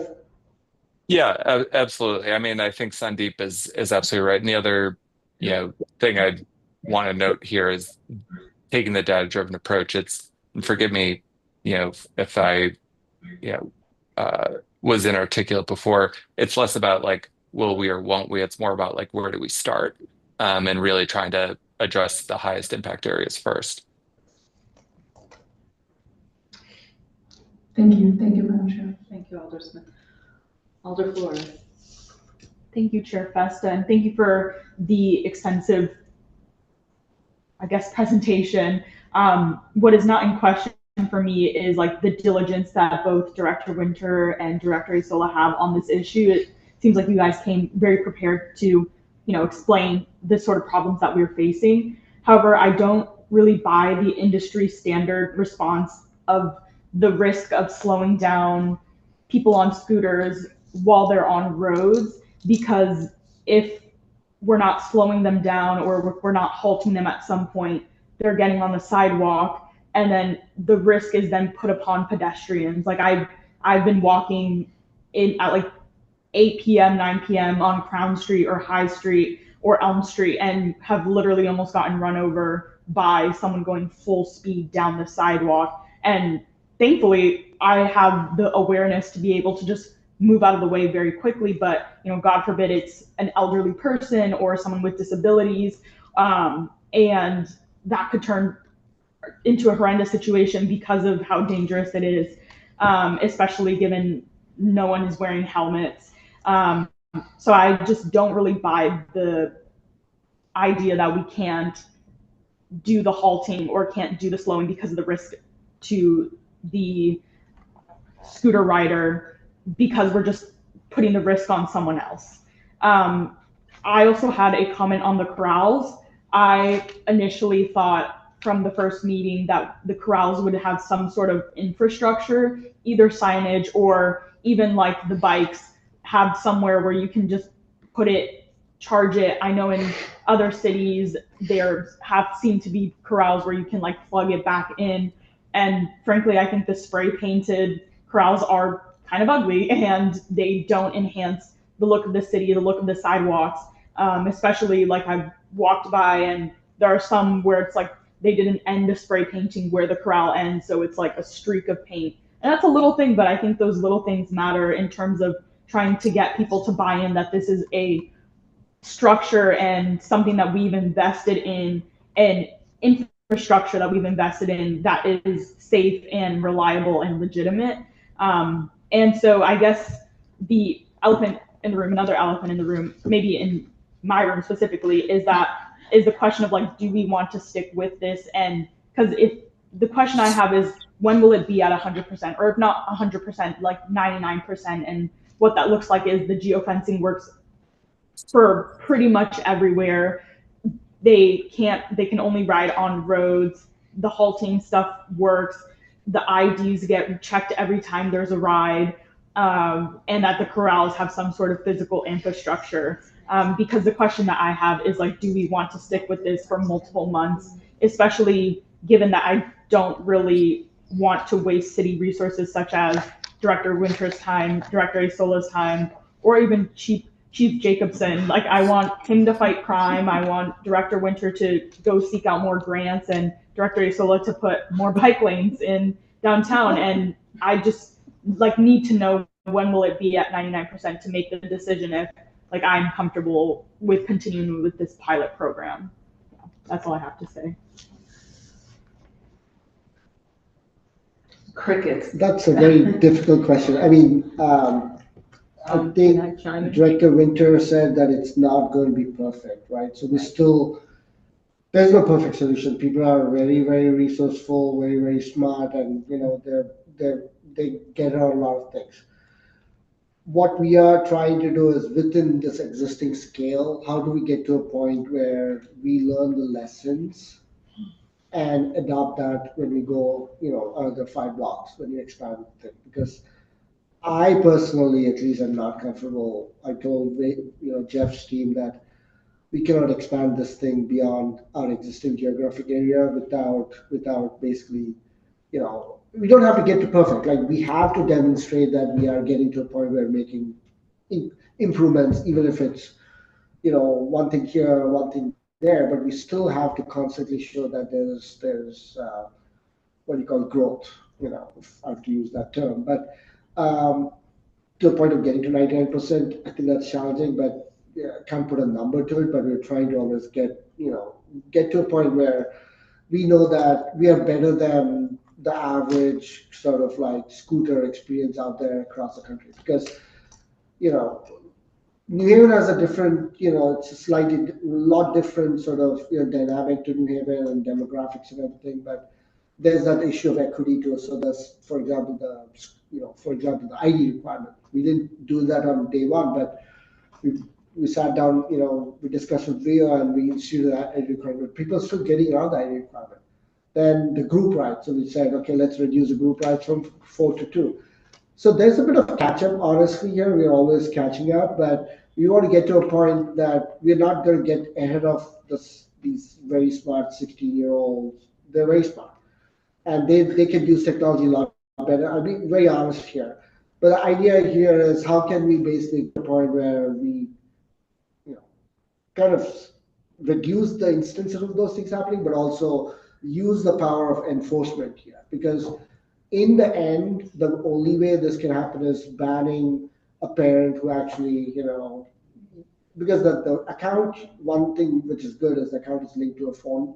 So once you use the account on a phone, you cannot use, you know, you can create an account with the same phone number. So we're trying to like go through the enforcement mechanism a little bit more and there's a lot of pressure on VO every day, every week. We have a call with them to kind of make sure that, like, again, they do better than the week before. But it's not just the under 18 that's being reckless. It's also over 18. You wanted to say something, correct? Yes, I just wanted to chime in that, I think one of the biggest issues that I had as the OM being with the VO staff is that we were new, right? We started with lower numbers. We predicted to start with 4 or 5 staff members, and we didn't expect ridership to be as high as it was. We started with 200 scooters. The second weekend in, I had 98 dead batteries. That's how much people were riding. Thursday, Friday, Saturday, Sunday is very busy. It's to the point that we are running 2 cars. We have one downtown, frequently swapping, changing batteries. We issue violations as soon as the nightlife is out. So as soon as the nightlife is out, I do have a technician riding around, issuing violations, picking up scooters. We're trying to rebalance them to hubs. But eventually do tire out, and we do have to go around, outside of the geofence. I have a scooter right now in Bridgeport. So our scooters are actually making it to other cities, right? So we do have to go and retrieve that asset, or we're going to take that as a loss. So it's a big job, a big map to cover. And I think my staff is doing a good job. I got 10 employees right now. So over time, you just give us time and you work with us and we'll get there. Now, are you 10 in New Haven or are you 10 in the state? New Haven. Just New Haven? Yes. You have a staff of 10. I have a staff of 10. And their jobs is to do what you just explained? Yes, they're going around retrieving violations, and then we have some actually charging the batteries. So eventually in the next couple weeks, we will not have the tech sitting there charging a battery. It takes up to 6 hours for us to charge a battery. So us not having the staff to be out in the field is another thing that factor in, right? We have to sit there in the actual warehouse and charge it because we could practically, possibly burn down the place if we're not watching that car, right? So now that we're eliminating that piece and we'll have the charger there and we don't have to have somebody have more techs out in the field, and we could get that frequent, hey, we're issuing violations. The guys where you see the corrals looking a little more neater, I have them all the time. If the corral is not, nice and straight, you have to straighten it out, so. But I guess we want to avoid the violations. We want to be able to say our app works to a certain, 99%, or that's what we want. We want it to be a safe mode of transportation for everyone. Now, we heard a lot tonight. I don't want to drag this on because we still have to finish our meeting. And, as long as, okay, you know what, you have something to say. I think Director, what we should do is we can share with you our plan so far, what we've done, actually written stuff, we can send you. We have the notes here. We can do some clarifying thing on specific any technical terms there, but we can share all the work that we've done so far, and we will work on the communication plan internally, constantly work with PD and all our partners here to make these things. One public safety related thing, since it's come up a few times, Yes. is this downtown area, particularly around nightclubs. So I do just want to explain what the current approach to that is and also use this example of how we're trying to be responsive.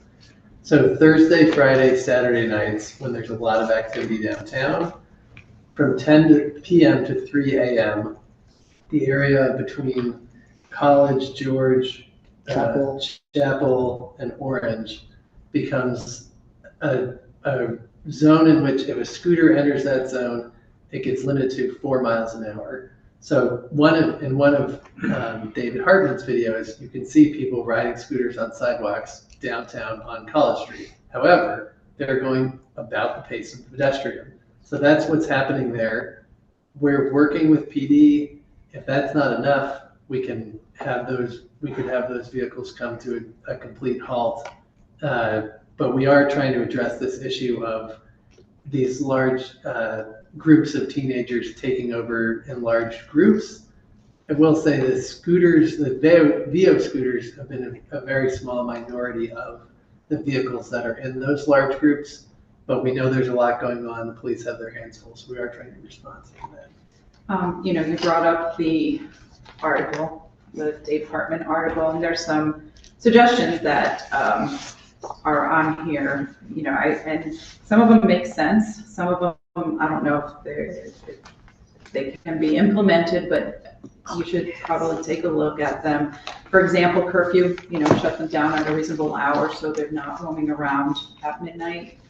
Or it might help with the nightclub or post-nightclub scene. So, think about maybe having curfews for them or a shutdown period for them. You all have the article, it's online. Perhaps some of those suggestions can be implemented. Some I think are already, for example, the card that keeps charging. I mean, is that really working? With the wallet thing? Yes. No, where if they don't put it in Oh, the yeah, yeah, corral, it's yes, supposed yes. to keep charging their Oh, yes. credit card. I don't want to dwell. The information is in there. You all know what you need to do. We normally we weekly with VO, but tomorrow we have a meeting with PD joining us to talk about the weekend plan. So, and then next week is our night market. So we're already having discussions with them to sort of, do the curfew around 5 o'clock, because that's when the night market starts. So. Alder, this will be Alder, Thank you. Marks. Sorry. In terms of, thank you, Madam Chair, that's the procedure, given the hour and given the workshop, I have a comment to make, which is that I was hesitant about the program in the first place. I think I might have been one of the most hesitant alders about voting. I voted in favor because of pretty strong assurances that were given.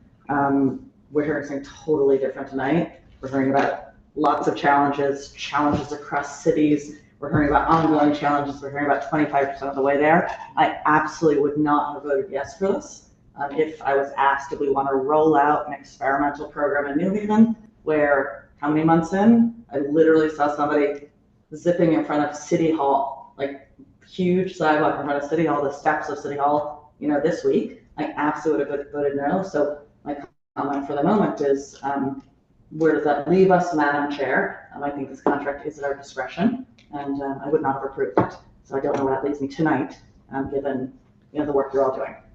I think the question is, do we need to work on the app? Either reduce the number of scooters, work on the app, or eliminate them until the app is ready. I mean, because I don't disagree with Alder Marks in the sense that if we voted yes with all these promises, and now these promises have become a challenge.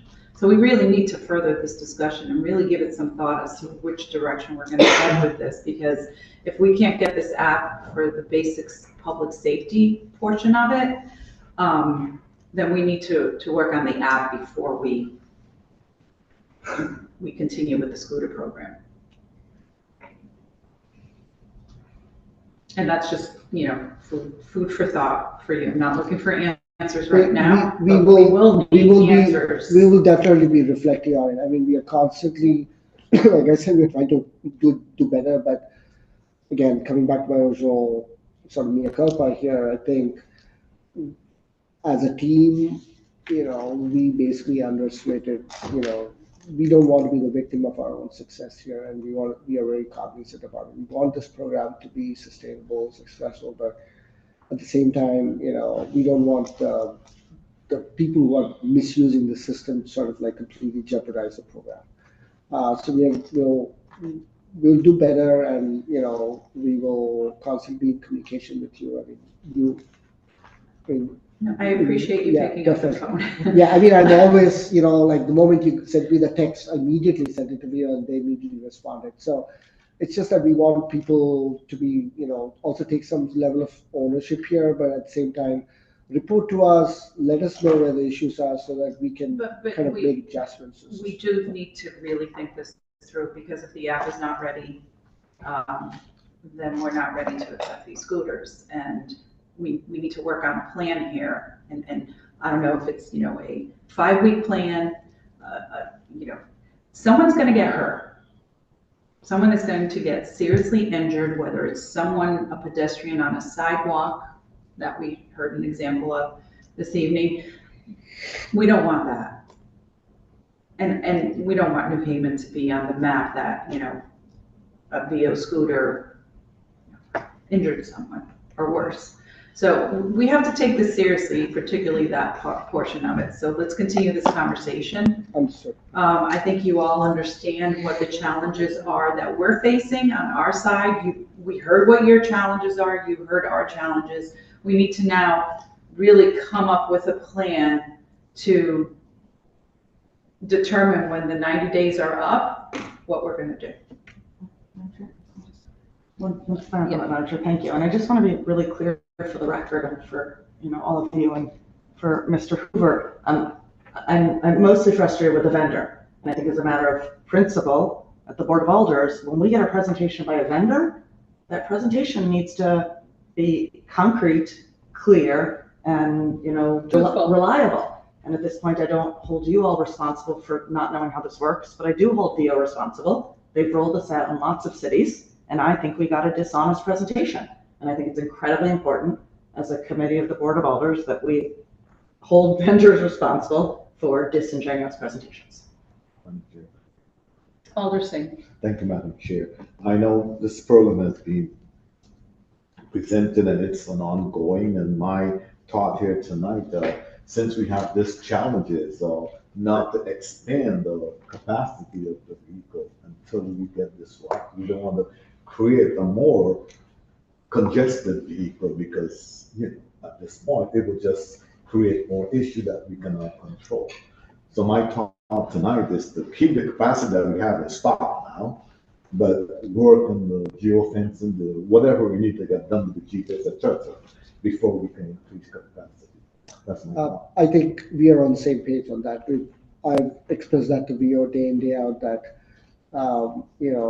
right now we have 200 scooters. We're not expanding even the size, fleet size, or the geographic area till we get some of the fundamental things right. I mean, like I said, it's not going to be perfect, but at the same time, we want to make sure that common sense things are at least addressed, like sidewalk thing, there's technological challenges, but, we need to test it, verify it, make sure it's working. When I say working, like slow zone or it's stopping or whatever it is, want to make sure that hardware aligns well with the software. Thank you, Madam Chair. Thank you, Director, for coming up and give us that explanation. Thank you very much. I think these are the nuances we basically missed. I mean, again, total apologies from my end, but like I said, we'll try and do better. Appreciate you all being here at this late hour. I think we have a lot of information to digest, and I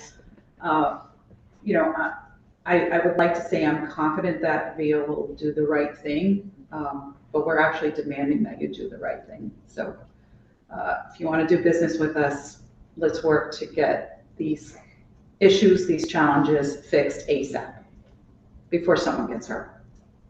So thank you all for being here tonight. Thank you. Thank you for your time. Thank you. Good night. Oh, I'm from Bridgeport. So what time they do? It's at the scrapyard. They picked it up as somebody grabbed his scrap and traded it in for scrap. Traded in for scrap. Good luck. So Good luck. we are We lost about still in our meeting. Thank you. I'm so Thank sorry. you. I'm so sorry. Okay, so that concludes the workshop portion of this agenda, and at this point, we can go back to our voting items. Do I hear a motion to move item number 1, which is the residential parking zone? So move, Madam Chair. Second. Item has been moved and seconded. Any discussion on item number 1?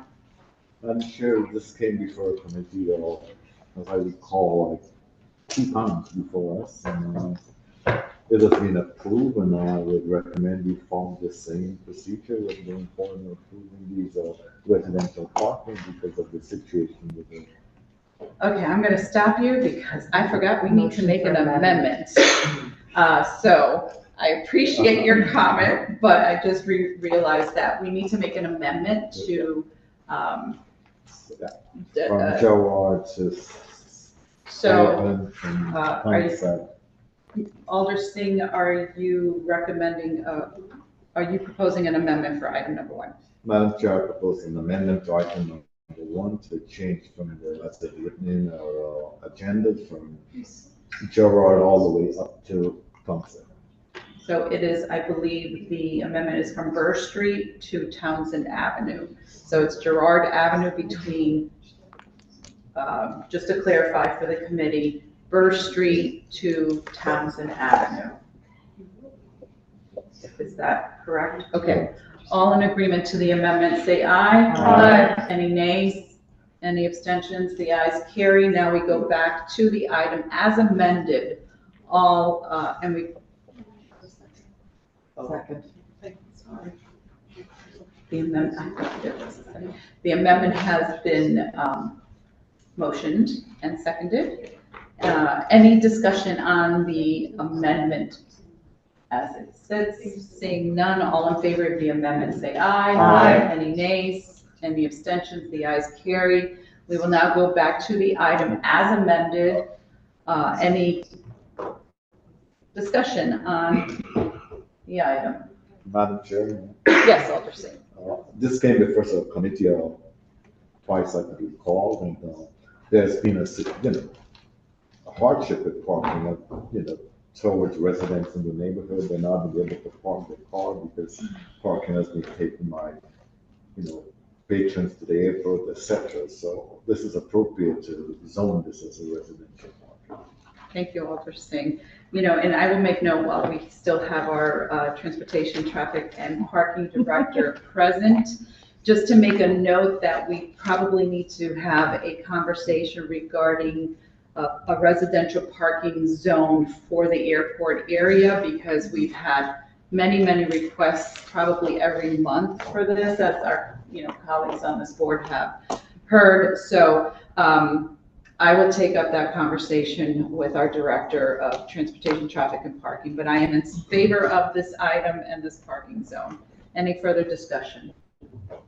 Seeing none, all in favor of item number 1, say aye. Aye. Any nays, abstentions? The ayes have it. Do I hear a motion to move item number 2? So moved, Madam Chair. Do I hear a second? Second. Item has been moved and seconded. This is the item regarding the SmartGov multi-year agreement. We have asked for information, didn't we? It was asked for us to discharge it from committee, but I believe if we go through the normal process, it'll still be okay with a first reading and a second reading. Is that correct, Misty? Yeah, they would appreciate it being discharged, but the difference, I believe, would be 2 weeks. Well, no, never mind. I'm off on that. It'd be like closer to a month. But they think if it went for a second reading, that they'd still have time to implement it in April. Okay. Just discharging it gives them a little bit of cushion of time. Okay, so I'm okay with discharging it as long as the members of this committee, so we do not need to discuss it or vote on it. It will be discharged and it will be a second reading at our meeting in August. Alder Singh, if you could just withdraw your motion, no action is taken. I withdraw my motion, Madam Chair, no action is taken. Do I hear a second? Second. Okay, the motion has been retracted and seconded. All in favor of the motion being retracted, say aye. Aye. Any nays? Any abstentions? Okay, so we will discharge item number 2. Do I hear a motion to move item number 3? So moved, Madam Chair. Second. Item 3 has been moved and seconded. This is in regard to the acceptance of the $4 million I don't think it's really a grant, but we'll call it a grant, for the safety improvements around the New Haven Green. It's been moved and seconded. Any question? Alder Flores. Thank you, Madam Chair. All I want to say is that the New Haven Green is a very integral part of the city, especially in Ward 1. And I know we've had some discussions between me and Ward 7 Alder Eli Sabin with the churches and I can assure you that we will keep having those conversations. You guys are integral to this process, and I will make sure that we include you in all decisions as we would for all the stakeholders in this conversation. So I just wanted to make that note, and yeah, really excited for the grant. Thank you, Alder Flores. Alder Smith? Thank you, Madam Chair. I'm in support of this item. Some reflections. The green is the civic heart of the city. Engagement around the question of the future of the green is, I think, a really beautiful question. And something that I really heard from today is that it sounds like the engagement that has taken place is one broad-based community engagement session, an open website forum that people can submit feedback, and many small-level stakeholder meetings. And I think we can do better than that. And I think what I really heard was this hunger for a more comprehensive, energetic, and exciting community engagement process that includes, specific focus groups with especially key stakeholders like the churches, like bus users, and also young people. That was something that kids from co-op leave from school and they spend time on the green in large part because it's a place they don't have to spend money. They don't have to spend money on boba tea. It's a place they can sit. So there's multiple stakeholders that I think were worth having a really strong degree of attention to as a part of this comprehensive strategy. So my recommendation would be for us to vote yes on this item, but to either strongly recommend or have our yes be contingent on the city coming back with a comprehensive community engagement plan, coming back to this committee saying here's how we're going to engage multiple stakeholders. In addition, here's the support that we need. Here's how alders can play a role in supporting and helping to facilitate some of these conversations if capacity is a challenge. But in some way, I would like to see them come back to present that plan and really build trust in this process, with trust that I think has been eroded over the last year. Thank you, Madam Chair. Any further discussion? Alder Hogan? Yes, I'm in favor of receiving the funding for this project.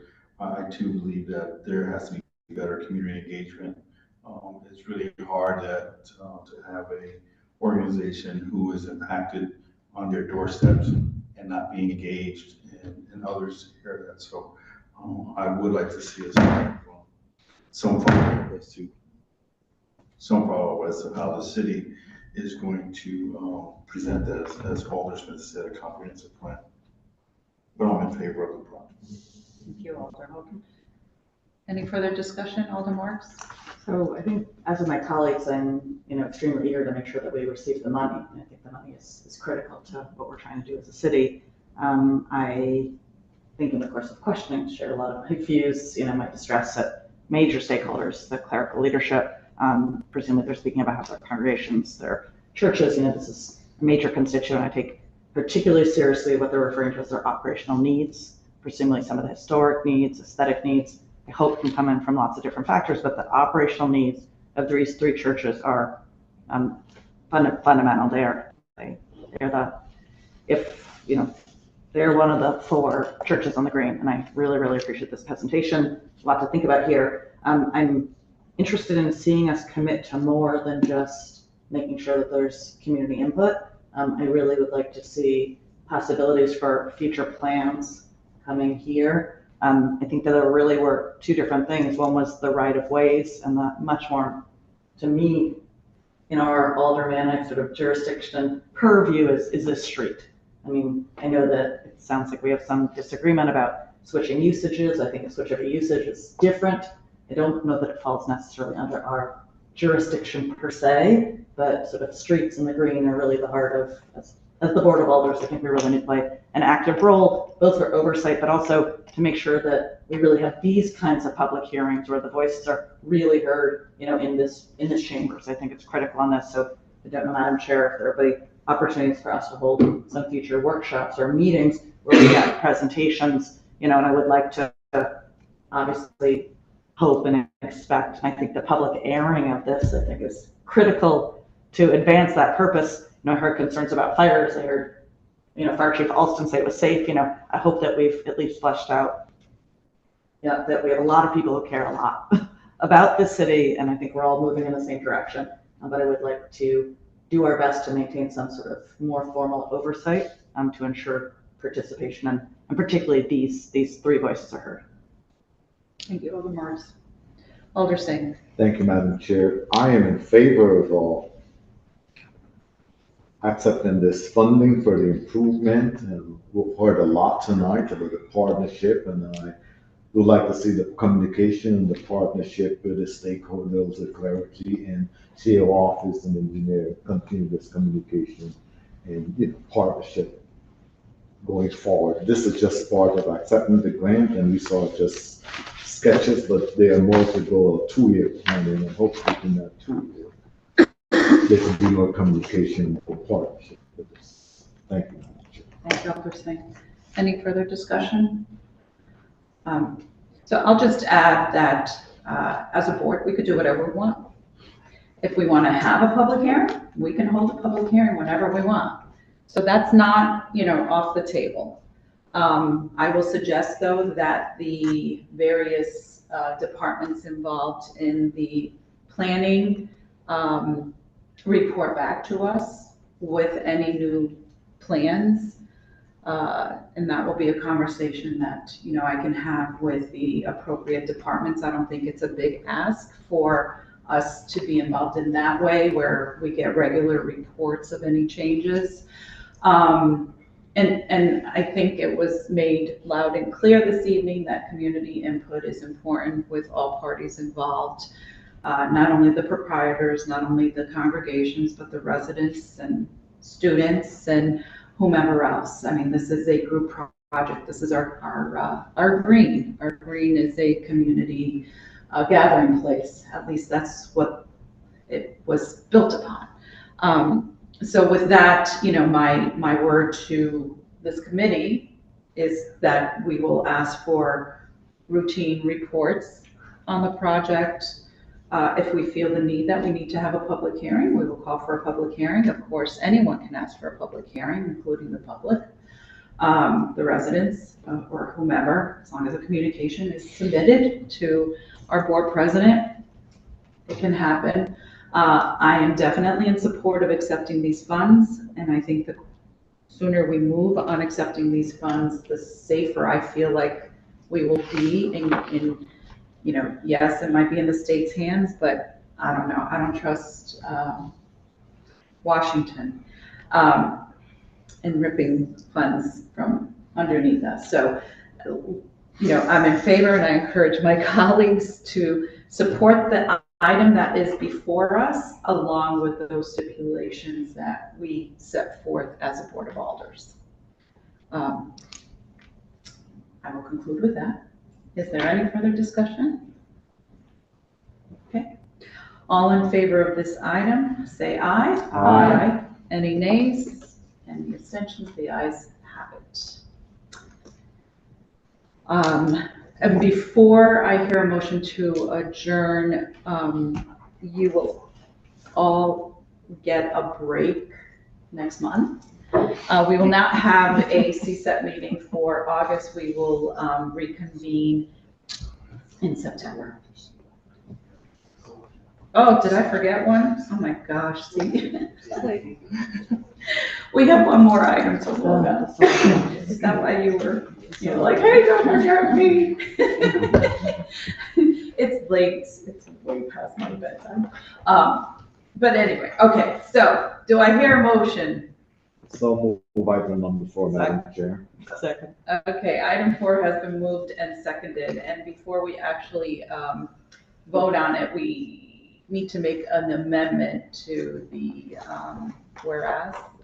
I can just treat that as, I'll work with Steve and I can treat that. Okay, so we'll just treat it as a scribbler's error to change it from 100,000 to 120 and to add the golf course. Okay, the item has been moved and seconded. Any discussion on item number 4? Chair. I commend Director Winter for his innovation and going green in these things and cutting on fossil fuel and generating energy. So I'm a yes in this. Thank you, Dr. Singh. Any further? No. You're good? Okay. I think we asked the appropriate questions. Of course, I always try to get something out of the deal and in the hopes that we could electrify our spaces, particularly our schools. But, we'll take it one step at a time, and I encourage my colleagues to support this item. So any further discussion before okay, all in favor of this item, say aye. Aye. Any nays, any abstentions? The ayes have it. Item carries. So again, no August meeting. We will reconvene in September. So enjoy the little bit of time off. I appreciate your patience and for being here this late this evening. We tackled some very important topics, I think, tonight, and have made some progress in moving our city forward in a positive light. Motion to adjourn. Second. Motion to adjourn has been made and seconded. All in favor of adjournment, say aye. Aye. Any nays? We are adjourned. Thank you. I do not want to leave without offering my personal thanks to each and every one. Thank you for coming in here, and thank you for your patience and your input. So I don't know if you knew this, but the field house is separate from the high school. And it is always lit up, and it's like 90 days. drives me crazy.